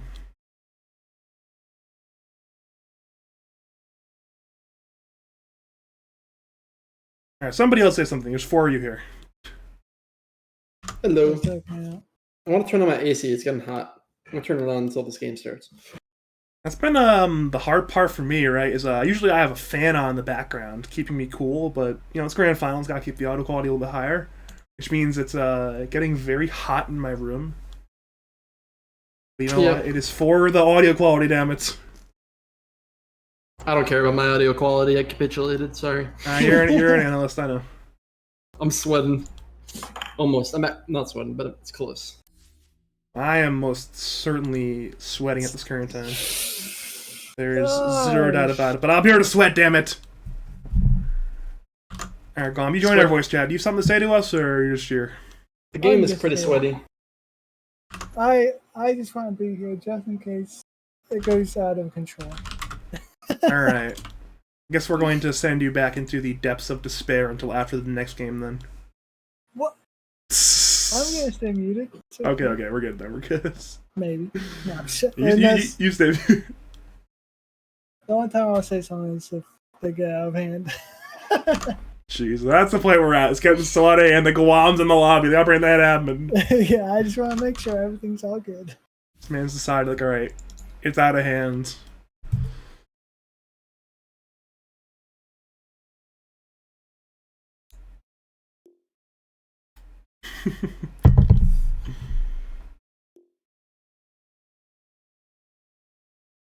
Actually, I'm not sure if it's that high of a ratio. I think it's more like 10 lines for every XDKU's thrown out. It is. Fair enough. My bad. I don't think Phil C understands what the Hajj is, because you don't go to Mecca for food.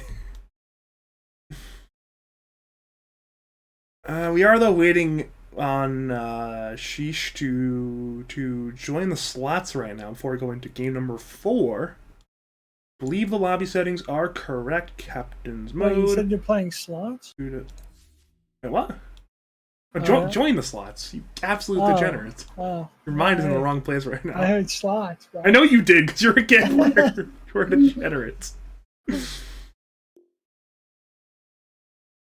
Alright, we're still waiting on Teddy to join slot. That is what the delay is being caused by. We are, of course, looking to join game number... Oh, we did it! On with the G question mark. We'll wait for now both teams to give the affirmative G, of course. Is there an affirmative G from both teams? Yes, I'm back. Welcome back. We're still in the lobby because it's been one of the difficulties of tonight is hitting buttons and joining slots. I have problems with that. Do you want to hear a G from Polar Ass? Even though Chell already gave a G. I pressed the blue button. Nothing can go wrong, right? Pressing the blue button.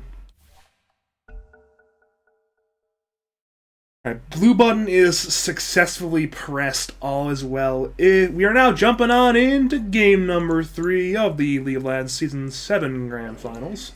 Polar Ass finally have won a game. It is now a 2-1 game lead still, though, for Sheeesh. I am joined, of course, by Sasquatch and Bulljaxx. And I'm going to grab some water because I need some more water. I'll be back soon. Sure. Oi! Who do you think's winning this game? I think Sheeesh will win it. I had to guess. I don't think they'll pick Malefic Leshrac again. And then I think they'll ban the Ancient Apparition, and that might be the required adjustments. Yeah, I think if you just ban Ancient Apparition, these games are pretty free for KU. That's at least how we treated against the other teams for Fume. Just ban AA, and he's pretty good to go.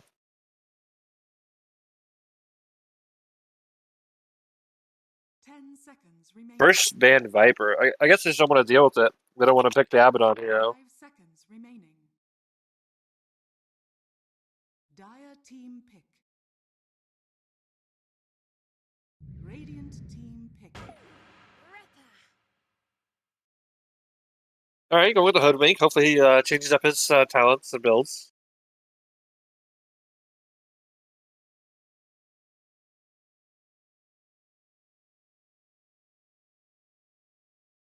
10 seconds remaining. Running back the hoodwink. Maybe they'll flex it 5 seconds this time. They definitely can. Cello could definitely play it. They're probably picking Grimstroke at 8. Like, Radiant team old habits die hard, right?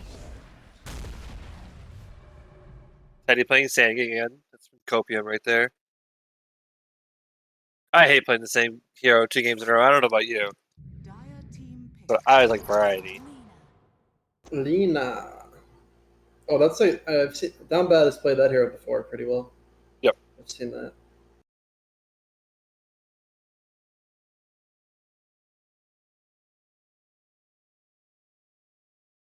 Ten seconds remaining. I think they should pick a core right here. I think like Terribly's really not that great, honestly. I guess Gyrocopter is what I would pick. Gyrocopter is like the last remaining hero. What? Okay.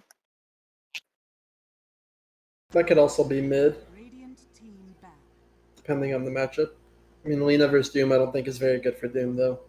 No, not at all. Because is it a turret hitting you and you have no armor? Just get clicked out of lane.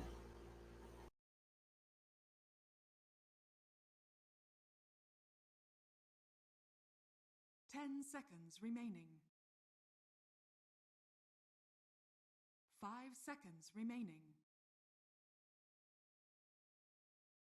Dire team ban. Radiant team ban. How are you gonna alt chat demands Terrorblade, but still ban it? Is that how that works? I guess so.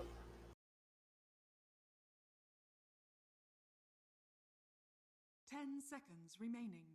Will Gyro make it through? 5 seconds remaining. Are you a Well, best of Lucian- 5 gamer or are you a best of 3 gamer? Pardon? Would you rather do a best of 5 or a best of 3 for a finals? I don't mind either, to be honest. Yeah, I agree. I think I would go either way. I think I would probably prefer a best of 3 just for time constraints, but I think best of 5 is still fine.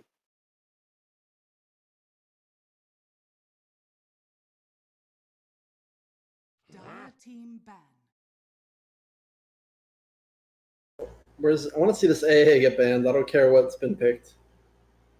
But maybe both teams are. I mean, I don't know if Sheeesh will pick it. Radiant team ban. Which here, I'm sorry?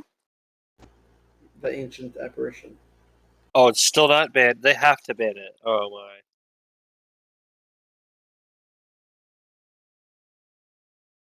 Just too easy. 10 seconds remaining. 5 seconds remaining. I don't really like this Doom opener personally on 8. I think there's much stronger heroes you could have picked. Does Doom get banned a lot in this series? Not sure. I don't think so. I don't think it's been banned, but maybe just wanting a different hero. Maybe just wanting the Doom KU.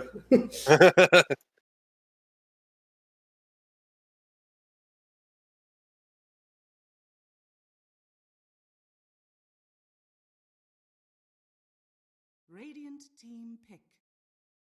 Alright, they did ban it.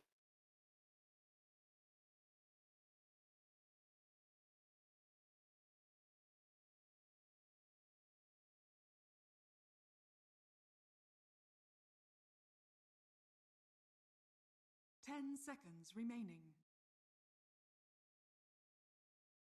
5 seconds remaining. Dire team pick. Alright. I really hope he goes to Shard this game, though. I think it's really necessary. Ended up getting it last game, but it was maybe a little bit late. I'm not Right. sure.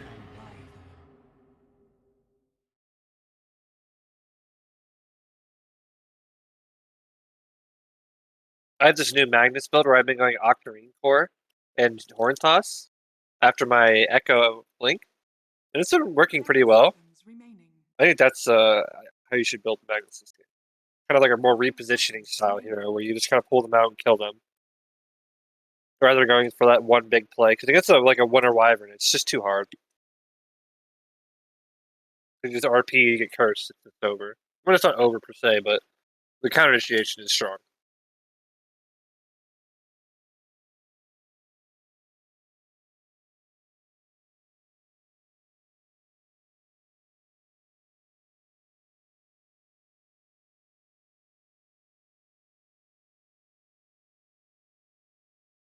What are we picking here? Man, I actually have no idea what you pick here. You pick your 5. You're going to have to decide if you want this Magnus 5, you want to KU melee, or if you want to put this Magnus mid. So you're going to have to reveal what you draft.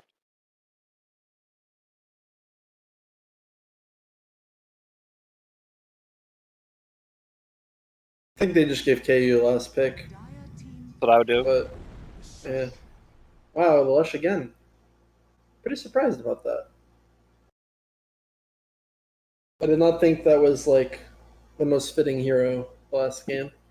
Neither do I. They don't really have a lot of frontline at all either. Who's going in and taking a spell right now? Magnus doesn't want to go in first. Sand King wants to like blink in and stun somebody, but he doesn't want to like. It's just hard for him to even take a spell at all. Like, I don't know. I don't really like this track pick at all.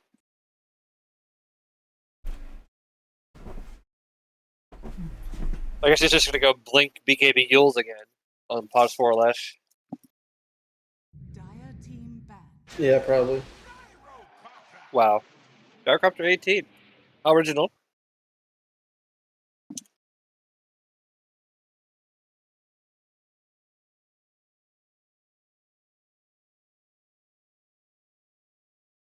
So I'm looking for an Ursa personally for Sheeesh. I know it's like not great against Wyvern, but it owns all the other heroes. Team ban.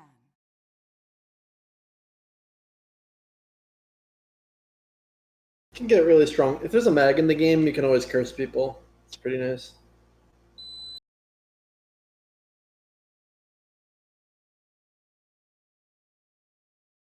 Ten seconds remaining. I think the Gyro 5 is looking pretty seconds. strong this game. Dire team ban. What's the best carry left against Gyro? Vector.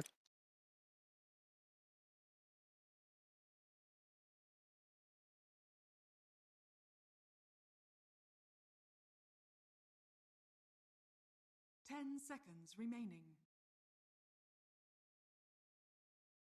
5 seconds remaining. What about some Lifestealer or Juggernaut? I think there's a safe. I think Juggernaut could be really good.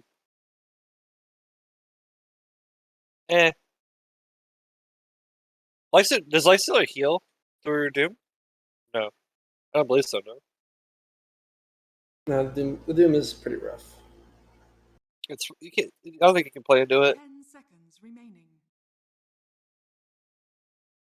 Dire Could also go carry Bristle. I think that's pretty strong here. I don't know if KU likes it though. I like that pick though. I would agree with that. They wouldn't really be able to kill him until like Doom gets like blink BKB Ags, and that's a pretty hard timing. You could win the game a lot sooner than that. 10 seconds remaining. Run down lanes. Take all their stacks too. I want to see, like, I know I mentioned this in the last game, but I want to see them contesting this Gyro stacks. But it's now on the opposite side, so I'm pretty sure. I have faith. Alright, boyos, I'm back. Sorry for the slight delay. I took the opportunity to get a little bit of protein in me in case it goes to game 5. Sure. You made a who's water? I had to eat a couple chicken wings. Oh. It's one of those things where I got up and I've been casting so hard that I'm like actually a little bit physically tired. So I'm like, fuck it. I'm going hard. I'm not dying. Gonna eat some food. Gonna get a little bit of caffeine in there, and we're gonna power through. I think we had a fun time tonight. I don't want it to be I don't want to be anemic or anything. Obviously, I mean metaphorically and not literally, but still. They did pick Gyro at 18. It's very original. I don't know if he's very Gyrocopter? What a shock. all right.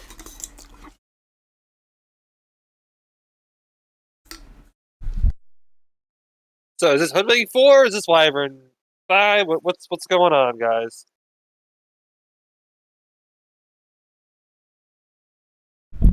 We're about to find out quite soon. I think Lena versus Hoodwink is okay for Hoodwink, so I could see him taking it mid. While we are here, though, before we jump into game number 4, I usually shill my own stream at the end of the game. But, while people are here, if you want me to cast your games or cast your tournaments, please contact me, by the way. Lads is ending and will not be going for about a month, a bit under a month. So I have a bit of free time if you want me to cast your tournaments. Just contact me over on Discord, badge number 5713. Would love to cast your games and tournaments. Especially in the Lads interim. Looking at heroes, though, we have Kunkka, which is... That's our mid laner. How are we feeling about Timbersaw here? Is it too bad in the Hoodwink? Probably. I mean, it's Hoodwink and Doom. 10 seconds remaining. Yeah, but Doom is good Doom's against whatever. everyone. Doom's whatever. Doom has to doom one person. One thing is, there's two different heroes where one ability kind of really hurts your hero. That being said, I think like Wyvern, Gyro, and Kunkka are all kind of casually good against Timber. And like they could build Vessel on like Kunkka this game, so I don't think that Timber would be necessarily too scary. For Dusa instead, it's interesting. Okay. I believe this is a very good matchup for Medusa Yes. against the Gyro. So, And the it's a good Kunkka. match. It's good against Doom too. Yep. Honestly, great Dusa pick. Yeah, I think if she gets a good game, it's going to be hard for Fire to deal with her. But Gyro can, kind of run into her. It just depends on like the surrounding situation. There's a lot of stuns on Radiant this game. They have the Mag, the Lena, the Sand King. There is a save from the Wyvern, but it's not going to do much against the overall magic burst that Radiant has. So I think there's a lot of magic damage from Radiant, and then eventually this Dusa kicks in with the physical later in the game, and presumably becomes difficult to kill. I'm favoring Radiant this game. But that being said, there's really good curse opportunities with Mag being empowered. Gyro can just like burst down almost all these heroes. They have good catch from the Kunkka and like good gank potential from like Doom and Hoodwink and stuff like that. So lots of opportunities from the Dire as well. Alright then, if you are just joining us, welcome to League of Lads Season 7 Grand Finals. We are going on in to game number 4. It is Sheeesh, who won game 1 and won game 2, who maintained the lead, up against Bulljaxx, who won one game. That is game number 3. I am Badger. I am joined by the one and only Sasquatch, and also by the one and only Bulljaxx, and hopefully we are in for a very exciting game 4. We had 3 definitely exciting games so far, where the team fights in all 3 games certainly have delivered. Been some real back and forth Dota, both in terms of abilities, but also in terms of the, we'll call it flame. I'd say banter, but we're probably beyond banter at this point. There is a Pod 5 mag in this game, and I'm very excited to see it. We talked about it game 3, actually, when the mag was picked. But it ends up rearing its head in game 4 instead. They're ensuring Whole City does not get his mag, but it doesn't mean that Kita is not playing the mag. Prepare for battle. Should be a wee bit interesting. Potentially. Who's looking at the bottom right corner right now? Not me. Me? Little. I was like, who's looking at the bottom right corner right now? That's the great part about casting in these lobbies. You get to like see where your co-casters are looking. I just see like the look at the bottom right corner. I'm like, who the hell is looking at this? The mouth thumbs up. That's what I'm thinking when I see a box in the bottom right of the minimap. Can't believe what we're They seeing. said GL together. Look at that. Look at the sportsmanship. Apparently, Guam has brought down the hammer. Like, all right, guys, it's a little bit too much. You guys are like a 10 right now. Bring the flame down to like a 7 or something. Everybody fears There's Guam. It's an interesting sentry from the Radiant blocking the camp. And double wards middle.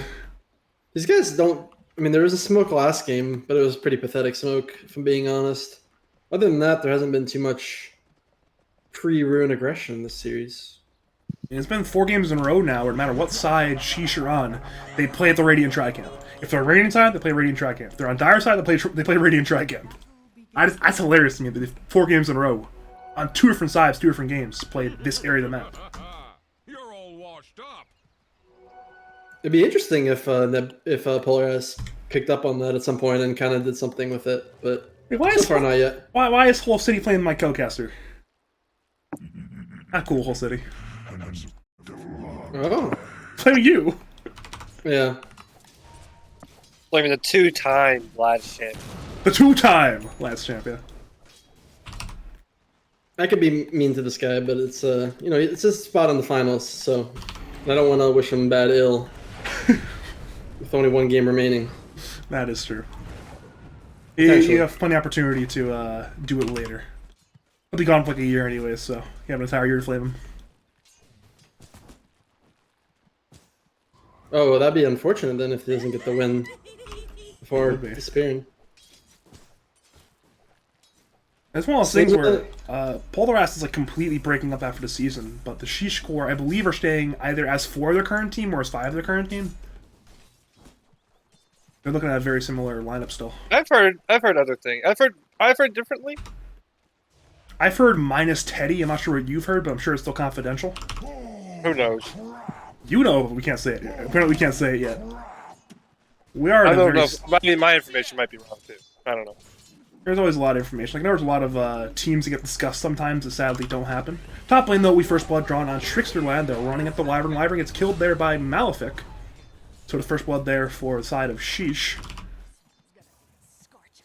So I didn't even talk about it, but the fact that Malefic is playing Lina and they put the Lesh mid makes me a lot more confident with their draft because I just think the Lina Sand King is even better than like the Lesh Sand King. Yeah. And it just makes more sense all around. But it's literally the attack range of Malefic is just, it keeps helping them in this lane. Where Leshrac is nice and all with the Edict, but just the long range attacks from the Lina is just obnoxious to deal with.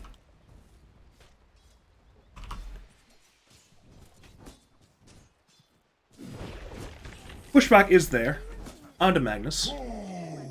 Once again, a relatively calm laning phase. Some couriers are dying. They are hitting Malefic with the Holy Missile, but once again, there's no kill in any lane quite yet. Unless the skewer under tower actually onto Cello Mello. Pushback is there, stun on the both of them. Cello once again is on the run. It's only level 1 though, so no Acorn shot quite yet.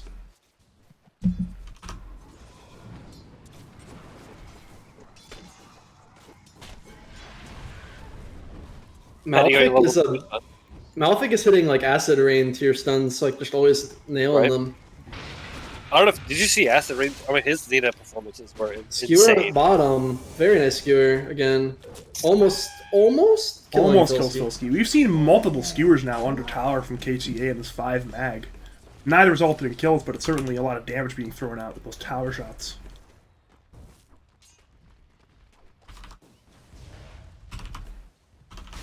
Guess I need to be watching Mag a little more closely if he's going to keep skewering heroes under tower.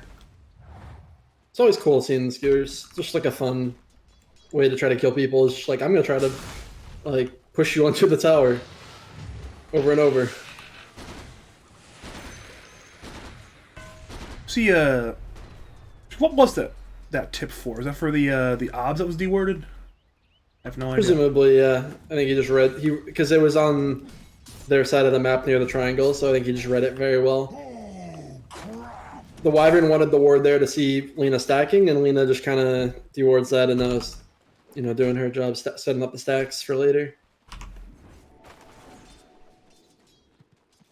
It will be interesting if I think Dire. It's on Dire for sure to invade and stop those stacks from going to the Dusa, because the Gyro can certainly take it, and then they just want to be aggressive with Doom and Kunkka.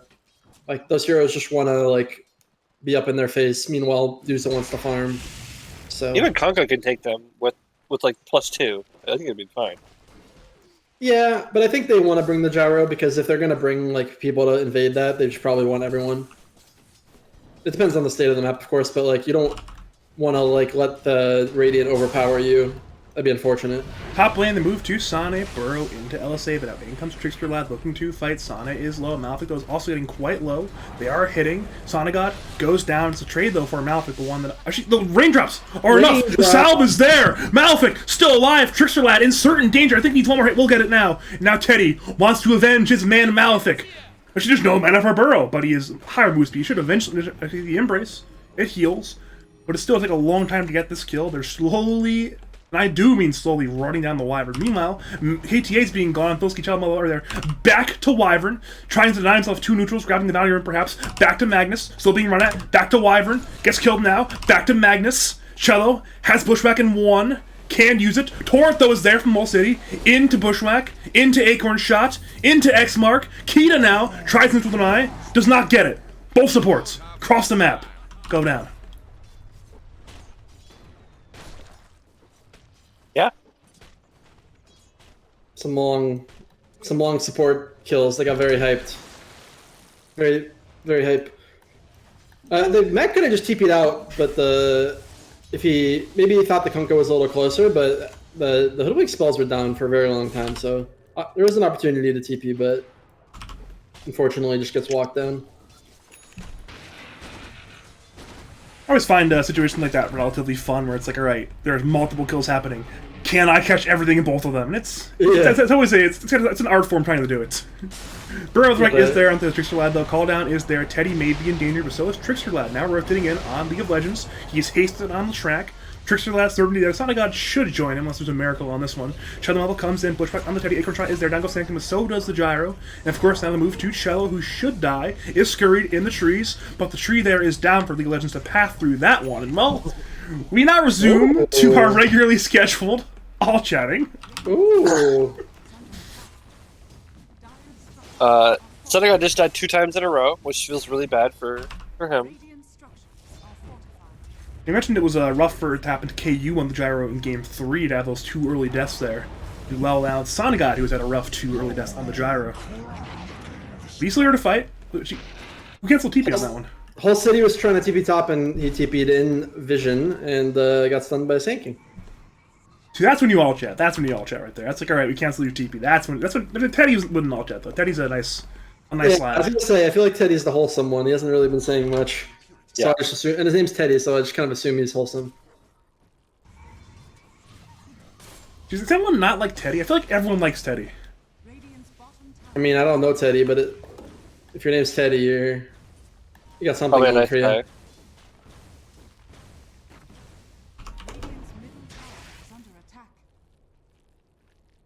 Let's see here. We once again are farming. KU now also is in the jungle looking to get some creeps, but Cello is currently shadowing him. At least looking to leech some XP, make us some creeps there. We'll grab one, actually we'll grab both. Yoink. It's unfortunate for KU, fortunate for Cello. It's 2 sides of the fortunate coin. A lot of Sentry Wards top, look at that. Yeah, I see 2. I see 3. Oh, hell, you're right. This mag is gonna get dove perhaps at some point, or I don't know. They're moving mid as well, though. Epicenter is there. A Splitter actually was missed by League of Legends. Might have been what they needed for the kill, but unfortunately the stun was missed. Yeah, they are still set up for the dive, but that Observer Ward spots everything. Okay, Yeah, Mag's doing a good enough. job. He's doing a good job just hanging out here and like delaying this tower put pressure. Alright, Arctic Burn is there. Actually, has no mana for Skewer. The Doom is even committed, but now in come the TPs. LSA is there. On to Filsky, who goes down. KTA goes down, but now in comes the Cold Embrace onto Filsky. How can he escape? He TPs. Is LSA there in time? Not needed. Dragon Slave, Sandstorm damage, right clicks, minus Filsky. Yeah, I mean, you had to kind of Doom the mag just to get him out. Like, you don't have enough damage otherwise between the Wyvern and Doom to kill him, but 2 TPs from the Radiant, and they cleanly defend the tower. Tower takes basically no damage, and now, like, Dire is not in position to, like, pressure anything at the moment. Kunkka's just kind of farming and, like, jungling with, like, double Bracer. Like, I don't think his team's going to be able to do anything until he decides, like, I'm going to come pressure somewhere.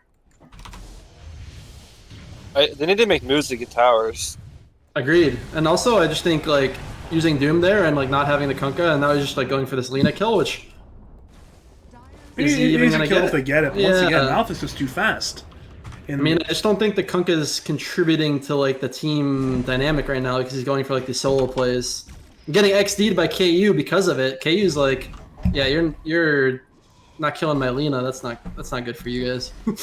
even then, the Lina kill would not have been that impactful, but he couldn't even get it. This is very unfortunate there for Whole City. He's still, because of his farm style, is doing very well in net worth. Both mids actually are doing quite well with their net worth right now. Yeah, and this is, if you recall in the Hoodwink game, like Whole City TP'd bottom to help bottom, and meanwhile his team was pressuring top. Like this game, it seems like he's spending a lot of time middle, whereas like if he came bottom and maybe helped push the Sand King out or the Mag out, like they could overwhelm and take this tower. But if they're not grouping with 4 people, then there's not going to be an objective taken because Radiant's heroes are just too good at like sitting in front of the tower. During that, we did see the smoke play attempted from the Dire on 3, but it was a miserable result. Filski immediately broke his smoke on a creep, and then the two of them ran into a Magnus, who knew they had smoked because there was an observer on the high ground spotting the smoke. It's definitely a 1 out of 10 smoke play. I apologize, but I'm going to bounce out of here. Okay, good night, Bulljaxx. You have a good one. Hi, guys. See ya. Bottom lane, though, we do move on to Teddy. Torrent misses. The Doom is there. The Bro's there in time. On to Filski. Now in comes Bo. X-Mark brings him on back. Teddy may be in danger. Now in comes LSA. Hits on the Whole City. In comes Eleshrak looking to engage. Shockwave is there, but the Yules from League of Legends cancel that one. That man certainly will go down. Split Earth is there. Skewer used. Probably not needed, but style points are added. Ends up being a 1-for-1. One that I'm sure SKU would suggest is happy with right now. Ooh, an LOL. That's new. It actually is new. New tech. New tech. New trash talk tech. Hit him with the classic. So, like, prior to that, if they made that move bottom earlier, like, the Lesh isn't going to be able to come with the Yules because he was doing other, like, I believe he was taking top at the same time. But now that, like, Lesh can come too, the Kunkka's, like, play doesn't work nearly as effectively. And actually, they commit the Doom, they kill the Sand King, but after that, they're just completely out of gas because they use both, they use Doom. So then the Lesh just kind of is able to just do whatever he wants to Kunkka, which is kill him. Not a good trade for the Dire again, because look at this tower's health. How much damage did it take in that entire situation? Maybe none? Maybe none. So At most 255, so not much. Yeah. And Senegad was pressuring mid, but KU came over and defended it. So that was a good play from Senegad just to get some pressure done on objectives, but if it's being defended by Medusa, you can't really do much. Radiant's heroes are just very good at sitting in front of the towers, and even if Doom gets committed, like they TP in with all their stuns, and then it becomes a decent team fight for the Radiant. Just fighting under their tower multiple times at this point. And now Dire's coming for the 4th time, or like maybe the 3rd time. Maybe not the 4th time, but here they come again, Can we get the tower? It's once again the move looking for a Teddy. Bushwhack, though, this time is there. Torrent misses, Sharpshooter hits. Burrow's there onto the Kunkka, but they dust that man. He finally will go down. The defender, trying to defend that bot T1, goes down. Meanwhile, it is middle lane. We saw, not sure what we saw, but either way, nobody is dead. Yeah, I definitely would like to see Radiant doing something with this time where they know Dire brought like 4 heroes bottom. Just kind of opting the farm and, maybe a result of them just having like a Mag and their Sand King being bottom. So like the Sand King is their prime initiator. Mag is kind of just a support who can't do much necessarily like without some kind of lead up. And they give up the tower, but they didn't really do much other than farm. Which is okay from the Medusa perspective, but maybe the rest of the team wanted to look for something. Jaro also farming that entire time, not really committing to doing anything with the tower, so also trying to keep pace with the Medusa, closing in on his Ags, one item away. It just seems to be the classic sort of Sheeesh game where it's initially the League of Legends. Oh, wait a minute, not Whole City Intel. I'll explain it later. LSA is there, Burrow is there, on the Whole City, in comes Epi, in comes perhaps Shockwave. It is indeed there. League of Legends actually goes down low, Chelamel, who's on the other side of the fight, killing him with his Sharpshooter combo. The Whole City actually walks away, and the little track goes down. It's absolutely fantastic for Polar Ass, and look for more. Blink, hoof stop, finds Malphite, in comes Sonic looking to hit. Bushwhack is there. They even embrace Whole City. And well, I guess now Malphite just has to embrace death. That is 2 kills there. Forticide of Polar Ass. Maybe KTA was looking at what was happening to his gyro, but he definitely could have just skewered in and RP'd the Kunkka there to commit for the kill. And I'm quite sure that would have led to a kill at least on the Kunkka, and then maybe some difficulties for the mag to disengage, but at least commit and kill the Kunkka. That being said, definitely works out for the Dire there. Killing the Lesh is the biggest result of that. But meanwhile, Deuce is still farming. So yeah, I'd say the Deuce farming. As I was saying earlier, it's a classic Sheeesh game where initially League of Legends and KU both got off to a good start. They both get a lot of farm, but then League of Legends throws his gold lead away to make space for KU. And the other three are just perpetually poor, and then they rely on this timing window with KU to win. The question is, will it work? It worked the first 2 games, didn't work game 3. Now we're seeing X mark there, onto Leshrac once again. In comes Filsky, looking to engage. Comes around 2, cancels the burrow. LSA is there. In comes Curse. There on 4. Who goes down? All are low. In comes Boat. Down goes Leshrac. Sharpshooter misses. It split the wickets, but KTA still dies. 2 kills. 4 by the Polar Ass, and they may look for more. The T1 tower is in severe danger. it's a great curse because the mag skewered in and then was about to RP, but the Wyvern curse was just a little too quick. Well, they now find KU. Stonegaze is there. They're cutting out that one nicely. Tower, mid 2-1. Now in the grave as well. That's like a really good hoof stomp from Filsky. Like it went in with Teddy to blink Burrow, and then in the middle of doing that, he just got hoof stomped. That probably changed the entire fight pretty significantly. The Doom hoof stomp. Or I should say War Stomp is technically the name of it, but War stomp. I think anybody who knows what a Centaur hoof stomp is will know hoof stomp by me saying hoof stomp. And not It should War update Stomp. the tooltips when you steal stuff with Doom. Like it says the Centaur Conqueror's powerful hooves. It should be like Doom's powerful demon goat feet.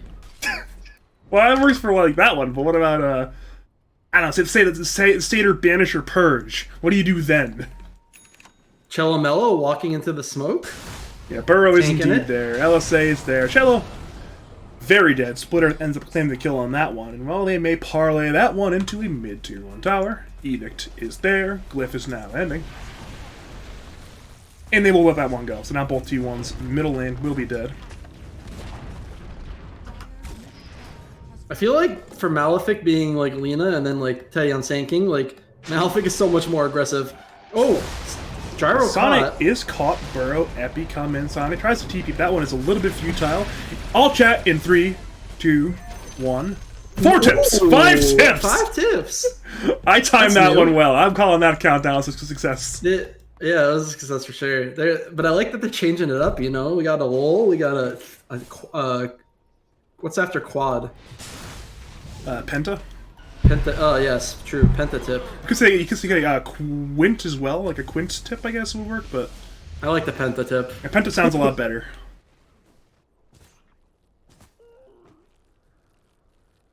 It's not interesting. Like I know I played with some of these Sheesh guys before and like the lads in houses. I know where it's like they're very coordinated with tipping. Like I remember I played with literally everybody but Teddy on my team once. And Teddy was on the other team. It was like whenever they kill, it's like tip Teddy, 5-man tip Teddy. They're really into like this 5-man tip coordination. So I'm not shocked they're pulling it out right now. What's the team vibe from these people? Are they smiles and laughter? Or they try hard? It's a little bit of both.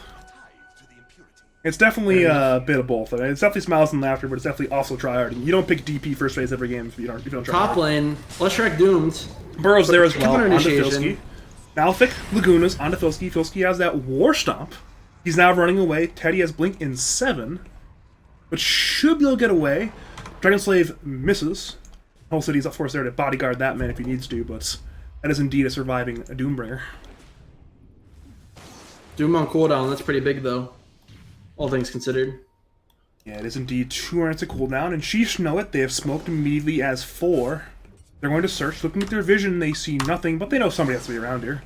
Somebody is Whole City. Smoke is broken. Blink Burrow is there onto the Kunkka. In comes LSA. In comes Skewer. Wyvern does a curse there on the floor once again. In comes a Centaur. Neutral stop actually out the Whole City. Now, KTA RPs, but he's now dead. RP's only there onto 1. It's a Kunkka. They now run. Perhaps looking for Lena, perhaps looking for Sand King. They're splitting the attention. They instead find Lena. Sharpshooter misses. The whole missile will hit.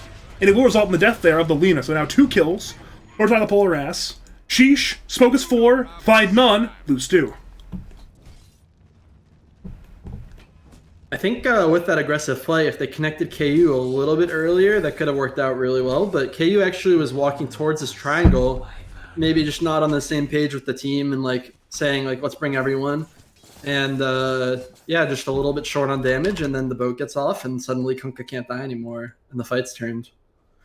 It's also just like, look at Kunkka's abilities. Like, you know, if you just pure tank, so if you go on him, it's just, you better hope you can burst them, because it's pretty hard. Bracer. Halberd, BKB leveled up against a Kunkka with a ghost ship buff.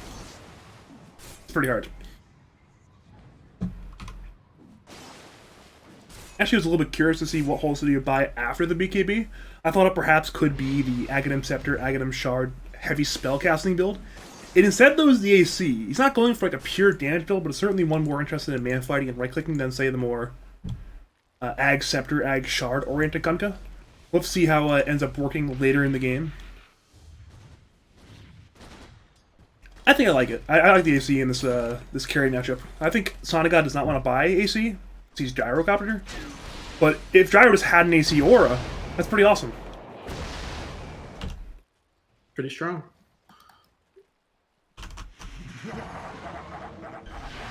I was wondering if Gyro would go Diffusal this game, but maybe that's just too much of a meme. I mean, I think it's decent. You know, it's a lot of mana burn. It's good agi. You know, I don't think it's a meme.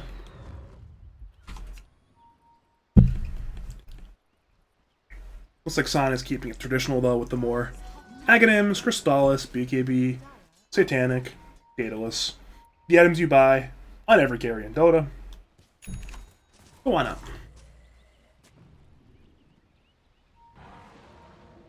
Fire did smoke his 3, but they do not find anything with that one. They just kind of ward right outside the Roshan pit, perhaps looking for a pick off in the top lane vicinity, but well, the heroes are not to be found there. Instead, they're at the Tri-Camp. Not sure what they're doing, but they have any smokes right now? They do not, actually. So both teams right now are running low on smokes.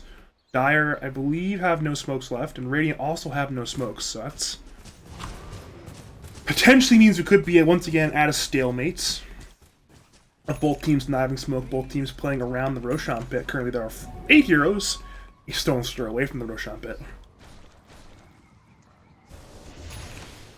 Dire up 5k gold, but I'm not calling them ahead until I see this Dusa die. I was gonna say, what's how much of that gold? They mentioned it. Was he? Were you there for game? Was that game 1 or game 2? The Doom thing. There's no Doom in game 2. It was game 1 when I had Logical on. We were talking about the net worth lead, but it had a Doom. So the Doom, like with the Midas and Devour, kind of like skewed the net worth lead. And that 5k is basically Midas and Devour. Now Burrow Strike is there onto the Wyvern. Epi is there. Trickster Lad will go down. Question is, who else can they find? Malefic searches. The LSA, not even used though. Would not have mattered. Then I run though at Whole City. He has BKB. He has Boat. He's certainly being chased. Blink Barrel up in 1. They will die. Never mind, they don't. You don't have the sign. Not feeling totally confident just diving the tower. I think I would have gone for it personally, but I also have map hack, so I can see the gyro bottom, and for them a little bit less information to play with. So I guess it's like when you see the Wyvern dead. It's probably the most scary hero to go into, but maybe they were fearing a Wyvern buyback plus gyro combo or something. Also, like if the Sand King jumps from that far, it doesn't even his team won't be able to do anything. Lina getting caught. Yeah, X-Mark, Torrent, Boat, Acorn Shot, Bushwhack, minus Malefic. In comes Teddy, Burrows there on the Cello. No, Batman should go down as well. Doom is committed. Perhaps not needed, but certainly results in the kill there. It's a double kill for Cello Mello, actually, the Sharpshooter finishing that second one. And surprise, surprise, it is both all chatting and walking into the Roshan pit, the two things we did expect this series. Filsky begins the Roshan attempt, but Sheeesh are still nearby. They look for a stun Trickster Lad, they miss it. The snake comes out. They want to get Wyvern, perhaps. X-Mark, Bushwhack, not coordinated properly. No kill yet. In comes Filsky, looking to Infernal Blade. Halberd's there on Dusa. In comes Missile. In comes Sonic, looking on the high ground to go in. Call down is there. Slows KU. In comes Filsky. BKBs. Stonegaze, though, is there. Filsky is Torrent's there on 2. It's pretty fantastic, actually, but KU still has plenty of mana. Sonagod, BKBs. He's fighting. RP's there. Only on 1. KTA, though, you're fighting on the 2. Down goes KTA. Once again, BKBs are now ending. Sonagod low. KTA down, but so is Sonic. Whole City kills Malefic, but now he's on the run. Lesh looks to engage. Burrow strikes there. From Teddy. The Embrace is there, but it only delays the inevitable. Epi, committed. Down goes Soul City. They head to Wyvern.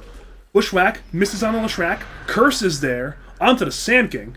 The Sand King will instead just burrow tricks out after the curse ends. Sheeesh. Turn what looks like it was a bad situation into a very significant fight win. I think they just executed that fight the correct way, which was Dusa walks in, and the Wyvern, by Wyvern getting caught by the Dusa, Dire is forced to engage because Wyvern did not build any disengage items, just straight Holy Lock it. And that means that like he has no way of outrunning the Scotty. And so Dire is forced to commit, and then they commit on Medusa, who's too tanky for them to go straight on, and that means that Radiant gets to play the fight how they want. Speaking of fight, I literally somehow didn't see the Kunkka on top of the gyro there. I was like, oh, it's an RP on Sonogod, but it's both so of them. What happened was he was phase booted, so he has no collision, and so they just stacked on top of each other, and it looked very strange. I feel better now. I saw one hero, and I was like, I noticed after, oh wait, there's two heroes. Gyro's spawning mid. Stinking didn't jump him though. Didn't see him, I don't believe, so all good. Bottom lane though, they're looking for Cello. Split Earth misses, but Cello is scurried, trying to force get away. Radiant, look. Meanwhile, mid lane, they jump on the KU perhaps. KTA's nearby, back to bottom lane. Look for Cello. Cello TP's back to mid lane once again. KU's on the run. Cello managed to get out, but so did KU, so. It's the classic, a lot of spells get used, nobody dies across the map.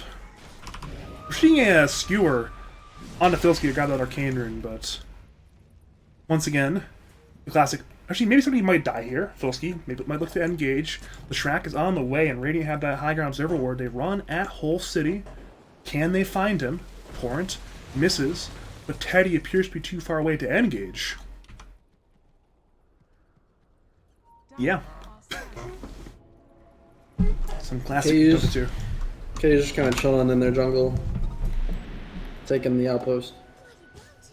I mean, he's very strong right now. Scotty, crit, S&Y, Aegis for the next 3 minutes. He's ready to fight. He's #1 in net worth by a country mile, but it is indeed next 3 heroes on Polar Ass. It is the Doom, the Kunkka, and the Gyro who are 2, 3, and 4 in net worth. Are you concerned that all the Sonogod is only 4th in net worth right now?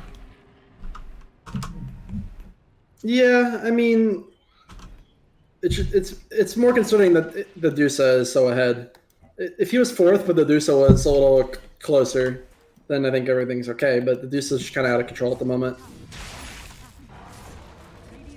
In a lot of these games, it's been KU hyperperforming. The Sonogod's been relatively close, but this game, it's. Yeah, I think this is the largest net worth gap that KU's really had over Sonogod this series, in terms of like the state of the game. It's been farming extremely well. And it may just be high ground time. TP's come on back. Whole City. Torrents. But KU is not an easy target. That is, between the Aegis and the main life, a hell of a lot of effective HP. They are torrenting though. They're looking to delay. The tower remains about 3/4 HP. Halberd once again further delays. It's everyone but Sonogod at this high ground sort of standoff. Sonogod simply farming. Bushwhack. Somehow misses on that one, actually. A bit unfortunate. Torrent comes in. Now in comes Skewer looking for the Kunkka. Can they get him? The RP is there. Stonegaze is there. In comes Filski. Dooms, I believe, onto the... Actually, where did Eve doom onto the Sand King? Down goes Whole City. Hold the Brace is there. Call down is there. Sonic Beekeepies look to engage. Down goes Teddy. Down goes Filski. KU, though, is looking for Trickster Lad. He's died in the high ground once again. He's strong. Meanwhile, Sonogod runs at Lina. Lina goes down. Back to the high ground. KU once again hits the tier 3. The backdoor is back, and Lift even is popped on that one. Ends up being a 2 for 2, but once again the fight will continue. Radiant have 3, including their big bad Aegis Medusa. Sonogod looks to fight. The Psychic Headband Medusa bring her back, but she once again returns to that high ground, hitting that tower. Missile comes in comes Splitter, misses on the Gyro. Once again they stun onto the Medusa with the Bushwhack. Medusa is low. Winter's Curse is there, but she should not die quite yet. They're just kind of blowing all their spells. Like the no curse now, and no buyback on Kunkka and Doom still. Maybe they can get them to leave here, but throwing everything at the Dusa just to hold the tower. You know, they threw everything at Dusa. They also hit KTA with the Sharpshooter. Apparently they've run out of resources to push. So it's not the cleanest high ground defense, but you know, a defense is a defense. Aegis expires in 38 seconds, so it will not be used to grab the high ground quite yet. It is, though, classic Polar Ass. It is always time for miraculous high ground shenanigans with this team. It's never stopping. The question is, though, how much longer can they maintain this game against the Dusa? Dusa is just so strong. Honestly, if Dire doesn't get, or I'm sorry, Radiant doesn't get anything out of this Aegis, it's pretty good. I mean, they tried the force high ground, but there was a lot of stalling. So now, maybe with the next Doom, Dire could take a better fight here. The reason that fight started was actually just because Kunkka got skewered back. Like, he kind of got caught out of position. He didn't get to cast any of his spells that fight. So, presumably next fight he won't just get bursted before anything goes down, and therefore might have stronger impacts. Something that is a little bit interesting to see is this next Aegis fight. Obviously, we're going a little bit into the future with that one. Could be anywhere from 2.5 to 5.5 minutes, but that second Aegis on Medusa would be a very, very big deal. For Polar Ass, if they can deny that, it's probably even a bigger deal.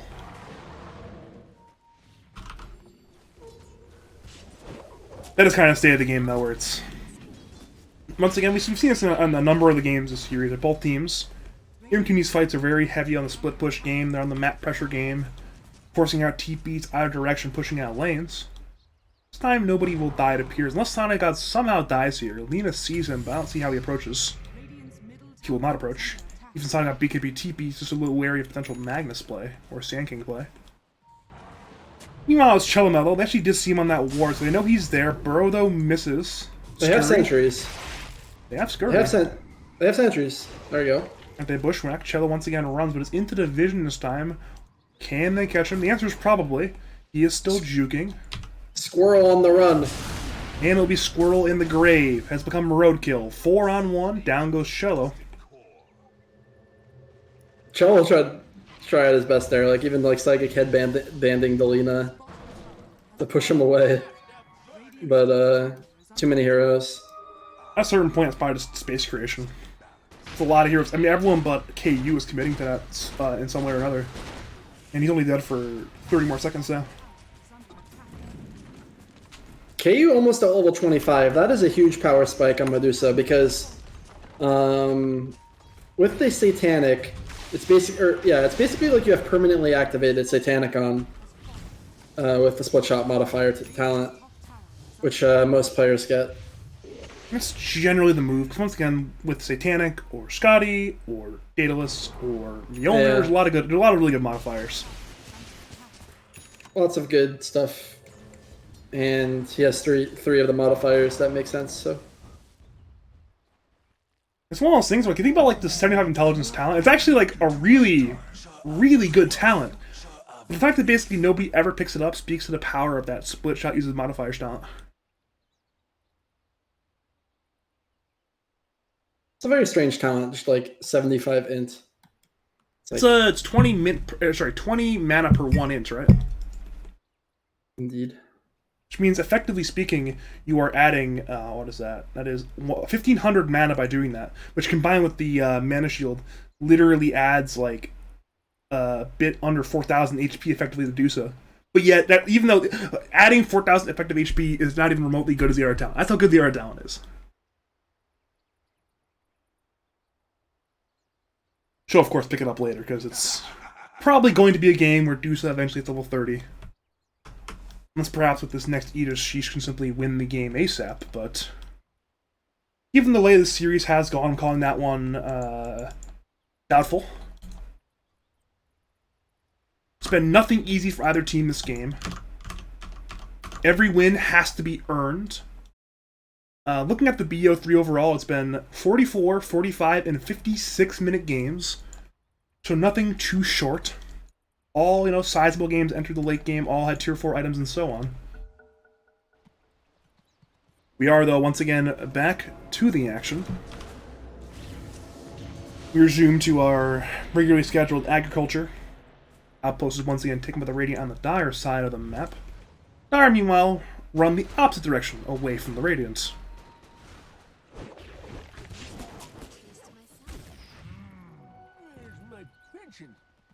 Might see a smoke from Radiant here. Well, nope. Looks like they're backing out. Yeah, I mean, both teams have been relatively low on smokes for the last while. Maybe they don't want to use their only smoke without the Roshan being alive. Roshan actually is it's a relatively long respawn window. It's near the maximum. It's over 2 minutes until the next Roshan, so we'll be probably sitting around this Roshan pit for the next upwards of 3 minutes, if you're Radiant. Dire, meanwhile, are looking to push out these lanes, but once again, they're going to TP away back to their base because they don't want to get caught in the bottom lane. The tension is very, how would I say it, palpable, perhaps? It's very apparent. KU just wants Aegis plus level 25, and then commence the aim move. Also, if they get a shard for Dusa, that is very good this game. Multiple targetable spells that can be cast on Dusa here. So every little bit of mana helps in that sense. So you pick up that extra, the targetable miss. Even though he doesn't have the Aghanim Scepter quite yet, it's still a good bit of extra effective HP. You take this hero who has like well north of like 7,000 effective HP. Yeah, so somewhere in the realm like 10,000 effective HP before accounting for armor and magic resistance. You chuck in that extra little bit of survivability with the cold-blooded passive, the Aghanim Chart passive. It's very oppressive to deal with this game. So Mag in the Broche Pit, getting scanned. Not sure what Dire is thinking of that at this point. Looking at their vision, they see very little, so they may be thinking, hey, Roshan's up, they're hitting it right now. But, well, we know, and Sheeesh knows, but Poleras doesn't know that KTA is literally just sitting in the Roshan pit doing his job as a fire suppose, just scouting out the Roshan. Shalala actually grabs bot tower, though. Even if they do think it's up, they don't seem to care very much. They're just kind of like accepting what comes their way, I suppose. Seems a little bit ambitious given the potential struggles of fighting into this Dusa with the Aegis and what is likely going to be an Aghanim Shard, and potentially even a Cheese as well. Could be literally all 3 items going to KU. The main are thinking, you know what? KU can farm, but the rest of this Sheeesh team isn't farming that well. We'll do our best to head on in, initiate, kill some backline heroes, and slowly but surely we'll stun lock and kill this Dusa. In practice, might not work, but I suppose that's the concept for them. Roche is alive. It is indeed alive. Tail end of that spawn window, well, it has rejoined us. No shocker on that one. KU enters the pit. Has Satanic. Actually has Dragonlance already in the backpack. He's that confident he will not be contested at the Roshan. He doesn't even need the Dragonlance in his inventory. He also wants that juicy shard. That's one of the most exciting shards to get for free. Near Adusa. They had a very long time to contest it, but they Polaras very consciously chose not to, saying, you know what, we'll just farm the map, even though they're not really farming the map that well right now, considering they're kind of congregated in their base sort of area on 3 heroes, but what are you going to do? It is indeed Aegis. And the item shard to KU. Cheese, or to Cheese go probably to Magnus? Or sorry, I mean to Leshrac. Yeah, indeed goes to Leshrac. I noticed, sorry, go ahead. Oh, just me, you go. Sand King just opting for the BKB straight here, like a little more in sync with the timing, rather than like Ag's BKB. I like it.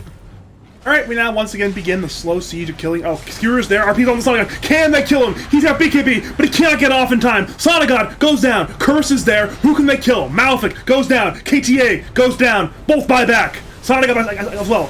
Doom is there. On to KU. Torrent Storm there. Looking for big kills. Filsky low. Tidal Wave there. Filsky goes down. But KU has Satanic. He fully heals. And now's where it gets difficult. Teddy engages, finds nothing. The one-man burrows on the BKB gyro. Teddy will go down. And now, it's a 4v4. Once again, Tidal Wave is there. They're trying to delay KU, but he's got so much mana. Tower remains alive. Splitters are flying. Teddy will respawn. They know the importance of this fight. Tier 3 tower, now dead. Missiles flying. Bushwhack flying. They're trying to delay. They're trying to stop the Dusa.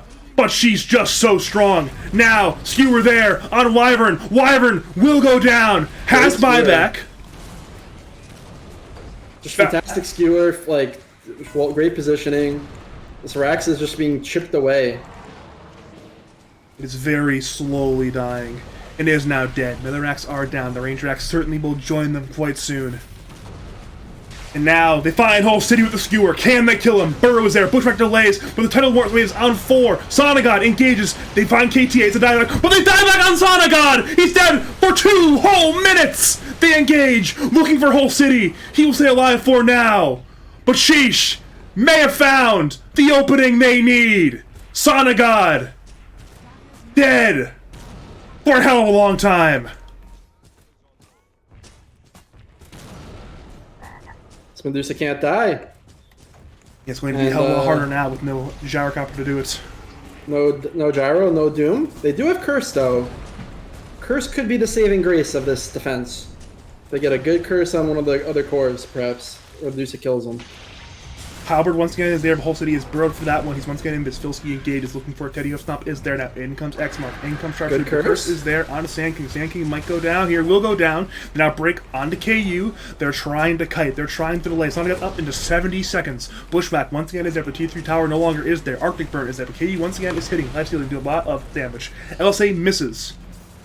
They're once again hitting. Whole City brings him back, brings him away. Halberd once again there, just trying to delay a little bit longer. Torrent there. LSA misses, but they're just still hitting. The melee's below half HP. KTA has respawned into the fight, and he does have RP when he gets there. Bushwhack misses. KU still hits, and the melees go down.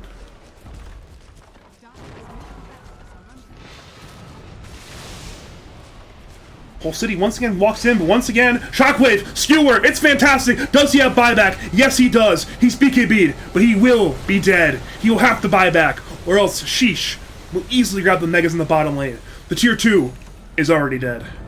Buyback is there, XD is in the chat. It is now once again the empowered Aegis, KU, hitting buildings. There's only 1 minute left on Aegis. How many times does this mag skewer conka back in? Because this is like... It's getting excessive at this point, and it works every time, like, so well. Excessive is correct. Now in comes X-Marks, in comes Boat, looking for KU. It will hit, but once again he's got plenty of mana. In comes Filski, looking to engage. Finds nothing, runs on away. Now Sonagod, he's finally respawned, looks to engage, looks for anything, has a bunch of missiles on KU, but that is futile. The Mystic Snakes, the Snakes going back. He gained mana from that. Yeah, homing missiling the Medusas kind of feels bad. I did like the triple missile though. It's just like, let me stun them all at once. Like, you can just imagine Sonagod like spamming W and it just like unleashes fury. Guys, I am so sick of this Medusa. She's taking our buildings. I'm going to spam a missile. Simply don't work. Oh, she has a Trickster's Cloak now. Oh dear God. 20% evasion, 20% magic resistance. Yeah, I mean, it's the hero who is nigh unkillable now is slightly more unkillable. Aegis gone. It is Maybe gone, they but can try something now, but they it's haven't been hard. able to do it so far, so... I mean, just look at her net worth. 34,000 net worth. This is nearly a 1,000 GPM gain from KU right now. Next closest hero is the Doombringer, the Midas and Devour, only 23,000. Sonagod's at 22,000. It's a very uphill climb for Polar Ass, but they've done it before. They have overcome big hurdles. They have held high ground in losing positions in 3 different series in this playoffs. Can they make it a 4th once again? Sheeesh, though, do not want that to happen. They're heading the bottom lane. They know where the target is. It is the bottom racks. It is the Megas. And they want it. Look at this sneaky squirrel, just ready to cut. But there is a ward ready from KTA, so if the squirrel runs the wrong way after cutting, it could be disastrous. But they're all kind of far away at this point. Maybe we'll just get the wave for free. And they are hitting there with that decoy and that hunter's boomerang. You were lucky. Definitely knew the name of both those abilities before I highlighted over them. Definitely. Midline, while they're seeing a jump onto KU, he is isolated. The boat, the Doom, it's there. Can they kill him? Yes, they can! Huge kill! Sonagod engages. X-Mark is there on the left rack. He stuns. Split Earth does not hit. He will Yules! but he will go down! Massive kills for Polar Ass! Dusa might have to buy back here. Dire's middle tower is under Oh, it would be massive. Or can they actually crawl their way back into this game? That's one buyback. It's the one on the League of Legends The Leshrac. Sonagod once again, tier 2 hit, grabs the tier 2. Mag has no TP, and he just realized it and is now standing. Oh, okay, he's got on his courier. Okay. It's on cooldown though for 25 actually. Yeah. They have time to hit if they know the TP cooldown. I'm not sure if they do though. They're once again hitting high ground. Splitters are there, causing some odd movements. Mag though cannot skewer yet. Split Earth once again being thrown out. Tier 3 dead. They hit the racks. What can they find? The glyph is there. KU's live in 40 seconds, can still buy back if needed. And now you see KTA on the odd angle, perhaps from that tri-camp, maybe for a skewer play. Polarax dead. Polaras retreat.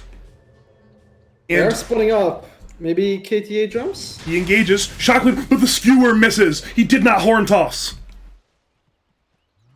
And Polaras, miraculously, find the buyback on the Shrek in the full set of racks middle. And they lose absolutely nothing. Alright. Now they just need to do that like 2 or 3 more times. You know, the low percentage play that relies on making mistakes. Do it again. Because they found Dusa alone and all enter and got her, but they need to do that again and then maybe again because she'll buy back and then, you know, maybe perhaps they need to do it a 3rd time. So like this needs to happen many a time. And also Roche is alive. And also Medusa's about to get an Aegis or an Ags, yeah. So let's see if Dire wants to contest this time, but I have a feeling they won't. Because, well, wait, does Raiden even know what's up? I don't think they do. It is live. They certainly do not. This is unfortunate. It's just sitting there. It's just Walk in inside my the, square. They're actually not walking in. Walk inside the pit. It's right there. Roshan. Leshrac? Alright. They found it. Okay, they're taking the outpost first. That's smart. Probably get some vision down too. Do they have any wards? Yeah, okay. Got 1 ward. They don't actually want to go for it. Oh, now they're okay. And it is. He just drops the Dragonlance on the floor. Dear It's God. BKB now too. That's BKB. It will be the Aghanim's Blessing as well. It will be a fully interesting BKB from Teddy, but you know, maybe he didn't need it. KU once again grabs the Roshan. We'll get the Aghanim's Blessing and the Aegis as well. So once again, big pickups there for KU. Yup, indeedy. It is the Aghanim's Blessing and the Aegis. Cheese goes to the Mag for now. Probably passed off to perhaps a Leshrac hero. But this is the strongest Medusa is going to be all game. Aghanim's Blessing. Aghanim's Shard. 6 items and the Aegis. She will never get stronger this game relative to other heroes. And for Sheeesh, is the opportunity to end this series, go high ground, win the series 3-1, and stop all the haters, all the all chatting that's been thrown their way today. Over Polar Ass. You know what time it is. It is once It's again pause time. time. It's time for pause time. It's time for a miracle. It's time for another miraculous high ground defense. We saw into Nearly Tilted, the 3-man lasso. We saw into Nebula, the skewer fume into Fountain. Can we see more heroics tonight? These gamers are going to the bathroom. I'm gonna go to the bathroom. It's probably a good idea. I, for one, will wait until the game ends to go to the bathroom. I'm sure I can hold for another 20-30 minutes. I'll be fine. I'm definitely not drinking a copious amount of water and... I guess also not water. I think I've gone through... I'm on my 4th... I have like a 30-ounce metal bottle of water. I went through for the 4th time tonight, as well as I drank a glass of soda and a Monster. So that's like 6 different beverages in the last 5 hours. It's been very heavily in the liquids department, so I'm sure I can hold. I'm sure we got this. This is a scary situation, though, in terms of the game state, where I think for both teams it's a little bit stressful. I mean, obviously for Sheeesh, they are the team currently with the advantageous state, but if they lose this fight, If they fail to capitalize with this third Aegis on the Medusa of KU, they might just lose this game. For Polaris, if they can weather the storm, they are in a fantastic spot. They actually are in the lead in terms of net worth. They have well-distributed money on their cores, but they must weather the storm. It is the Medusa with the 6 items, and the Shard, and the Blessing. Level 27, picking up these talents. It is ridiculously hard to stop this Dusa.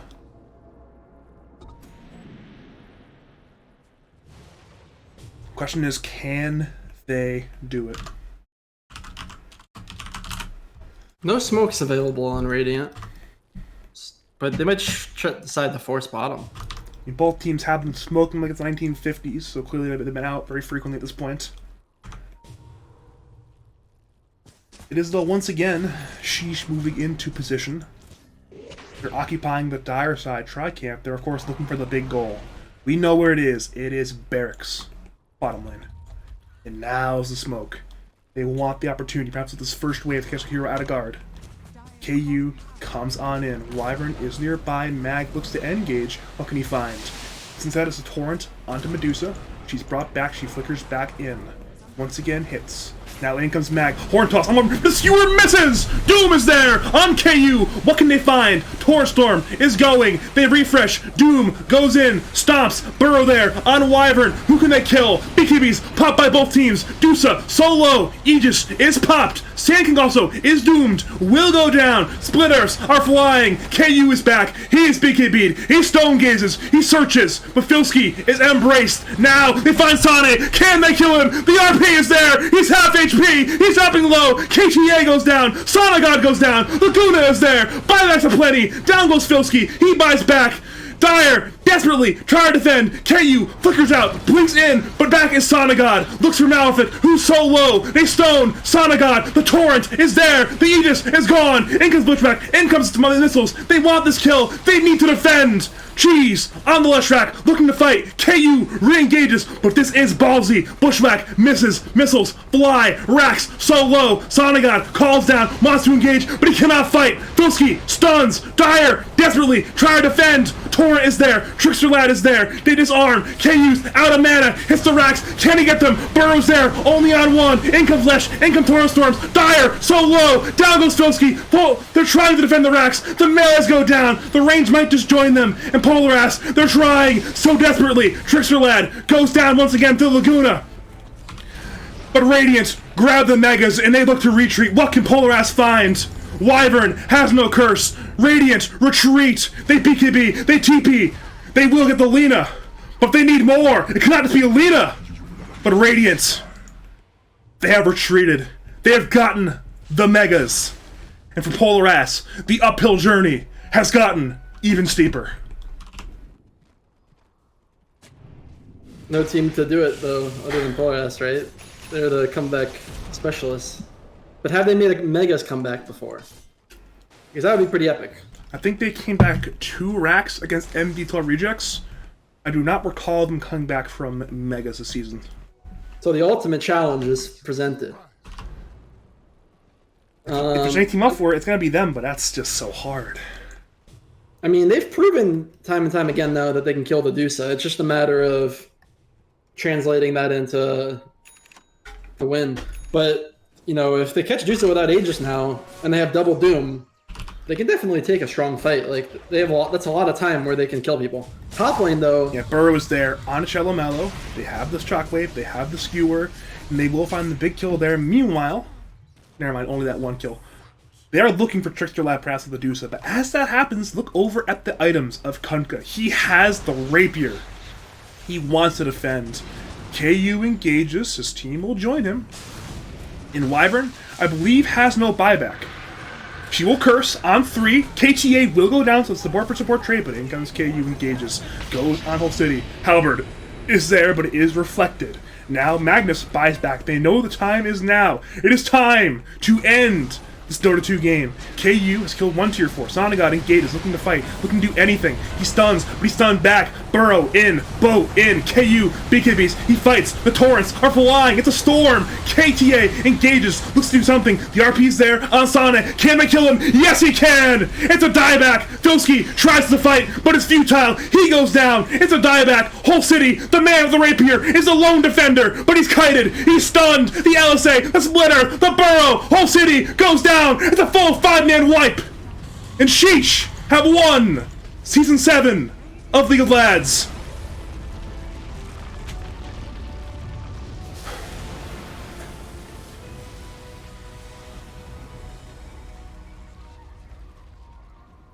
One final XD from KU. Lowercase Yeah, XD to close it out.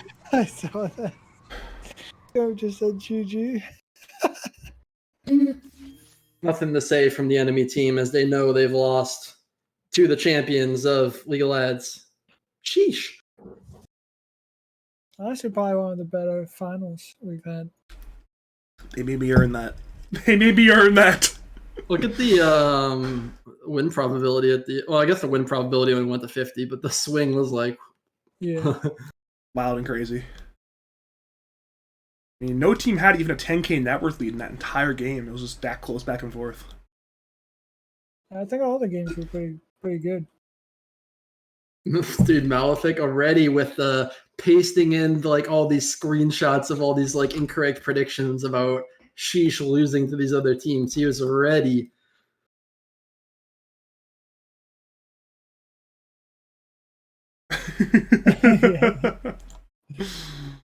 Oh, he's actually so ready. Oh god. But it's wow, that was a hell of a grand finals. Yeah, those were good. Those were good. All right, who are we interviewing? Get him in here. I don't think I actually know bad. anybody on Sheesh well enough to interview them, to be honest. Oh, ask Teddy. Get Teddy in here. No, Teddy where's will go over there. Teddy, where's CCP Chris? Yeah. Feels bad for Polaris. They probably their legacy's dead now. Feels bad. They've been around for 7 seasons plus the league before this one. They've been together with 3 to 4 people, the same team for like 5 years. It's insane. Feels bad that they're finally coming to an end. They've come close so many times that alas. They've made playoffs every single time they've come close. I think they've done like 4 final appearances, maybe 3 or 4 finals appearances. They've been close so many times. They just never could close it out. Okay, I think we're gonna have it for the lads Discord. We're gonna just interview Sheesh. I'm gonna go to the casting channel. If you guys don't do that, I'll drag you in there. And you're in lads Discord.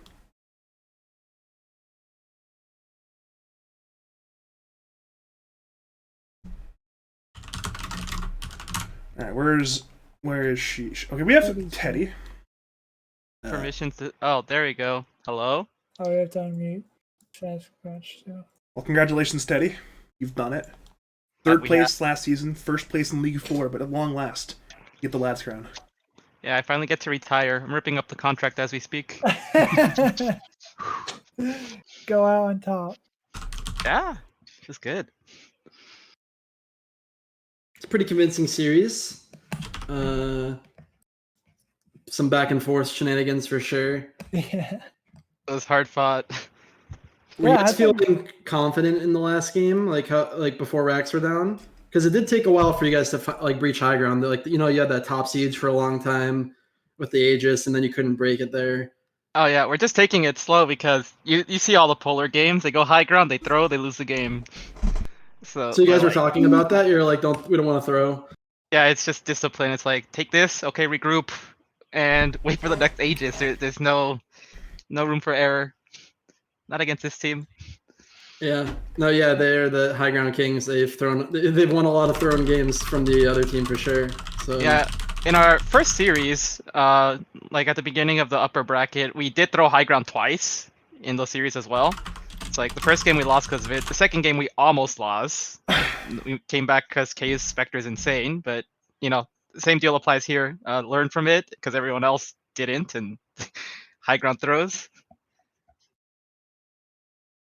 Go Yeah, ahead. it's good stuff. I've also Oh, dragged and- in Kita. I'm not sure where Guam went, but Hello? I think Guam's back. Hello, Hello? Kita. Congratulations Hello. once again. I mean, it was a hell of a series.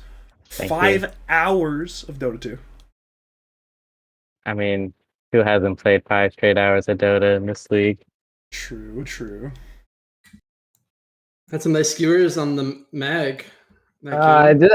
I forgot I bought fucking shard and I choked like 3 of them in a row with that. There was a few where you didn't I use know. your throw toss. But He's I the thing at this. He practiced in I told overthrow. I told my team I want a mag every fucking game we played, and I never got it. I never got it until now. were you guys potentially considering mag because you wanted to steal it from the enemy team, or was that not a consideration? Yeah, I think it was. Well, when we were watching Polar Ass, I think we like obviously they're like this big meme of like high ground and stuff, and I think Mag is just like one of those heroes that just absolutely fucks people going high ground. So I think we wanted to pick it or ban it, and I think the first 2 or first 3 we banned it. This time I picked. Oh no, we picked it in the 3rd game. But yeah, we had a high priority on that hero for sure. Makes sense. Question for you two, because you guys were probably more on the quiet side relative to the game. How did your team feel about like all the banter going on the I entire muted series? everyone. Nice, good strategy. But was your team talking about it? Because KU was throwing out an XD every like couple minutes or so. It felt I mean, it's just like part of the game. Like if you're not all chatting with Polar Ass, I don't know if you're really playing Dota. You gotta lay down you gotta Is that lay because some of your own City is on the down. team, or who do you give credit to Polar Ass for like encouraging the banter? Oh, whole city for sure. I think he's the one that talks the most. So Really? I felt that was Son God talking a lot that game. He was I don't kicking it in too, I but I haven't followed think them. he's like I would personally consider them Hull City inspired, but yeah, I I mean could be wrong. we also I think whenever Sada got fucked up or we killed him, I think we made sure to punch it a little bit. Hello, Mr. Clankers. I enjoy all the voice lines though. That's fun. Yeah. I don't think we were ever tilted in any situation. We were just having some fun. Sheesh! It certainly was. That's right. That's a good sheesh there. Well, what's your the meme you're gonna use next season for your team? Obviously, last season was Step Bro, I'm stuck. This time it was Sheesh. Any ideas Oh, for we're next season? disbanding. Teddy is actually a fucking troll. What? I'm out. Oh, nice. We'll see You you can't next bring season, me Teddy. back. Teddy is we'll see you guys. Like if I destroy my computer, it's a guarantee I'm not back, right? Well, he'll be playing on a laptop that we send him through the League of Lads winnings that we won today. We'll be sending him a laptop. Our next we usually take a day in the night, or like where we just like decide, we like brainstorm ideas for every season, and we try to think of like a really good team name, because if you don't have a really good team name, then you're not going to win. True. It's very true. You got to look the look. It's still though. I mean, it's crazy the longevity you guys had over the last few months. A lot of the other teams that were good last season either disbanded or they sucked this season. You guys went from being good to still being good. Was your roster the exact same in the previous seasons? Yeah, exact same. Yeah, Excellent. So I did get to play you guys a little bit ago. Yeah, but we played you. We didn't play you Yeah. specifically. We beat you 2-0, but you weren't there. Yeah, Maestro was standing in for you that game. Oh, and then we never played again or anything? Yeah, and then Yeah. we got, yeah. Oh, that's kind of sad. We could have beaten you. Just you never know. You never know. Yeah, you have to beat Toxic Tacos first. I wonder where they were in playoffs this season. Yeah, I wonder where they were. Fucking trash cans. Oh, you guys got tacoed last season? Is that what happens? Yeah. Yeah. We Tacoed. got knocked out of the upper bracket, and then we got knocked out of the whole tournament by them again. They had a weird play style, so I could see if I remember correctly, they had some weird shenanigans going on. I think it caught us off guard in the series too. I think Yeah, we dropped the game to them as well in that season. You dropped It was- one in regular season, and then you 2-0 them twice in playoffs. Badger just has like Wikipedia memory or something. Wikipedia. I'm a sponge for useless knowledge. So, what was your favorite game of that series? Do you guys have a standout? Either of you? definitely my mag. I love play fucking Magnus. I am so happy I got to play this hero. You had some Even nice though it was a screws under the shit. tower. It was a shit fucking mag game. I can't empower both of my cores, or like I don't have a melee core who hits that hard. I mean, it was okay, but I had to get this wyvern, but it's fine. I enjoyed my Darkseer game too. It was very chill. I felt very rich, which is not normal.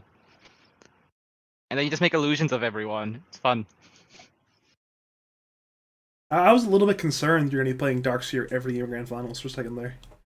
I saw No, I would've Darkseer been game fine 1, with it. Darkseer game 2. I'm like, oh god, is he the same hero every game again? Oh, it's variety because it's to make up for the 6 games of Sand King in a row. That was actually 5 games of Darkseer in a row because last night we did 3 games of Darkseer in a row, followed by those 2.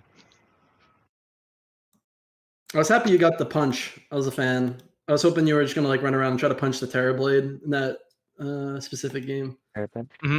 I had it the previous game as well for Luna. It's just good Darkseer games, both of those. Makes sense. Mhm. All right. Well, I'm out of questions. You want to close things up, Badger? I'm out of questions as well. I'm ready to go into my... I know Guam has something to say first, though, because we are, of course... I guess. Guam, you have the floor. I mean, I just want to thank everyone for playing. I hope everyone enjoyed. Sign-ups are out now. We had highlights, but they scheduled so soon and then pushed it back an hour, so we didn't have time to like finalize it. So we'll be out sometime tomorrow. We didn't forget the highlights. Don't worry. We can add the Grand Finals highlights to it too now. Yeah, exactly. But yeah, thanks for everyone for playing. I hope everyone enjoyed. And next season's out already. Just go sign up. A few changes. Hopefully, we see Sheeesh back, or at least the combination. We won't be Sheesh. We'll be something else. Yeah, combination, whatever your name is. I won't even be here. Shut up, Teddy. We'll Shut see the you fuck next up, Teddy. season. That's copium. I want to battle. I want to battle Sheesh. I'm ready. Escaping. Yeah, we're ready for some Dark W. There's a lot of players I know are coming back to Lads next season, so season 8 should be a real rowdy adventure. I'm sure I'll be there casting a hell of a lot of the games, so that'll be a fun time. Yeah. But yeah. Most hyped about for season 8, Guam. What'd you say? What are you most hyped about for season 8? What am I most hyped about? I'm gonna win the championship. I wrote the script already, so I'm you coming in. You pre-rigged this one. It's all set up already. It's all set up already. You know, I talked to Guam, all the captains. Didn't I message you about the script? I think we're winning. I think you did. Actually. I think we did.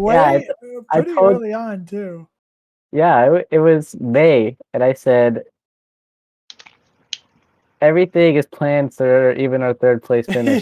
Yeah. All right, I'm sorry I had to cut you guys off, but I have to go. It's fine. No. So, thank you guys, and I'll see you guys next season. Next time on, good luck next season. I'll stick around to shitpost in Discord, but I'm done playing. Later, guys. No, you're not. See you next season, Teddy. Right, See you later. next season. See you later. See you, Teddy. Alright, let's go into my actual usual outro at this point. I'll start with Guam, actually. Hey, Guam, What? Mr. Head Admin, do you have any final words, call-outs, shouts to say to people of Lads? I kind of did all my shout-outs and stuff. I hope everyone enjoyed. I think next season's going to be one of our biggest. We're going to do a lot more content next season as well. I mean, there was a lot of content. I appreciate everyone that did content. But You're welcome. There's going to be a lot more, I think. A lot in the works with me and other people. And yeah. That's about it. But yeah, well then we'll move on over to one and only Sasquatch, the 2-time champ. Sasquatch, do you have any final words, call outs, shouts to say to people of Lance? Yeah. Well, thanks for inviting me to Cast Badger, and shout out to the Canadians for losing that show match again, as always. Just wanted to get one more reminder. I'm assuming there will be a rematch next season at some point, so that'll be cool.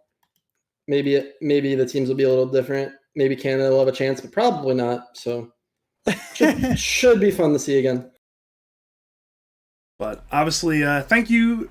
I'll do something a little more long than usual, I suppose. Obviously, thanks to the viewers for tuning in. Thanks to Sasquatch, Logical, Bulljaxx, and Guam for joining me for part of this grand finals cast. Thank you to all the players out there who have made the last 2 seasons very entertaining to cast. It's been a hell of a fun time casting a lot of these games. I heavily look forward to doing it next season. I'm sure I'll be casting some fun stuff. Looking over at the normal stuff, though, if you want me to cast your games, cast your tournaments, you know where to find me. It's on Discord. It's badge number 5713. Next live season doesn't start for like 3.5 more weeks, so I'm basically open every night, always. So contact me. Would love to cast your games, cast your tournaments. But, as always, have a great night.